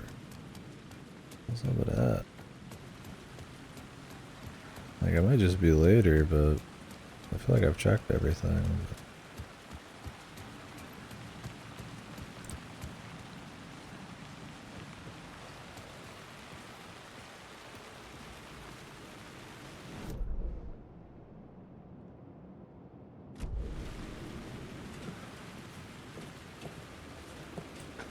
I want to miss something cool.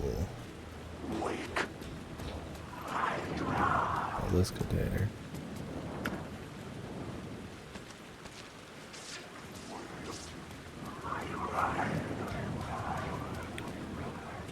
And maybe that door will open up from an underground area. Because, I mean, there's weirdness going on. I mean, I'm at the top of some of these towers, and then I come out of a door, and I'm at the bottom of it, so... Might as well move on. It's cool going on a subway, though. I wonder if we're gonna get on and ride the train. It'd be cool if there's little set pieces like that. Little city set pieces.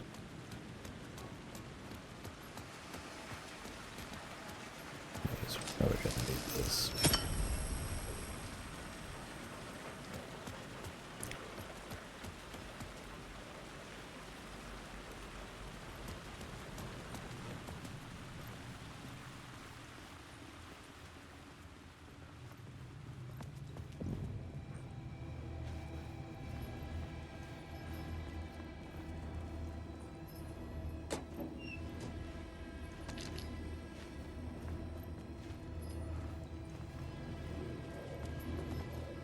Yeah, we'll see on the Nintendo thing.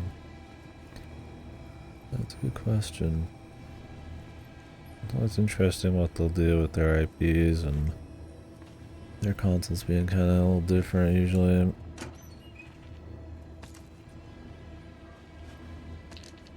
getting juiced up, dudes. No shotgun or anything though. I don't miss it. But that one door has got me weirded out, man.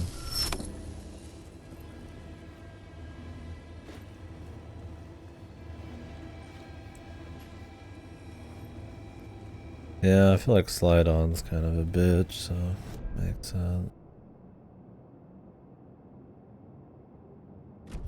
Okay, we are gonna have to go back. The gates to the platform were closed. I had a ticket.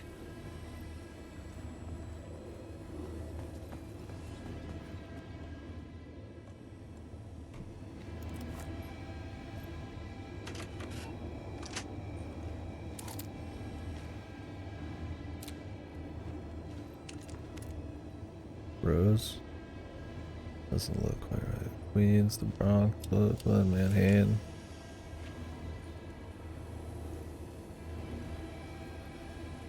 It's gonna be like it was for me this last time, and I'll never use the Joy-Cons probably.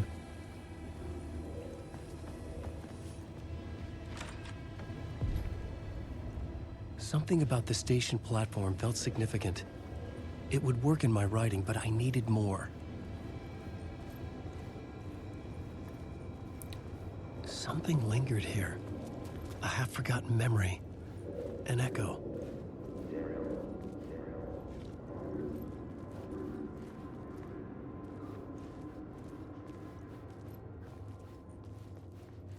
That's the angle, bro.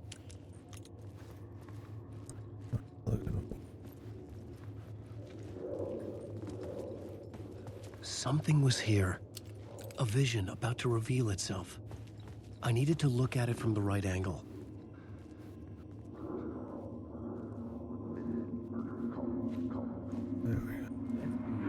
An FBI agent had come here before me on the trail of a murder cult.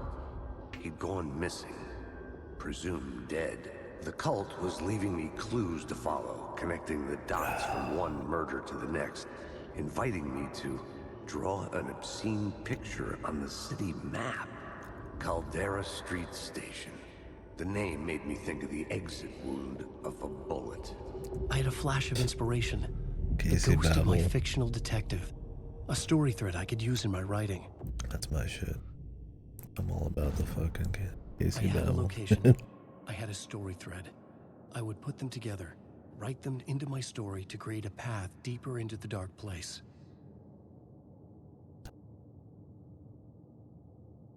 Rewrite reality in the Caldera stations.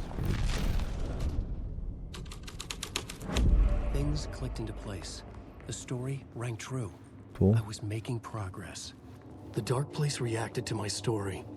The way into the tunnels was no longer blocked. He's literally trying to write himself a way out physically. Yeah, that works for you, pal. Well, not physically. I'm sure it'll be metaphysically somehow.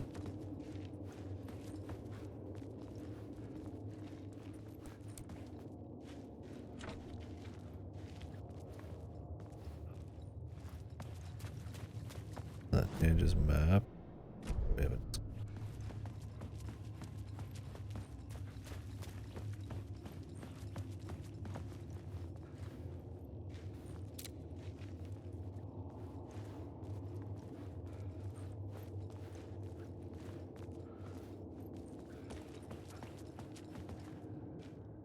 The Fed had glimpsed into the maw of darkness. It swallowed him whole.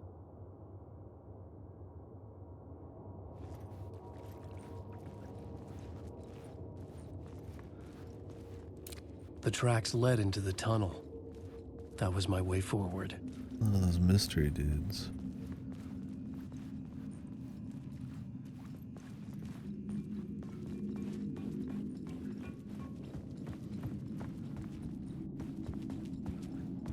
The blood trail continued deeper into darkness. Wake. Any of these actual bad guys. Alan, wake.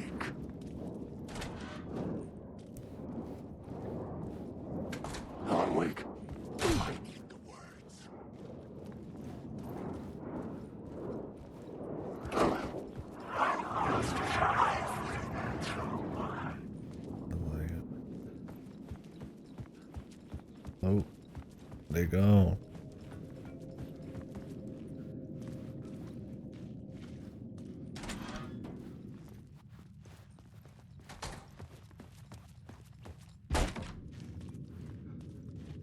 This is.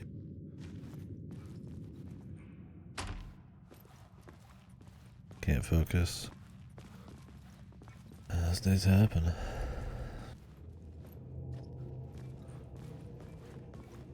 Is that gonna be a big deal or?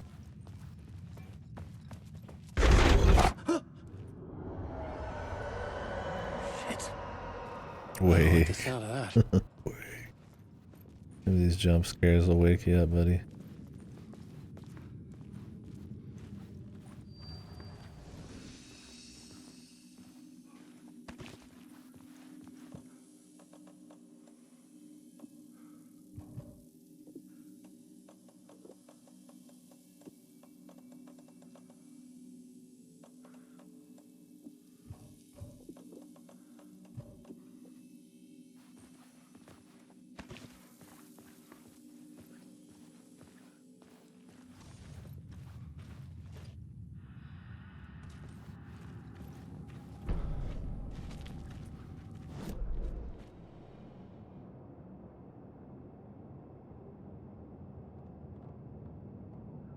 What? There's a container back there I missed. No. He's got a little lamp. And bullets. Medicine. And batteries and a flare and a stun grenade. Or flash grenade.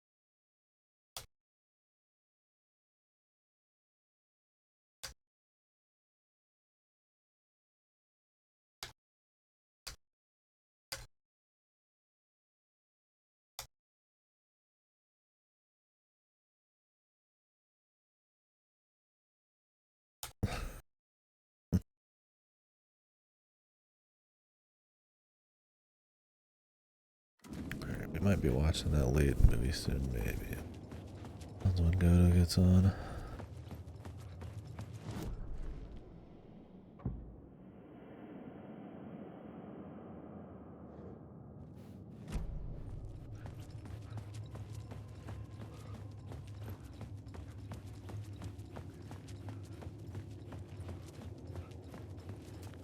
Where is this fucking thing? This better be worth it. Fuck you. Sam Lake.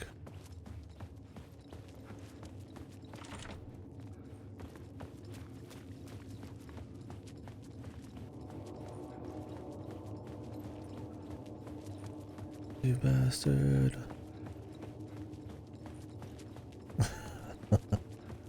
Sam.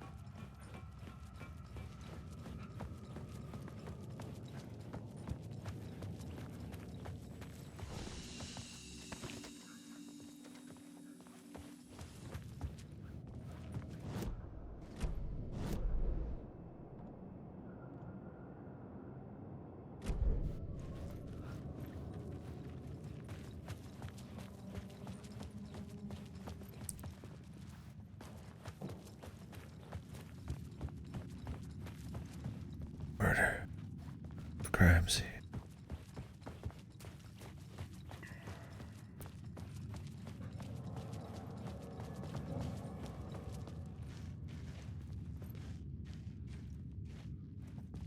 Find outlet.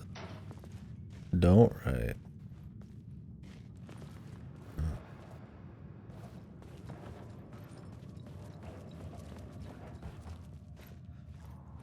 The tunnels were a maze. The blood trail led me on.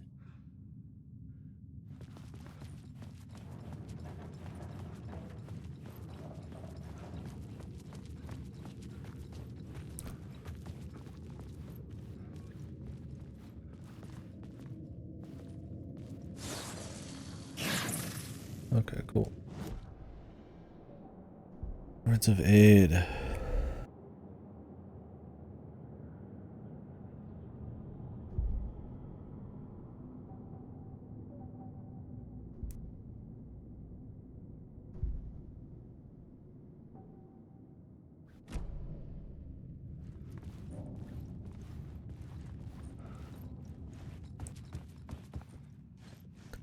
You lost her.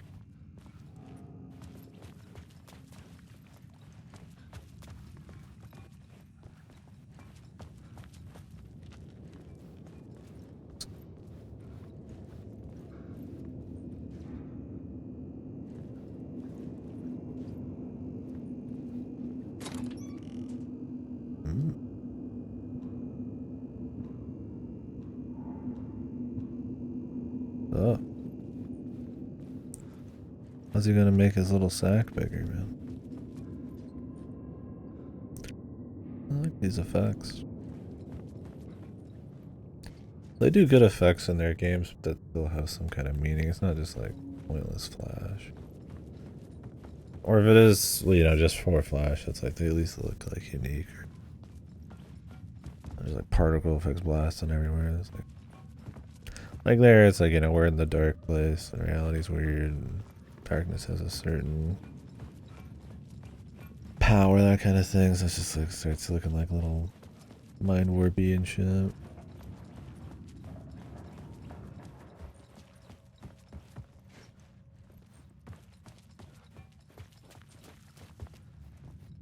What was it? The Cult of the Deer? And Saga's deal?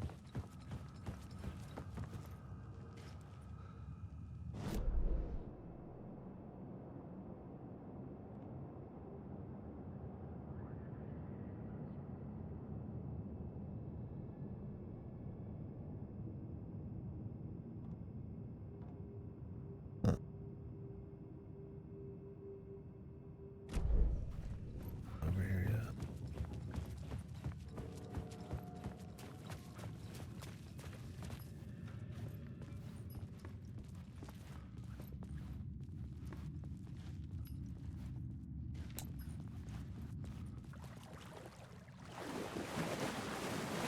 I need a light.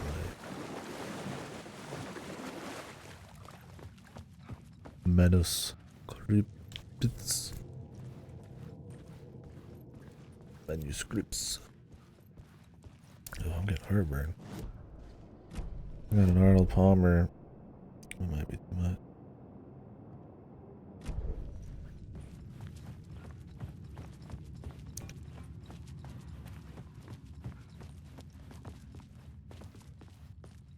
That's what I already got, right?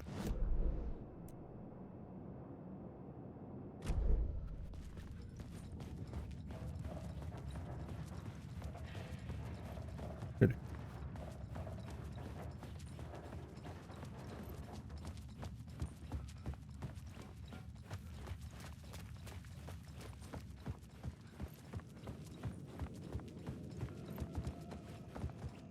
What do we got?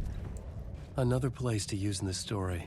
Whoa. I needed to search the tunnels for further visions. Inspiration for the story that would lead me deeper. I had a new location for the story.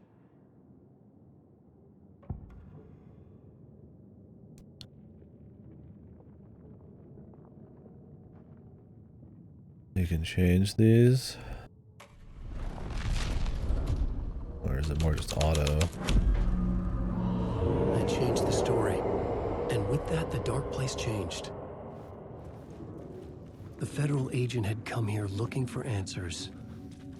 All he found was a fate worse than death. It's bad luck to be on this case. The cult can get you anywhere with that black magic shit. Let the day shift handle it. What happened, anyway? Some Fed came looking for the cult, but it was a trap. A satanic blood sacrifice. Anyone who gets involved with the cult, they're next. Alright, buddy. We lose you. Thanks for chatting today. Famous writer, It was a pleasure. Alan Wake, their unholy motherfucking messiah. Sounds like a load of bull. The Messiah. The cult of Wake. The cult of the Word. The blood trail disappeared under the rubble. I had a feeling something was waiting there.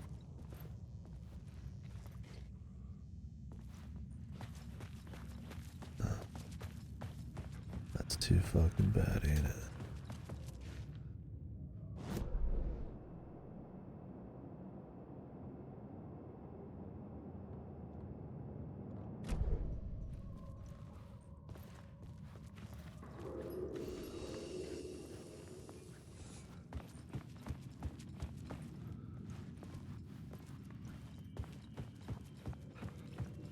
Feathery, but more cursed, really.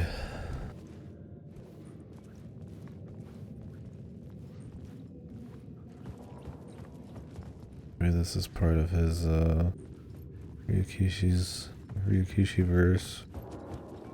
He's gonna become Featherine. The crossover you never thought. You didn't think Ryukishi could be in Silent Hill? Well, guess what, man? Now he's gonna be in fucking a Remedy game.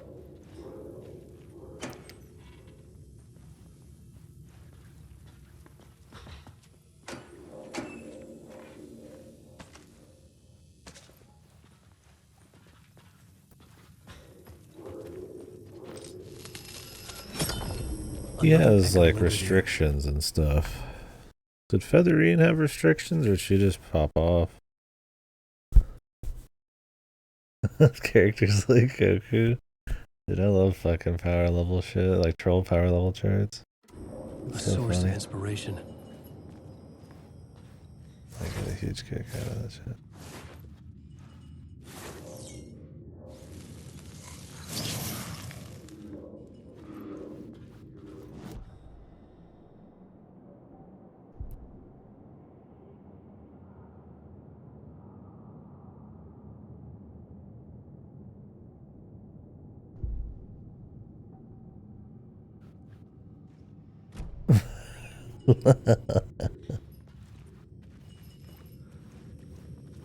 I always like the power level ones where it's in Spanish, where it's like a shit post or something. FF14 had some funny ones. Your research can help me, ma'am. What do you know? There's more than MC one number urban legend about the 1987. cult of the word. The murder cult used these tunnels for their ritual sacrifices. They say the cult reenacted the murders in Alan Wake's crime books. That Wake was even involved somehow, under a false identity. Mr. Scratch. I which think is, I of have, course, yeah. a nickname for the devil himself. It was disturbing finding myself in the story this way. But I was desperate, and it felt right for the story. Oh, really? You avoid detection better without the flashlight? Thought they were blinded, man.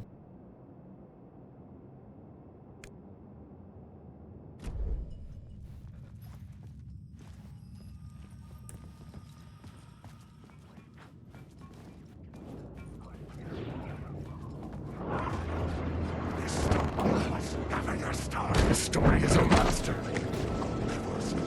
Almost for avoiding detection, bros.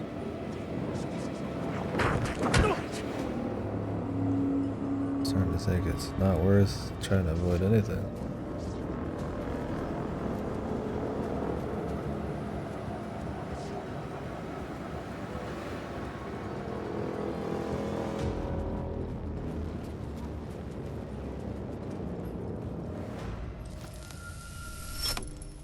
The water was gone.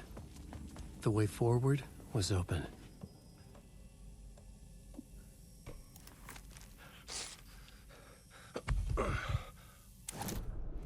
I had a new idea, a new story thread.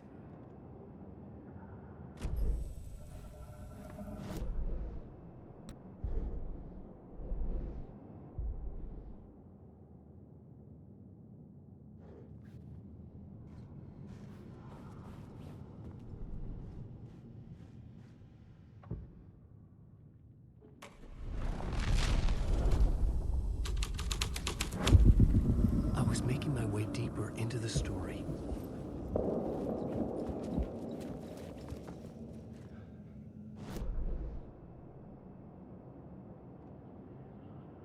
Murder cult.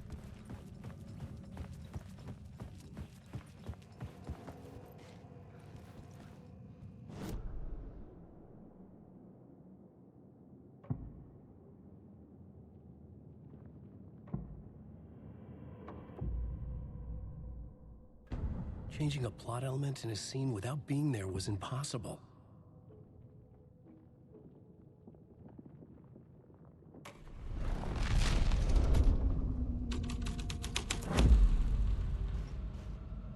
This is cool.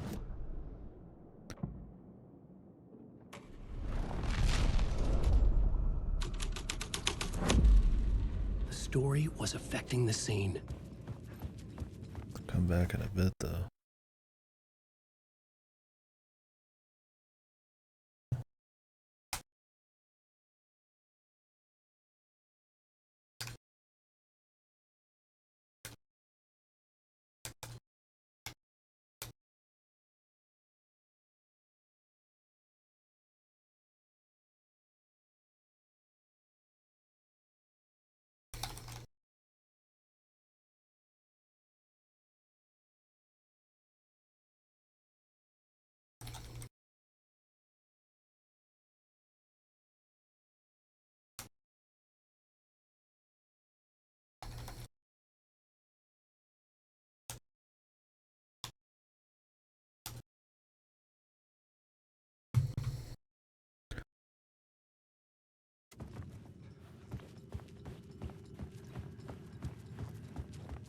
No restrictions, yeah. Alan Wake's got a lot of particulars really going on.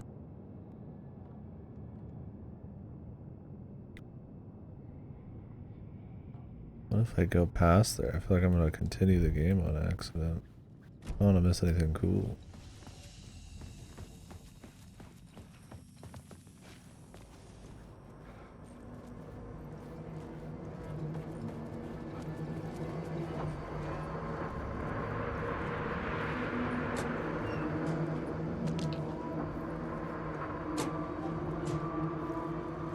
Oh yeah, if there was no rules or restrictions, it'd be fucked. And then he could just do anything, and then the scale would be crazy. It gives it a lot more weight when like everything he does, he's like fighting. It's like he's barely able to scrape by, and he has to do like little changes, and how it even works is part of the mystery. If he could just do anything, then I'd just be like, you know, whatever, right?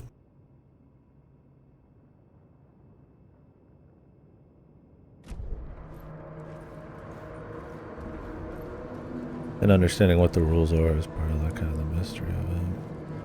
Like, we don't even quite know how the fuck he's getting out of any of this, or anything in particular. I mean, I don't, of course. Play the game, you do, but Hey, Alan. he's always here. Tim Breaker. In case you don't remember again. Hey, I Tim. know, Tim. I'm remembering more now. It's good to hear, man. It's good to hear, man. Casually. How's your search for Mr. Door going? It's pretty It's awesome. not great. This dream Something. we're in, putting a lot of roadblocks in my way.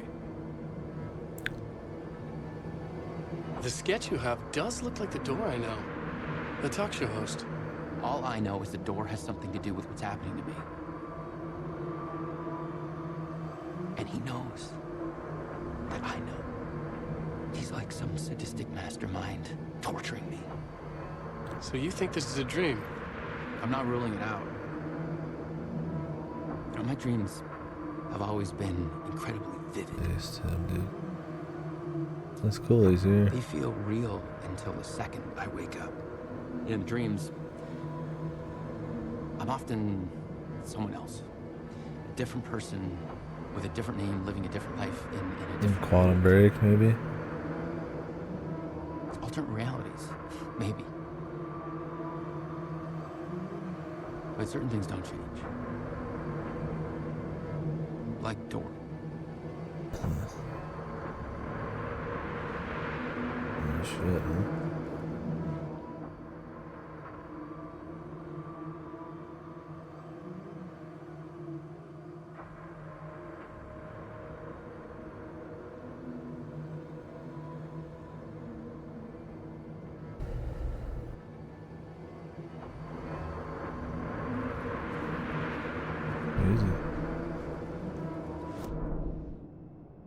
Oh, you're fucking kidding me, Jimmy.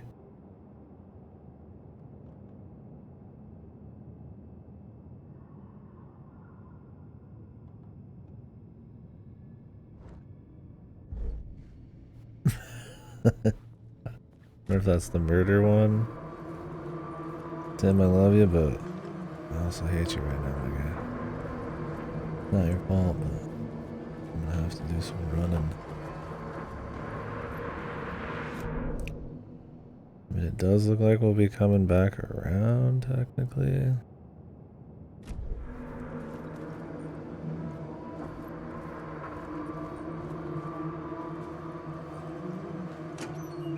How did Tim get down here when we just rewrote everything? I mean, I guess causality and time aren't exactly probably quite a thing here.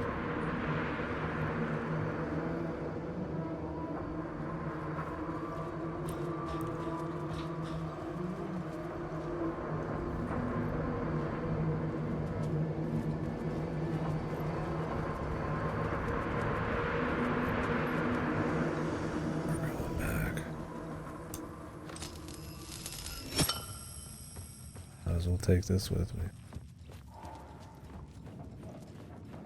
I feel like we'll loop back around, but on the off chance we don't.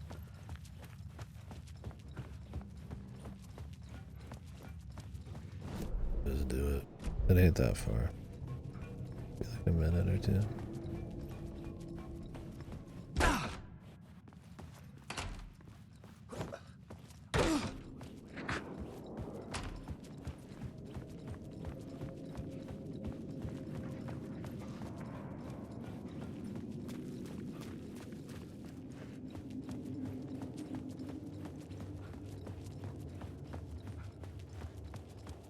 Might be the plot board.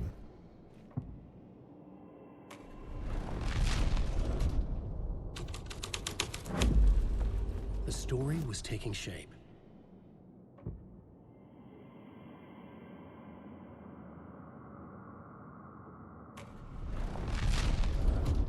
Can I not make it a murder thing? Wait.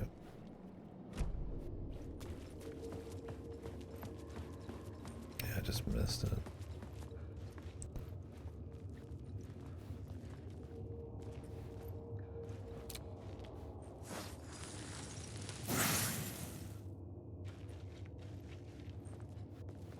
Motherfucker.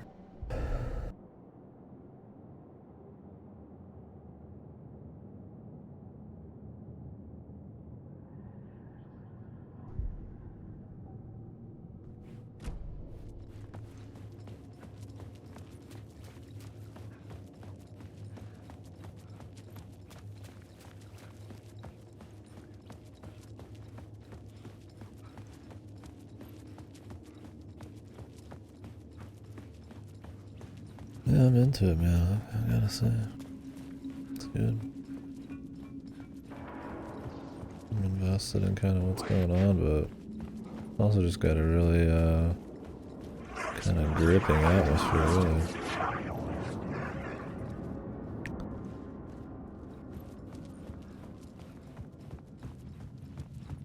A lot of cool locations and nice tech that's used with for good art direction. I think giving it the Resident Evil kind of exploration and stuff keeps you invested while I'm checking out every corner, and that they have things other than just loot to find, like, you know, interesting little videos or speeches or something.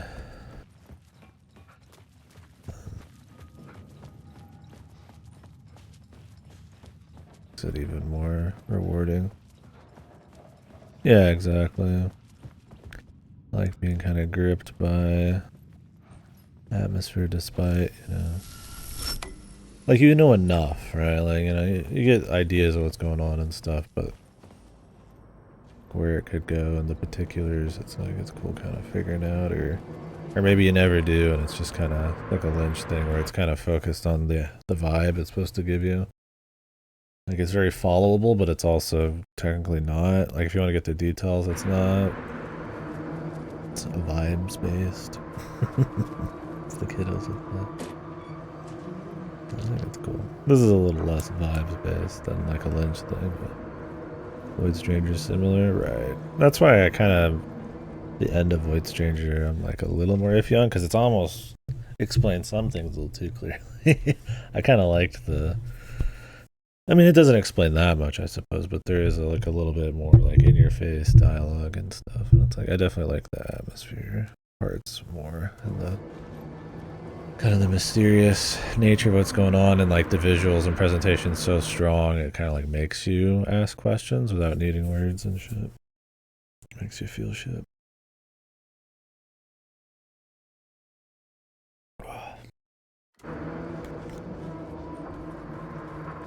Wake. That's, There is no escape. Wake. I guess honestly. leaving us. I'm losing you. I'm losing.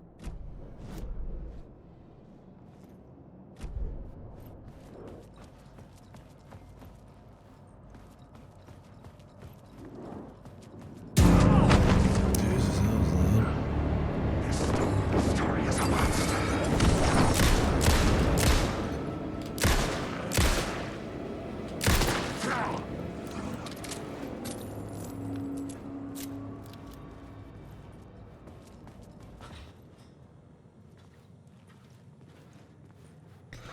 Yeah, Void Stranger has a very distinct feeling, atmosphere. It's definitely one of its strongest things, for sure.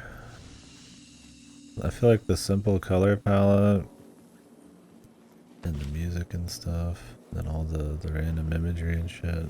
Like, you think it'd just be like super whatever, but it ends up just being strong, when they definitely kind of knew what they were after.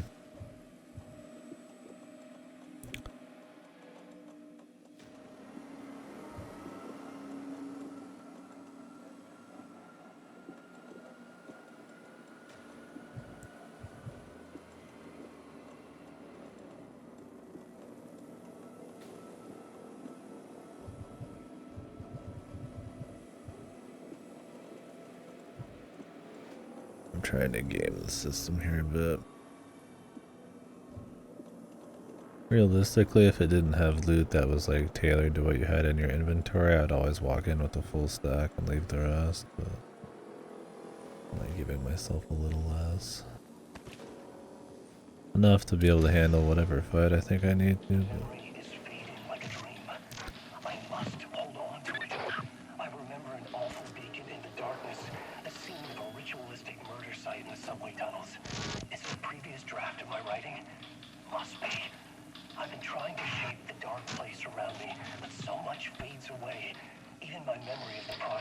washed away by dark waves. But some things remain. The darkest, nastiest elements, like the murder site. It's my goal, a stepping stone to travel deeper to escape. so yes, to create darker and darker stories to be able to get out, and then I'd imagine that has some kind of effect. Maybe that's why Alex Casey was not too happy with him. Write a narrative that takes me there. Casey will lead me to it.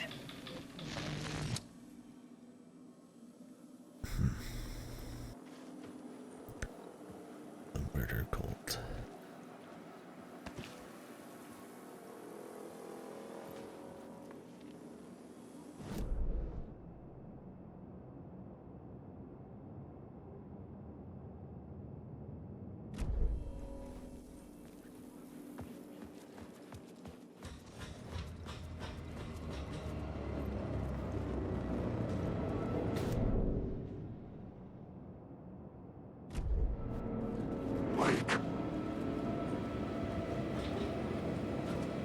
Fuck writing, brother.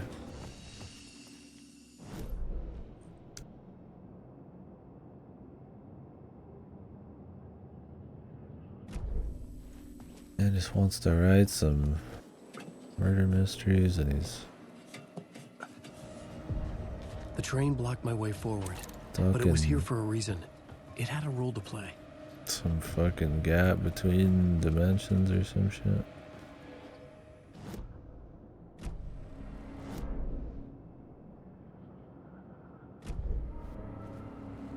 This is why the Uchikoshi and Ryukishi interviews are so fucked. They barely operate on an intelligible level. They're so caught up in the mind freak fucking zone, man.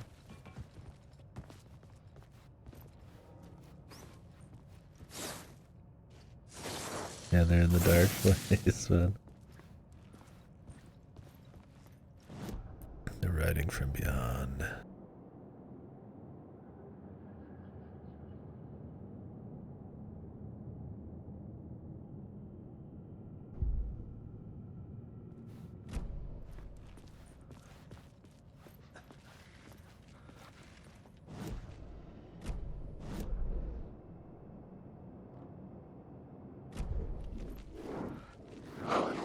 I needed to find the answer on the plot board.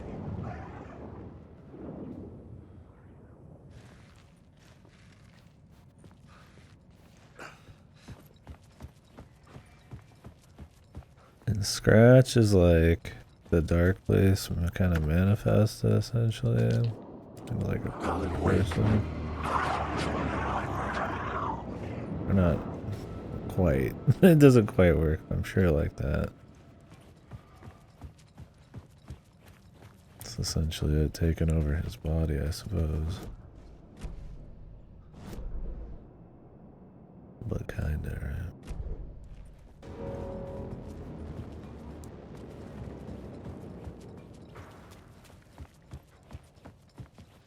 I can figure this out on the plot board.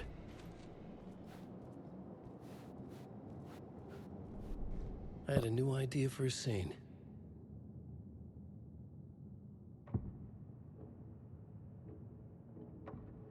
I couldn't add a new element from here. I'd have to go to the scene. Am I not at the scene because I'm underneath this?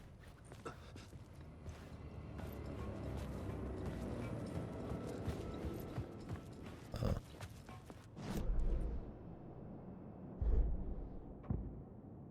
Try this one. Could be the murder cult. The plot changes shape the world around me.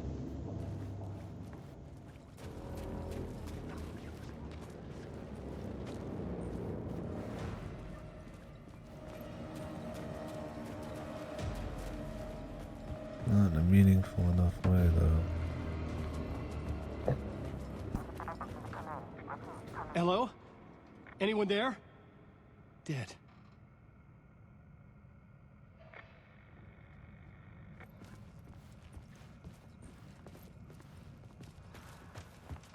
They're trying to do some creative stuff with like changing the world and writing and shit on his story. It's pretty cool.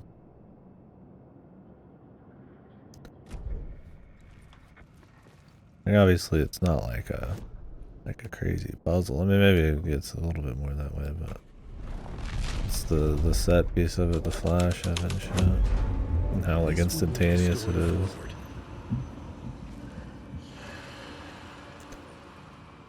Like where you see it normal, then you write in murder cult, and then it just makes it like way crazier. The cult poured the gasoline over the train car. An iron cage that would soon become a coffin. That he's like doing it himself is kind of neat. Kind of gives the gives it a different flavor, I suppose, instead of just walking into a spooky place.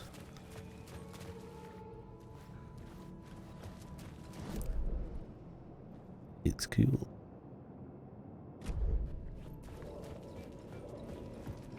Wake. I will show.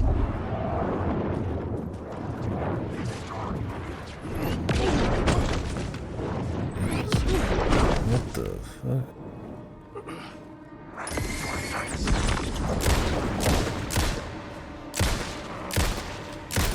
Those are the projectiles. What's your story?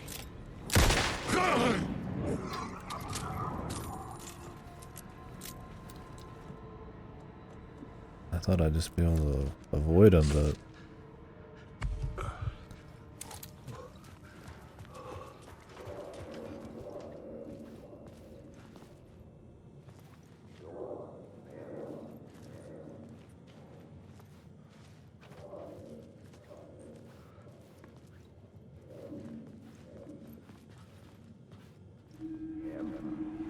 Go on, ma'am. This is where the history of the cult gets genuinely disturbing. The cultists tracked down the torchbearers living in the tunnels. They locked the poor folks up in a derailed subway car, doused it in gasoline. Yeah. is this professor supposed to be Saga? It turns into a bit of a ghost story after that. Sounds like They say her. the dark smoke from the fire still roams the tunnels searching for new victims to devour. There are no happy endings in this city.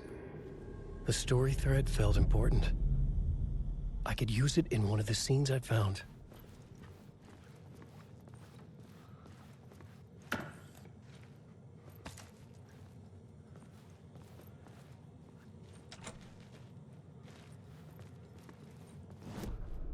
I had a new beat for the story.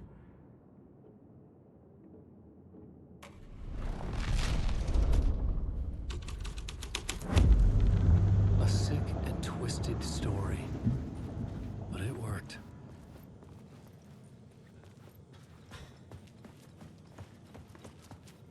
See, that's like a little like rule or something annoying. Or like the more fucked it is, the more. The subway car had become a burnt husk. I could get through it now. Memorable, or I don't know where it sticks, kind of.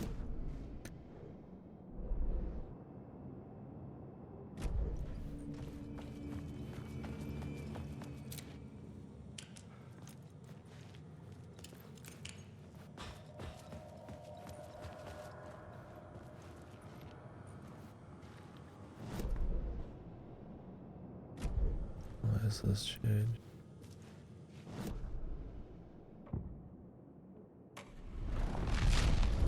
You can change it from in here too.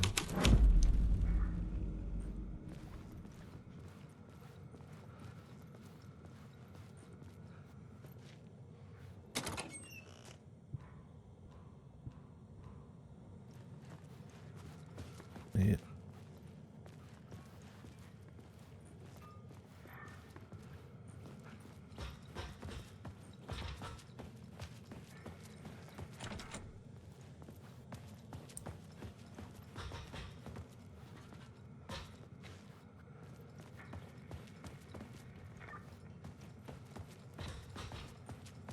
That's cool and all, Alan, but let's bring back the torch murder goal.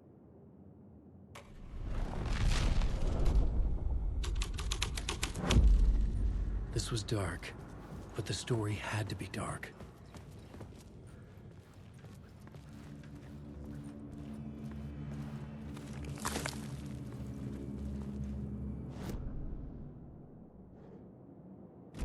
Pressing the wrong. It's become fucking like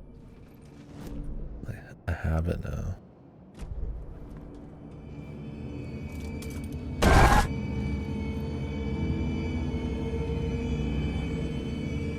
These flashes are supposed to mean something. Truly. Or it's just general spookiness.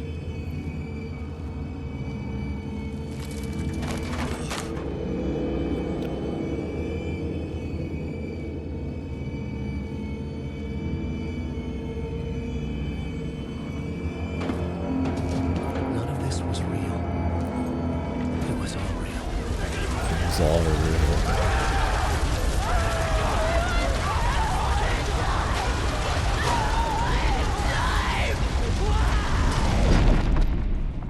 Fuck me. Good voice acting in there.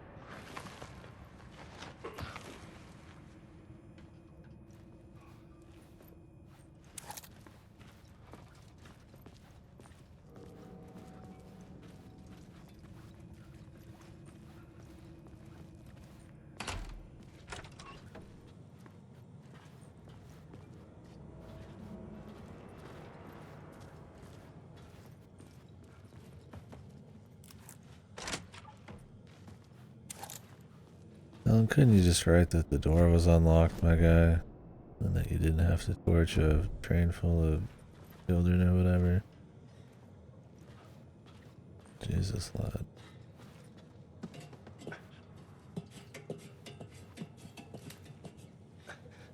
Write that you worked for the subway, the city.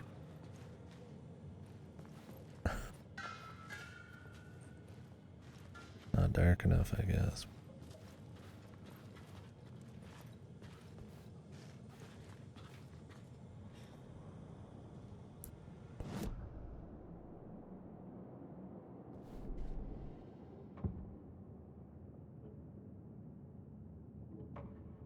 I had to be at the scene to see and understand it.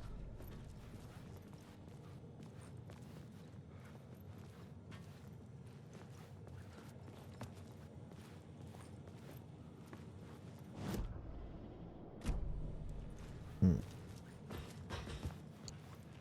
I gonna come back?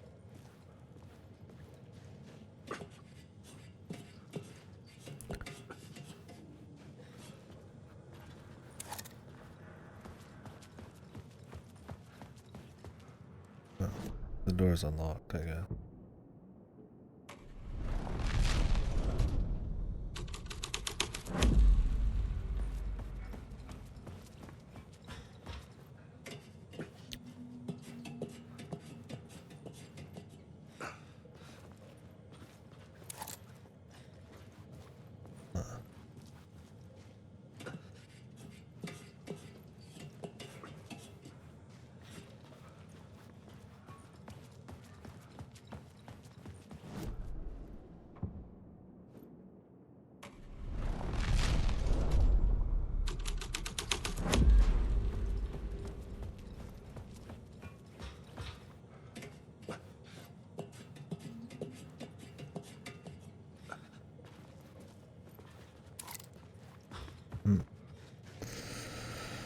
Maybe a new scene's gonna pop up.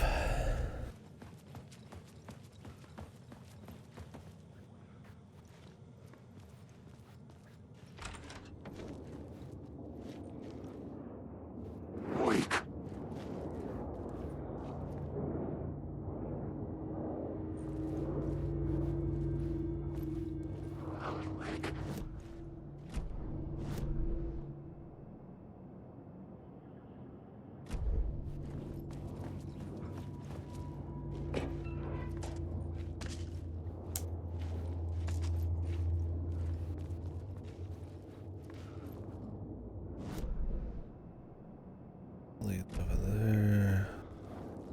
Wake.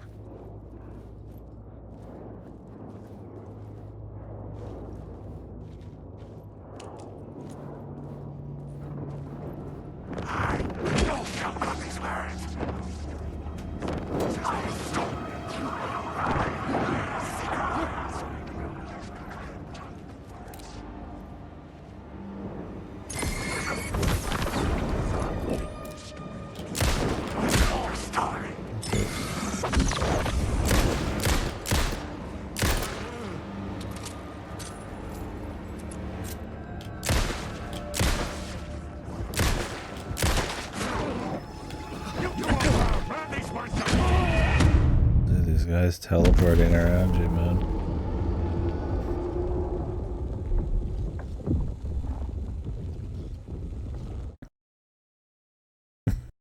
He just like teleports off to the side.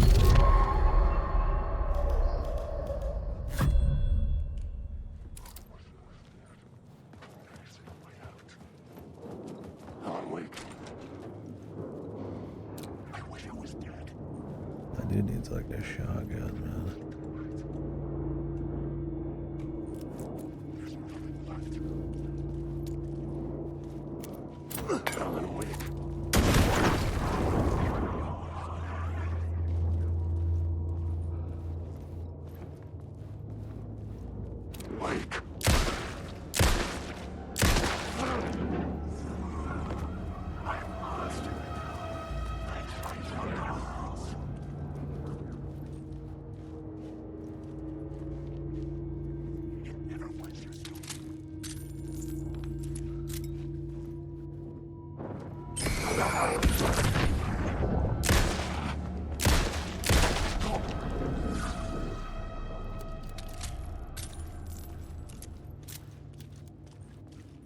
Flash grenade wasn't too useful there, but figured why not try and see how it did. You need a bigger radius. Maybe I can upgrade that. Yeah.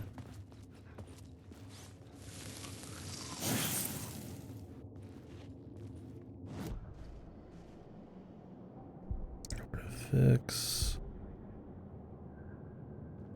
Might as well. I mean, max health is super important. Night Spring. Wasn't the DLC for Alan Wake like a Night Springs thing? I don't remember. Maybe that's why we haven't had any Night Spring shows. They don't overdo it.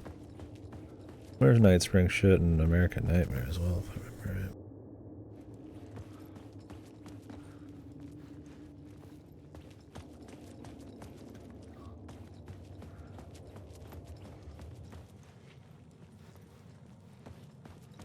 right. Where is this, man?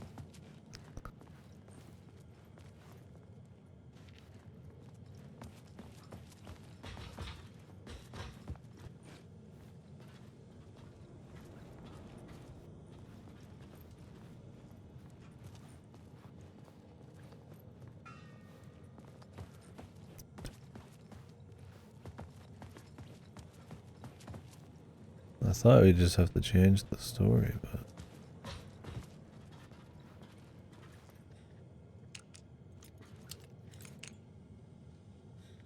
Oh, for Alan Wake 2. Okay. Maybe that's why they went easy on it.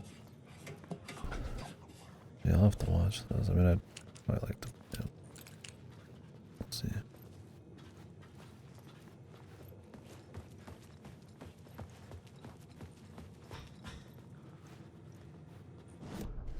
This new plot beat would carry me deeper into the story.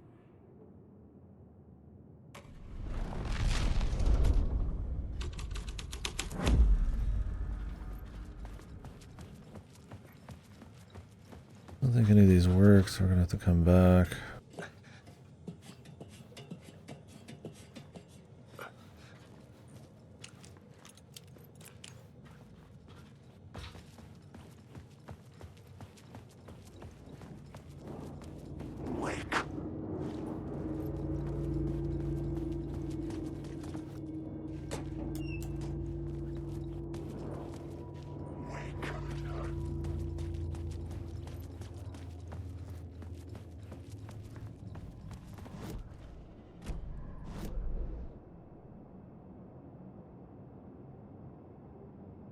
We'll see. I don't really know what's going on there.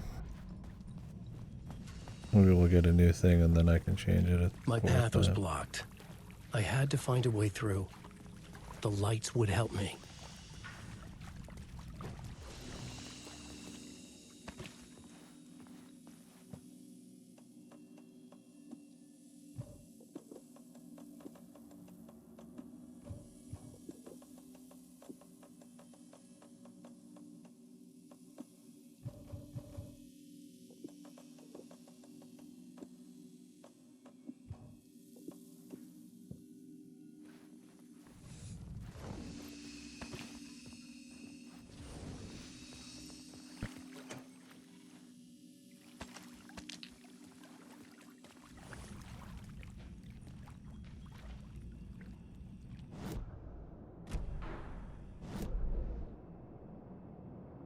Yep, first playthrough.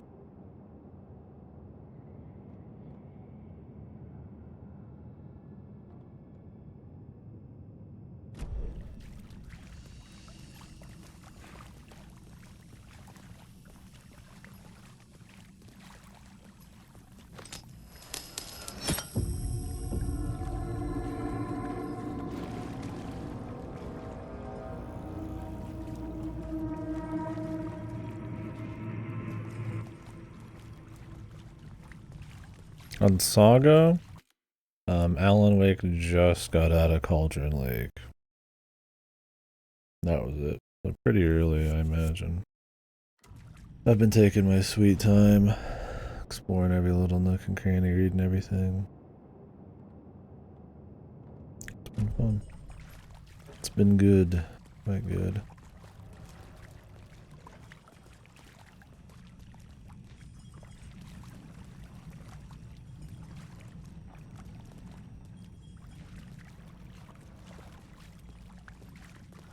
Fun too.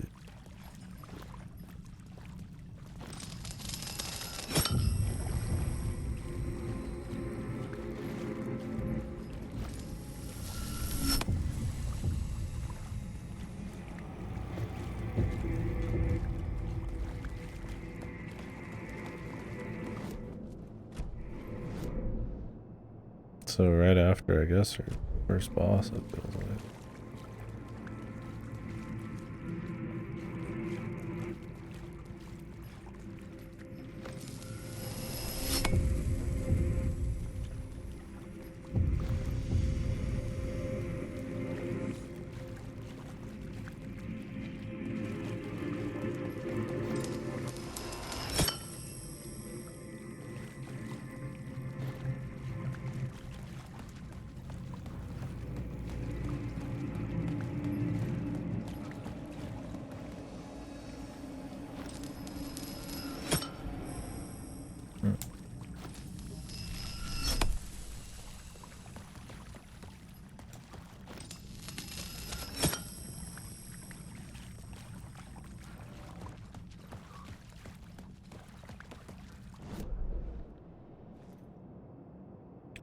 I need to go back here, but do not know how to get that. Unless you can like move shit or punch shit. Maybe it doesn't matter if you're looking at it, if you just get the right spot. I don't know, I'm curious. I don't want to fucking have to run all the way back. This may seems like it'll be a little extra. I would imagine it's just like you need to swap a scene, but we'll see.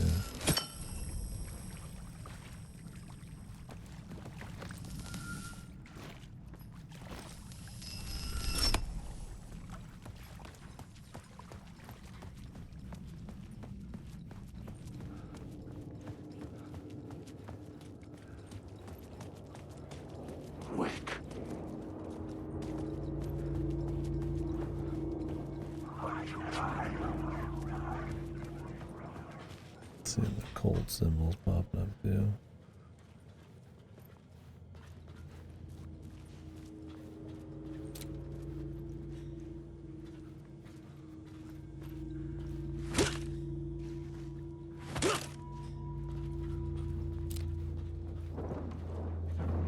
I just want to let me die.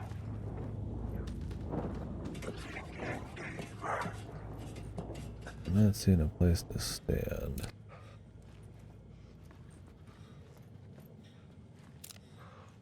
Unless I'm supposed to look at it from here.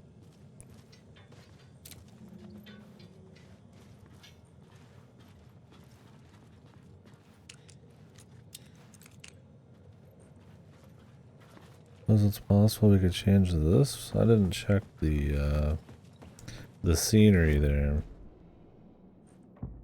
I would imagine we would just have to come back with a different story beat.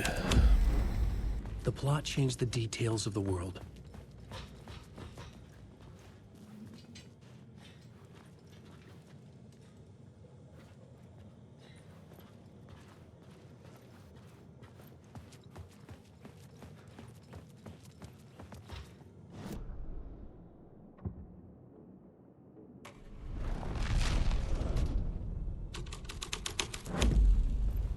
thread would create something terrible in the scene. But it's what the story needed. Don't see anything really changing here.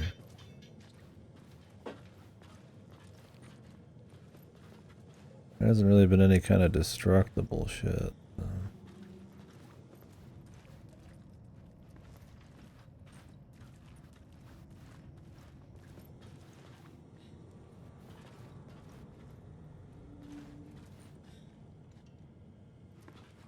Let me check this real quick.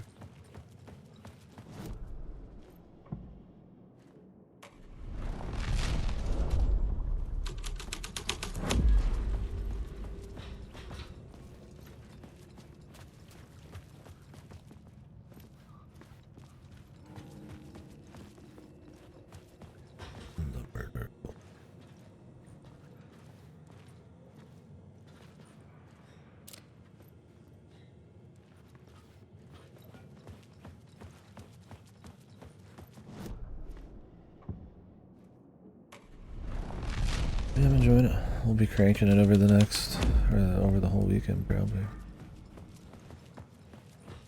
We'll be going for a bit more tonight, but I'm waiting on word from some people. Might do a little movie watch in the Discord. Hopefully I'm pretty fucking tired.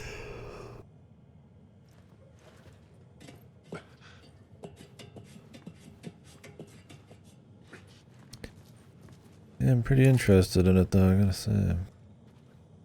Hoping you could shoot through this, but...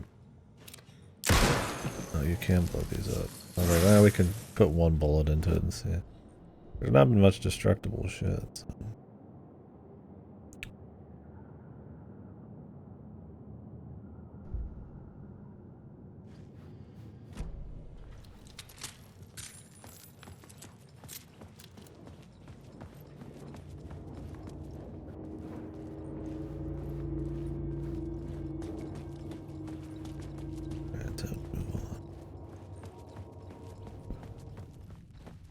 Didn't the Quantum Break guy show that on this thing that lets you do all these, there's like a central one? We'll see.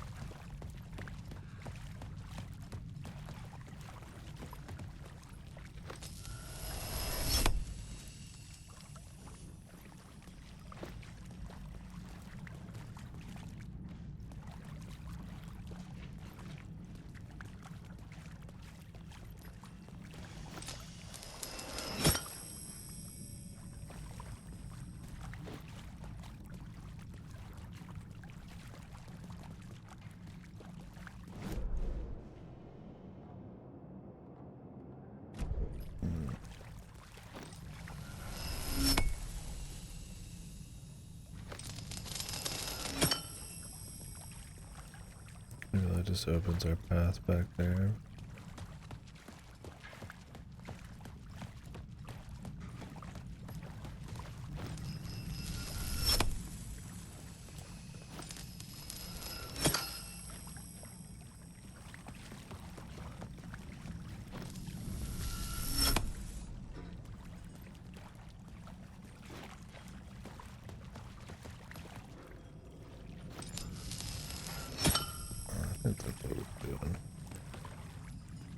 Putting something there. Oops.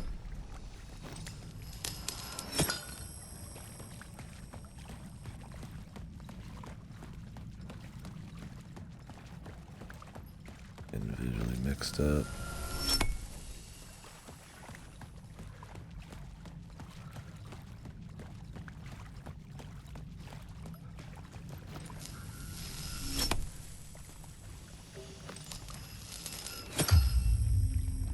There's some Because clearly we were going off into that direction. It did not wrap back around, right? So I thought I was somewhere different, but that's part of the fun, baby. Cool.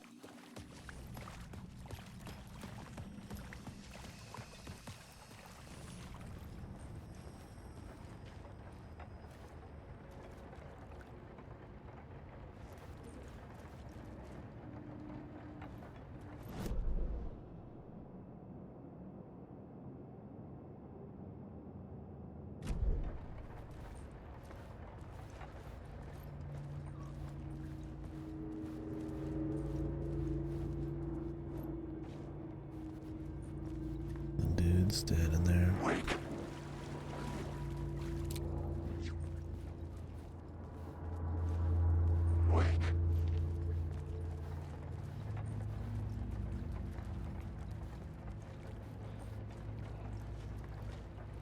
Trying to see if these are actual enemies or not. What's that?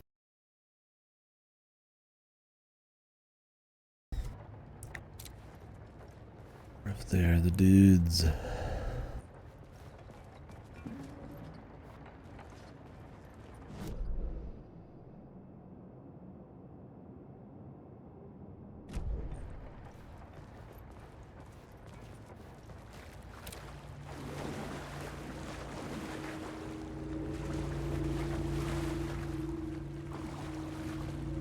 Dark here.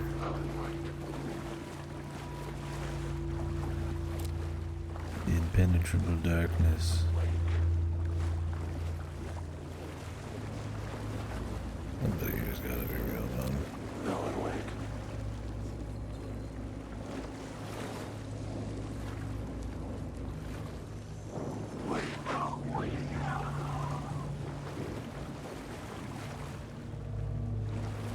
Alan Wake.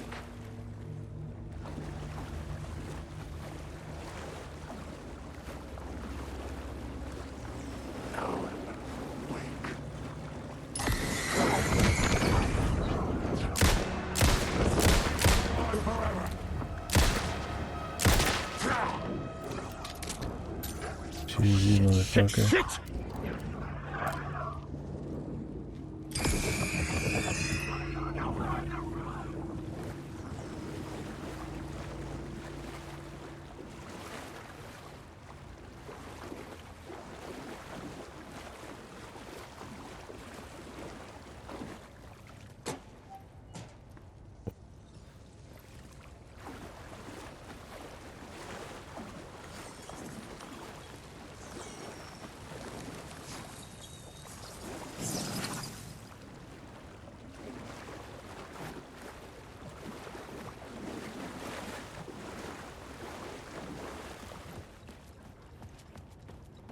Review.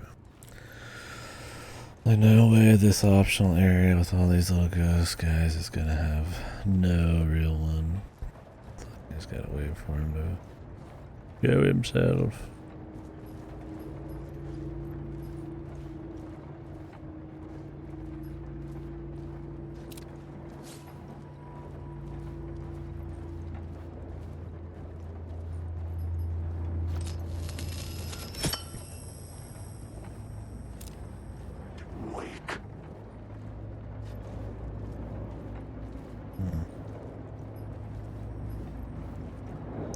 I need to be out there.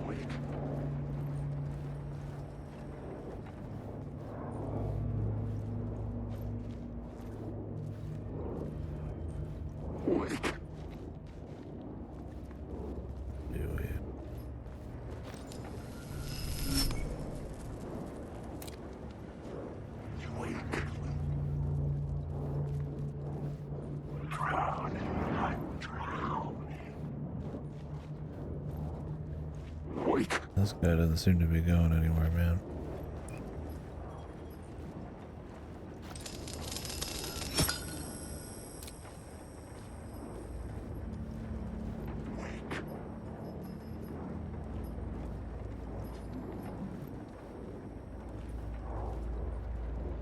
Alan Wake.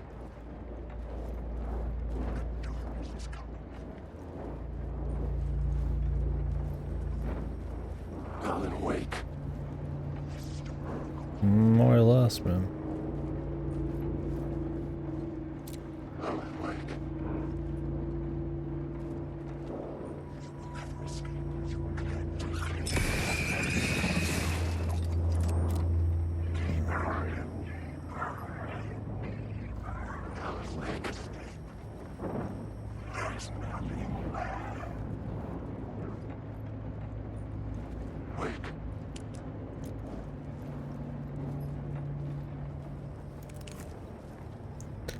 The Shadowman.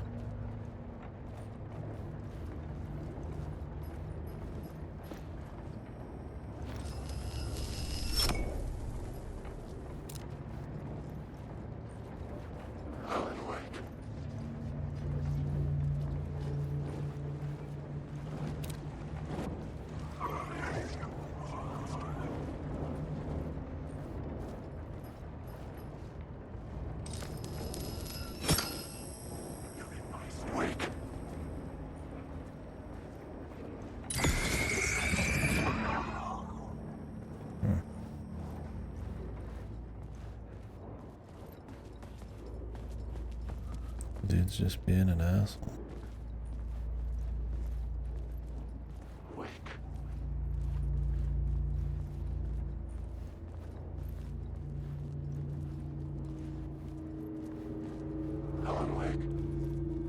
He's trying to awake, man. Alan's trying to get out of here.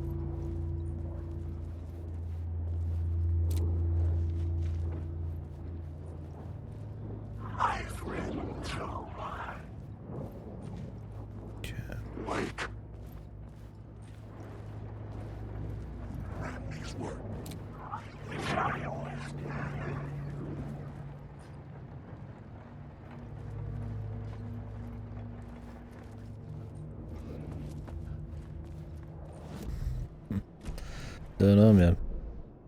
Not gonna lie, I don't watch pro porn. Only the acting and the fucking music and shit, yeah. Although there's, I guess, some stuff that I watch with the tunes. Yeah, I don't really like the bumping, crazy, distracting shit. It ain't getting me going, that's for sure.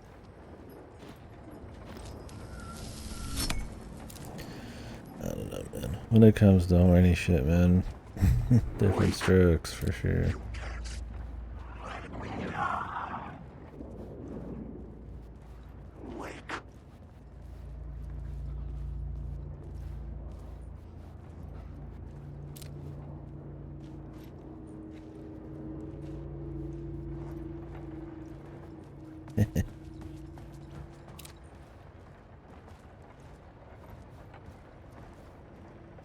Some people gotta watch their like hentai and shit and like a fucking certain BPM, fucking just blasting bass and shit. I was like, Jesus, dude, just hit me with some porn, it's fine, man.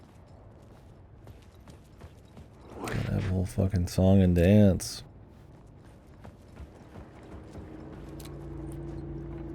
They're advanced users, dude.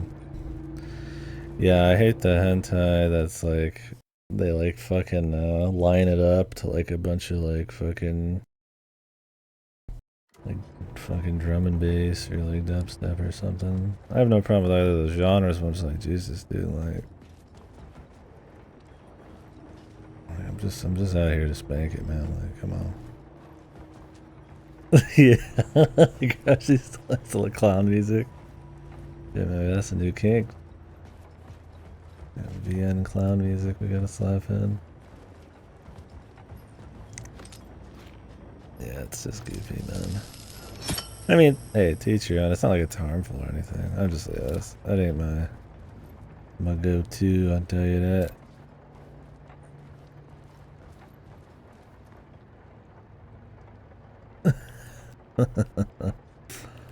I mean, that could be funny, but yeah. If it's like Mario doing it. Oh, I just had to stand. I thought I had to create the symbol fully.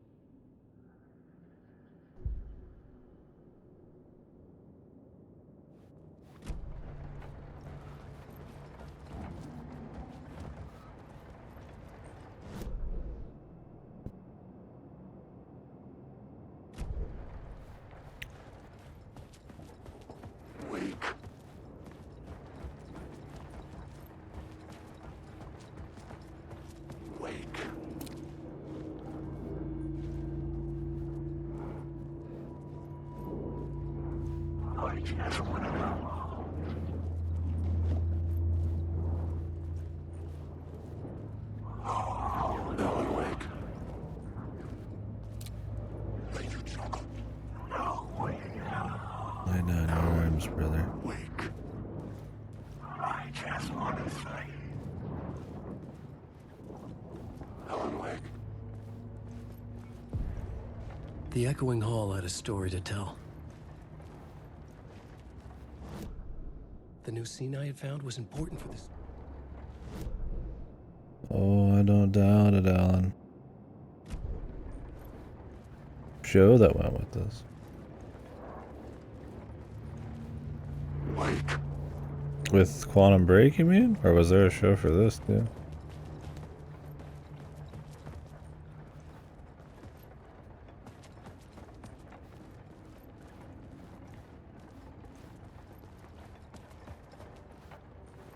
No, I didn't know they did a standalone show for it. I know there's a DLC called Bright Falls coming out. I'll have to watch it if so. Is it just like a little, like, short? Yeah, I'll watch it later. Is this real?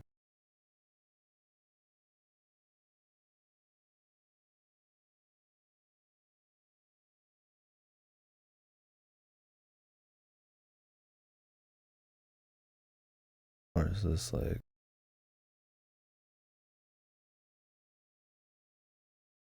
fan-made?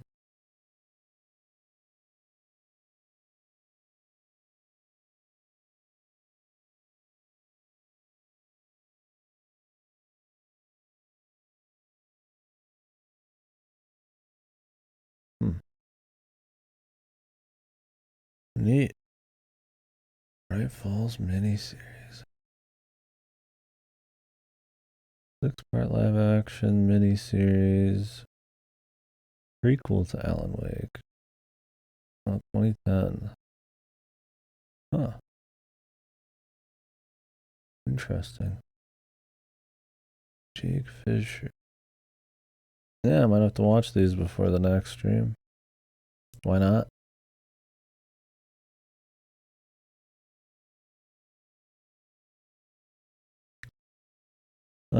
Developed by Agency 215. Is this like even tied to it in any way?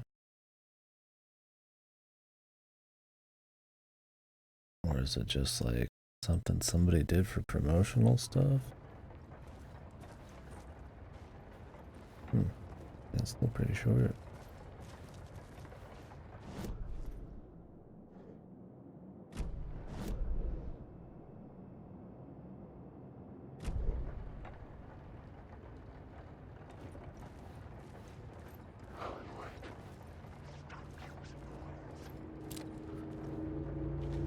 I'm hearing music. Wake.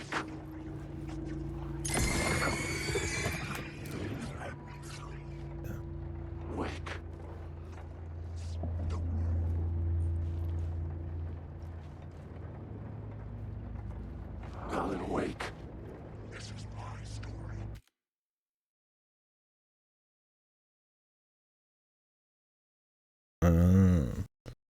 So they didn't know anything about Alan Wake in particular, but just some ideas and concepts and shit. The feel. Alan Wake. That's interesting.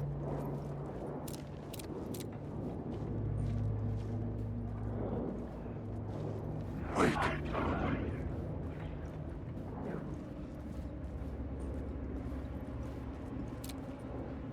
Wake. I arrived and I arrived and I arrived and I'm drowning. I'm drowning. Probably, dude. Yeah, they actually go at it pretty hard in this. The links. They're like hard connected.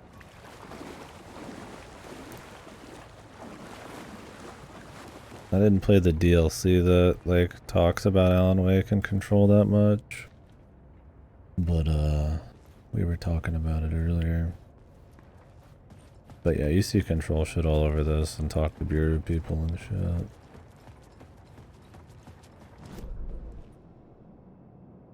Which is cool.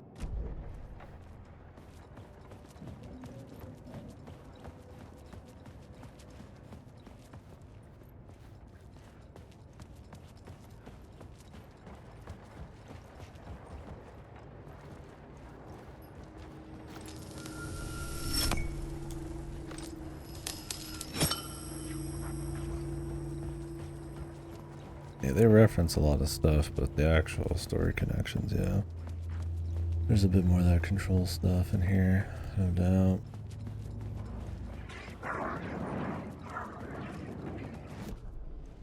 Let's go ahead and link this up.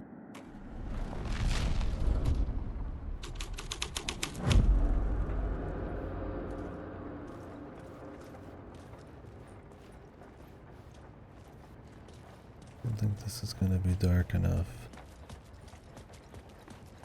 Too simple. Murder gold.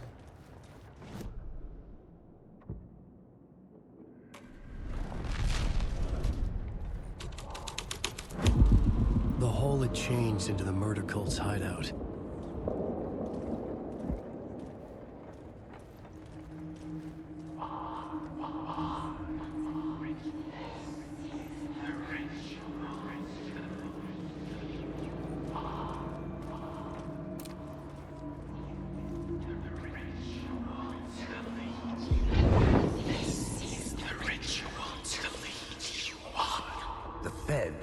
Something here that made him run scared. Whether the summoning ritual had been a bona fide supernatural event or the red on mass green's pretty psychosis good. of stark raving lunatics, it didn't change the facts. The cult was messing with things no one should mess with. The ritual was a vital part of the story, the key to reaching the murder site.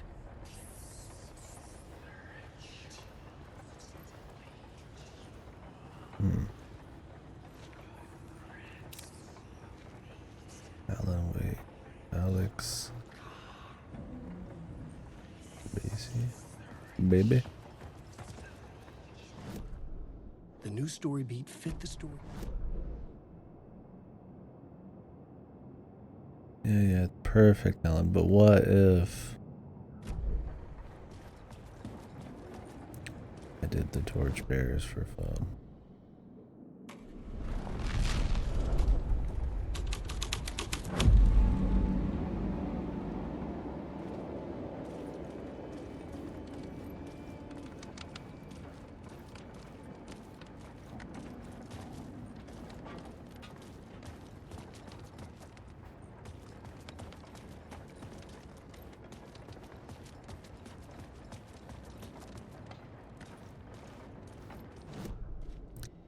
The ritual it is, and cult of jazz. Something out of a horror story, but I had to keep going.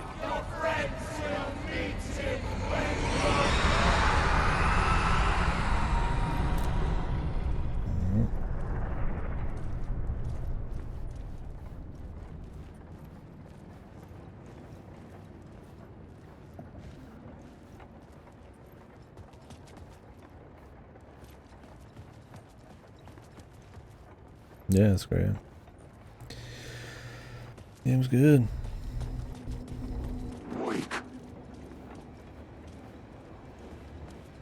Where the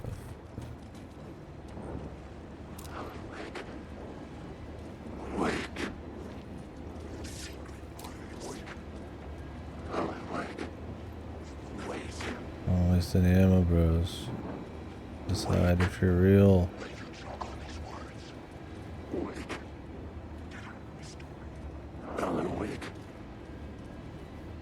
Freeze, motherfucker.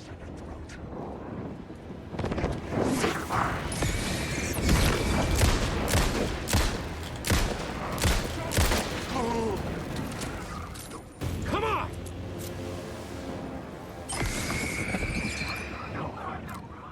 That guy's not.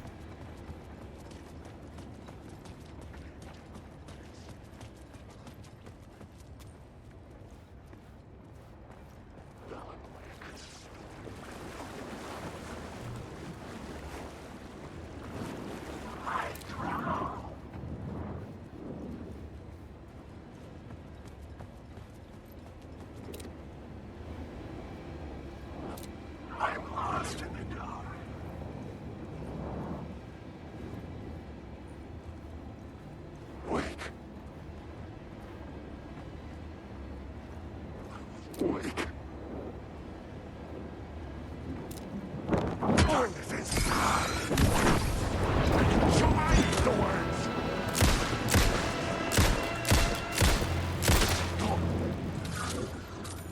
Shit!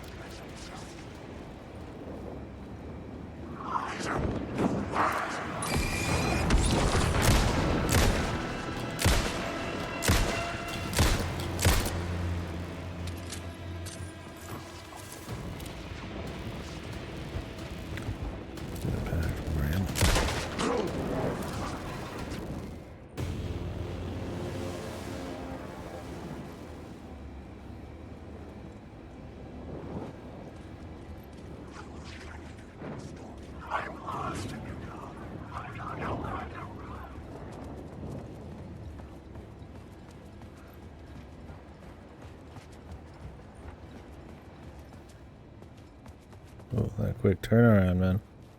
Oh, we got moves.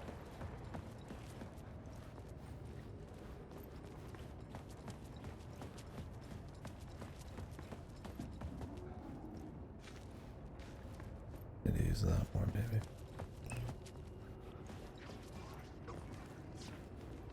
Not as necessary when you're not using tank control.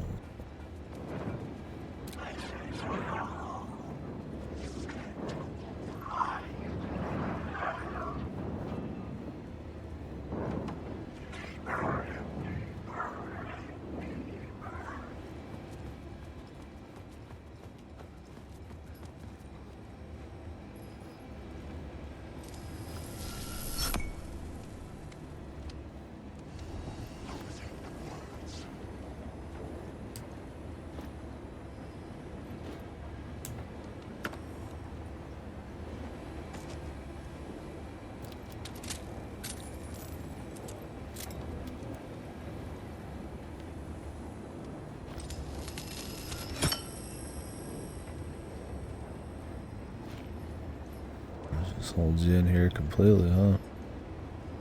No escape.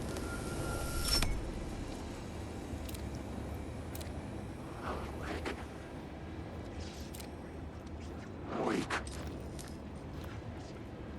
Alan, wake.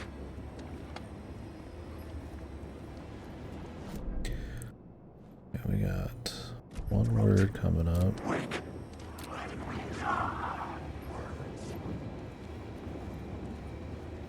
Alan, wake. You're in my store. Wake. Wake. I don't believe you, brother. Whoa. Cover your star. He's real, man.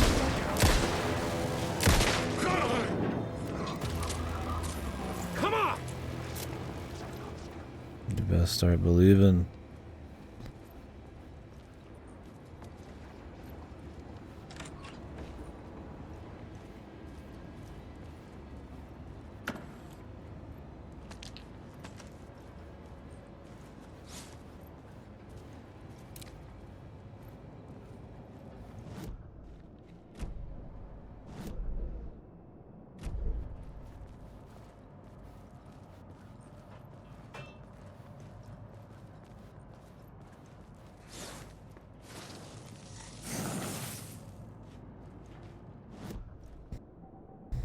Words of God.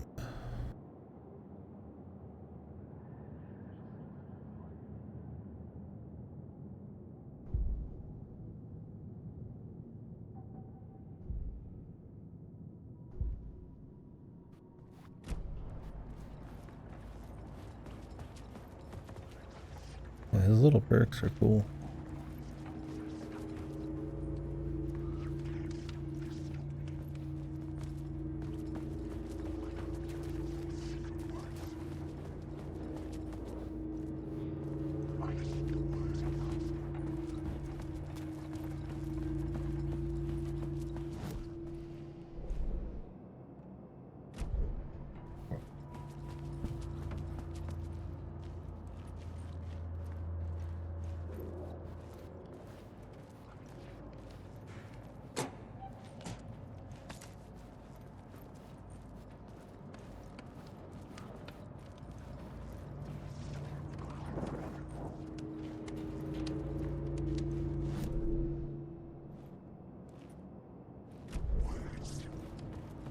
What's over here, man?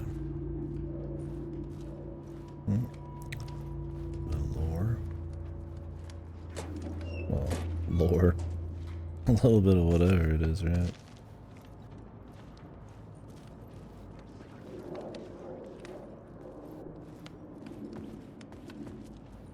Other way.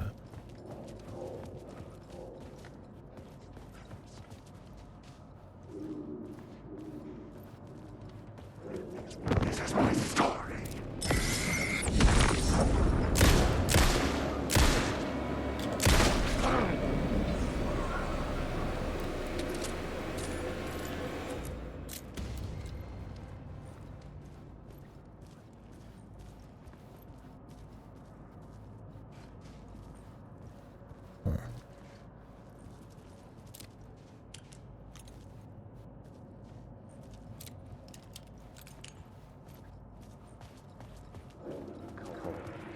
Turns out the cultists weren't the only ones using the tunnels.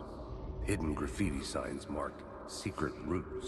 I kept hearing whispers around burn barrels of an underground society of mystic outsiders with hidden knowledge. Typical New York. Alan Wake. Yeah. The usual New York bros.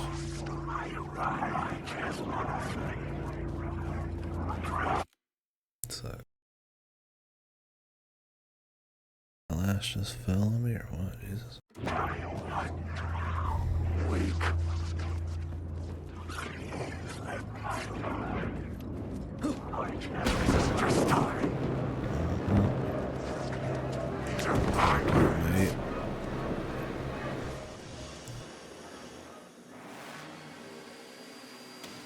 We might. Fuck you.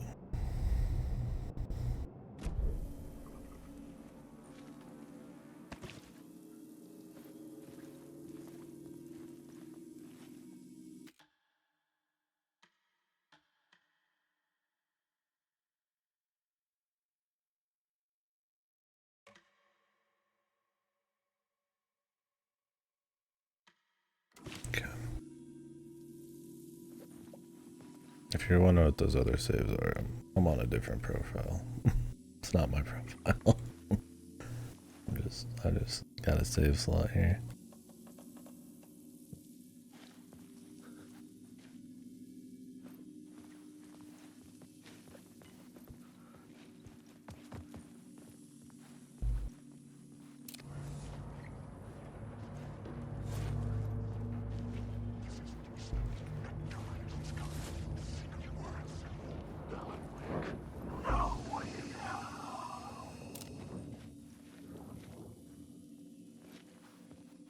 Trying to get that word of power real quick. Not having to fight this dude.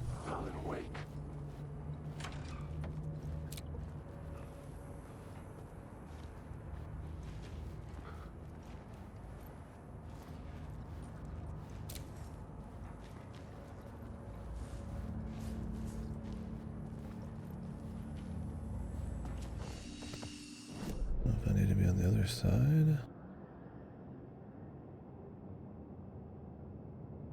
Don't know if I can be.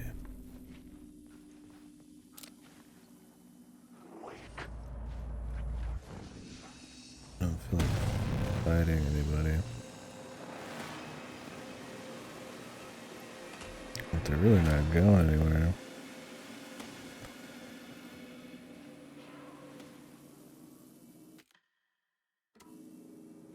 What was I doing?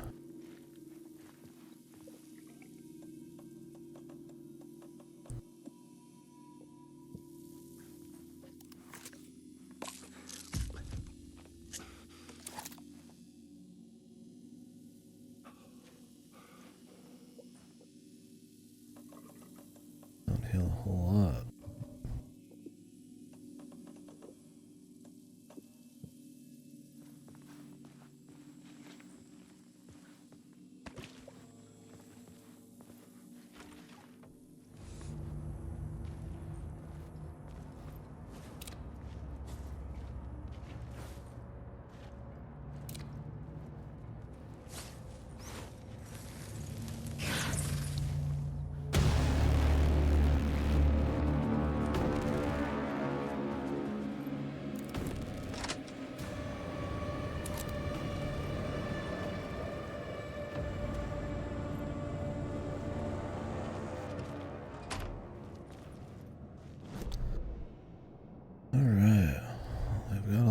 stuff now.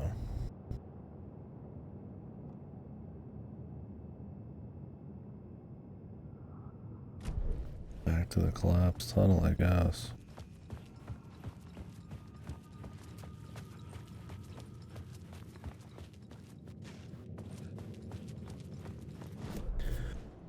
Where's what's his face? He's in there.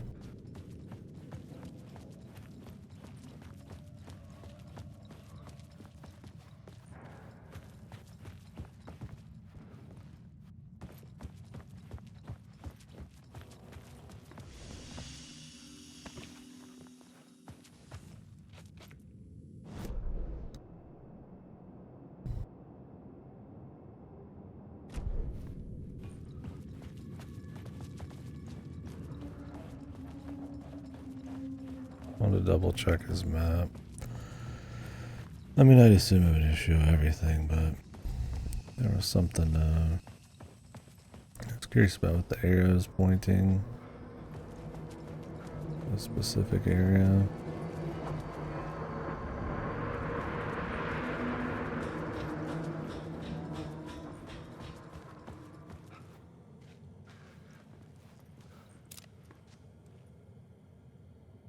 They're just connected. I thought they were all pointing to one. God.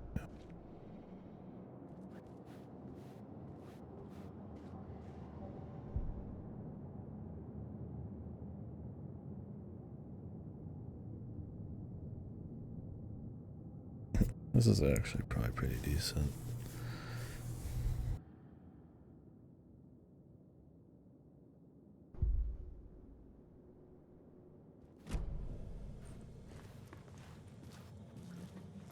That's a lot of extra heals on each map, if you think about it.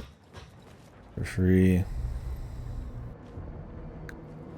Here, just to count them up.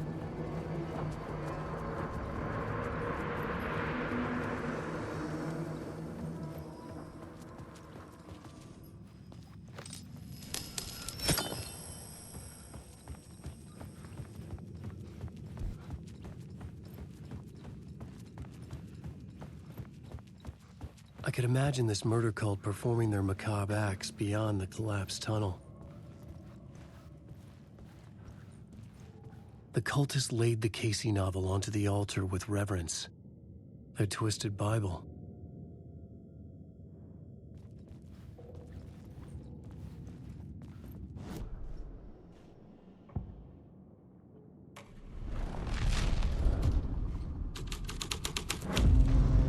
The scene here had changed.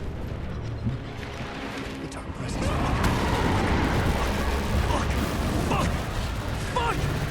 Fuck! Legally strong. Has he gone too far, man?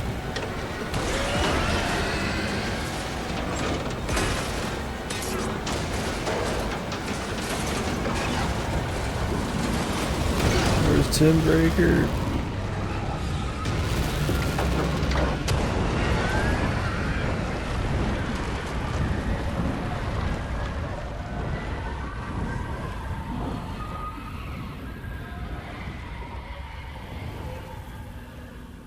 I couldn't hear the dark presence. It was gone.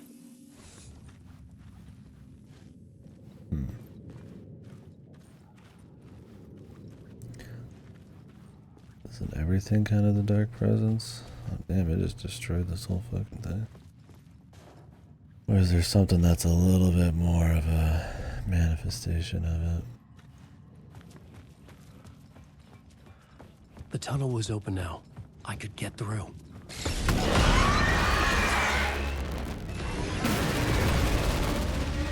Oh, Alan. You fool.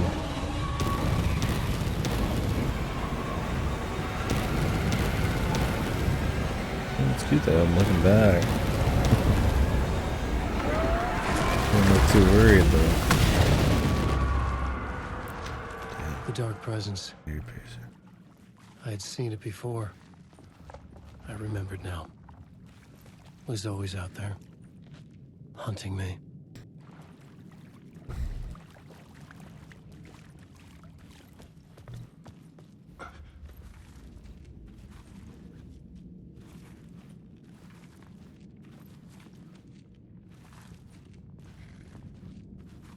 like the angle where he's like possibly done this a bazillion times, but he's forgetting and progressing here and there and weird loop. Jeez.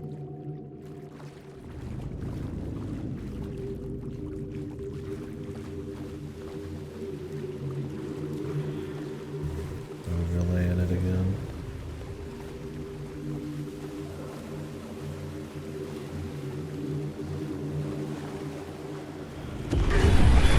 I had found the murder site. The heart. Somehow the victim's heart was the key.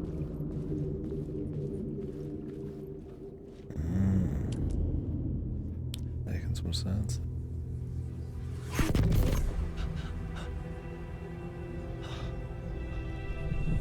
Something had shifted. I felt an overwhelming closeness to home. An FBI agent?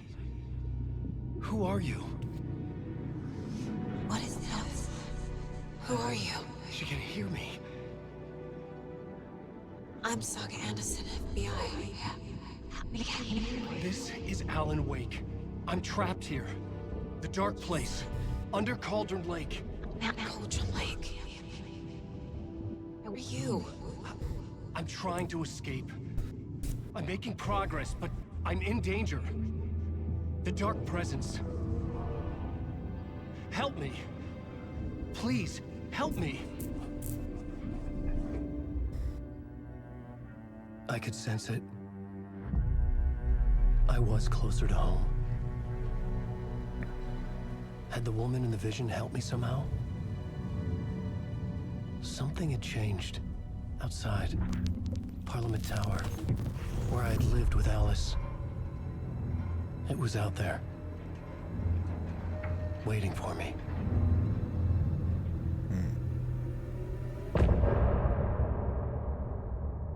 Cool.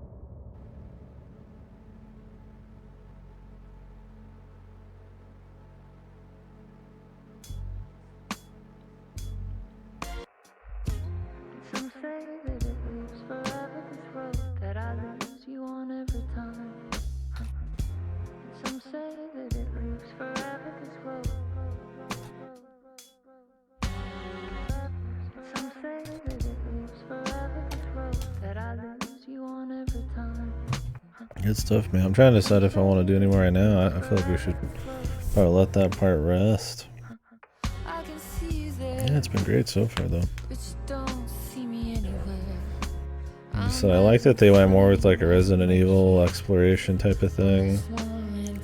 With a little bit more methodical What are you looking at? kind of spacing on the enemies. You have to be careful with your shots a bit more. This window becomes a Try to hit weak points if you can.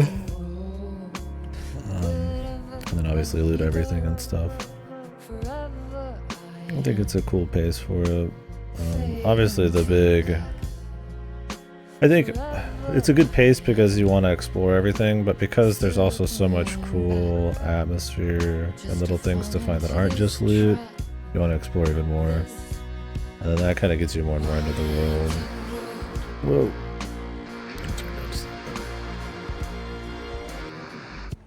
But yeah. I mean, the presentation's the big winner for sure, right? Really cool visuals that still have some meaning, that make you ask questions or just make you feel a certain something or other. Either it's just the pace of Sagas where it's like slowly, kind of like Alan Wake, where it's slowly getting a little weird. Or in his, like, I feel like having the contrast of like the city and the Pacific Northwest is really strong. And I think they do a lot of cool stuff with colored lighting. Like when we're in that tunnel, it's like green in the distance and then red in the front. A lot of cool stuff like that. It's not just tech. It's like art direction, right? It's not just pretty. I think they do a lot with it. Try to do some creative stuff with presentation and all that. I do think the sound balance can be a little fucked sometimes, but generally it's not a huge deal. I wouldn't mind if some of the ambience came up a bit and some of the action stuff got a little quieter. And then the TV stuff was a little low, but yeah, they just always have something like interesting going on. If it isn't like some commercial you watch or a neat story beat or cool concept that's kind of got a little mystery, it's, you know, just the action exploration and all that. So good. It's not overly wordy, but there's still story. I'm surprised there's more gameplay stuff than I expected, really. Solid. I assume it saved.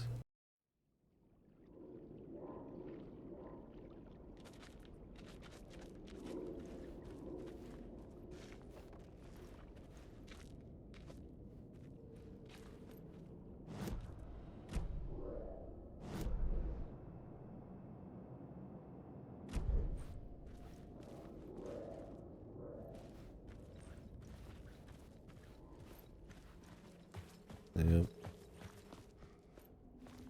I've seen his piece a few times.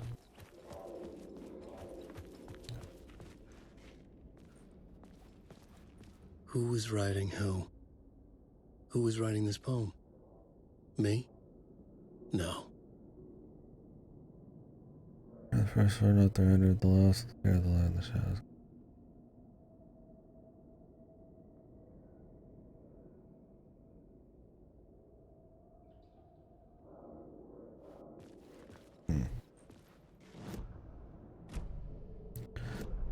He broke out soon after this. You gotta wonder if it was even actually him.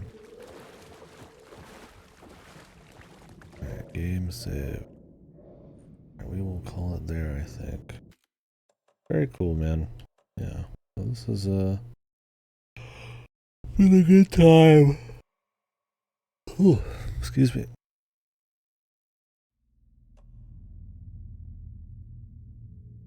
So yeah. We will continue tomorrow. Yeah, just solid so far.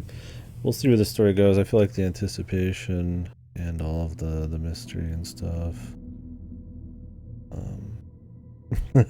Play a game I enjoy. I've enjoyed a good few this last few weeks, but also some that are just fucking whatever. Yeah, it's been good. I mean, I always love surrealism and horror and stuff, so yeah, Stellar Blade. Let's just fucking... Just whatever. It's such a whatever game, man. Yeah, I like this much better. This actually is trying to do something. And with the AAA budget, right? I love seeing creativity of any kind, even if it's just an art direction and story with the AAA budget. I feel like Remedy's always been pretty decent about that. Not always, but lately for sure. Like, I wouldn't call this a mass appeal game, right?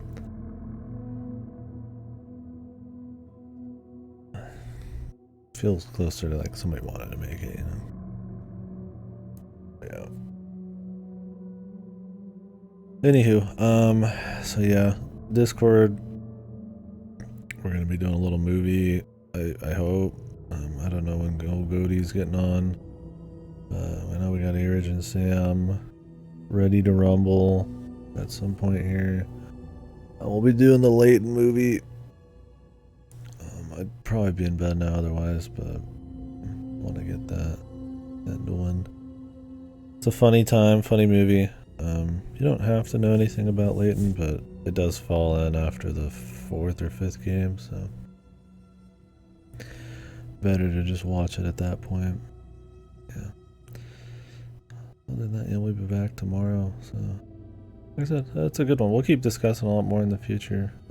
I'm taking my sweet time with it. Like I said, this is one I like to let it soak in, find all the stuff, be careful with my shots and all that, and we could get a bit more immersed. So, reading everything. Hopefully they keep surprising and turn us into cool new areas. They don't rest on their laurels at all.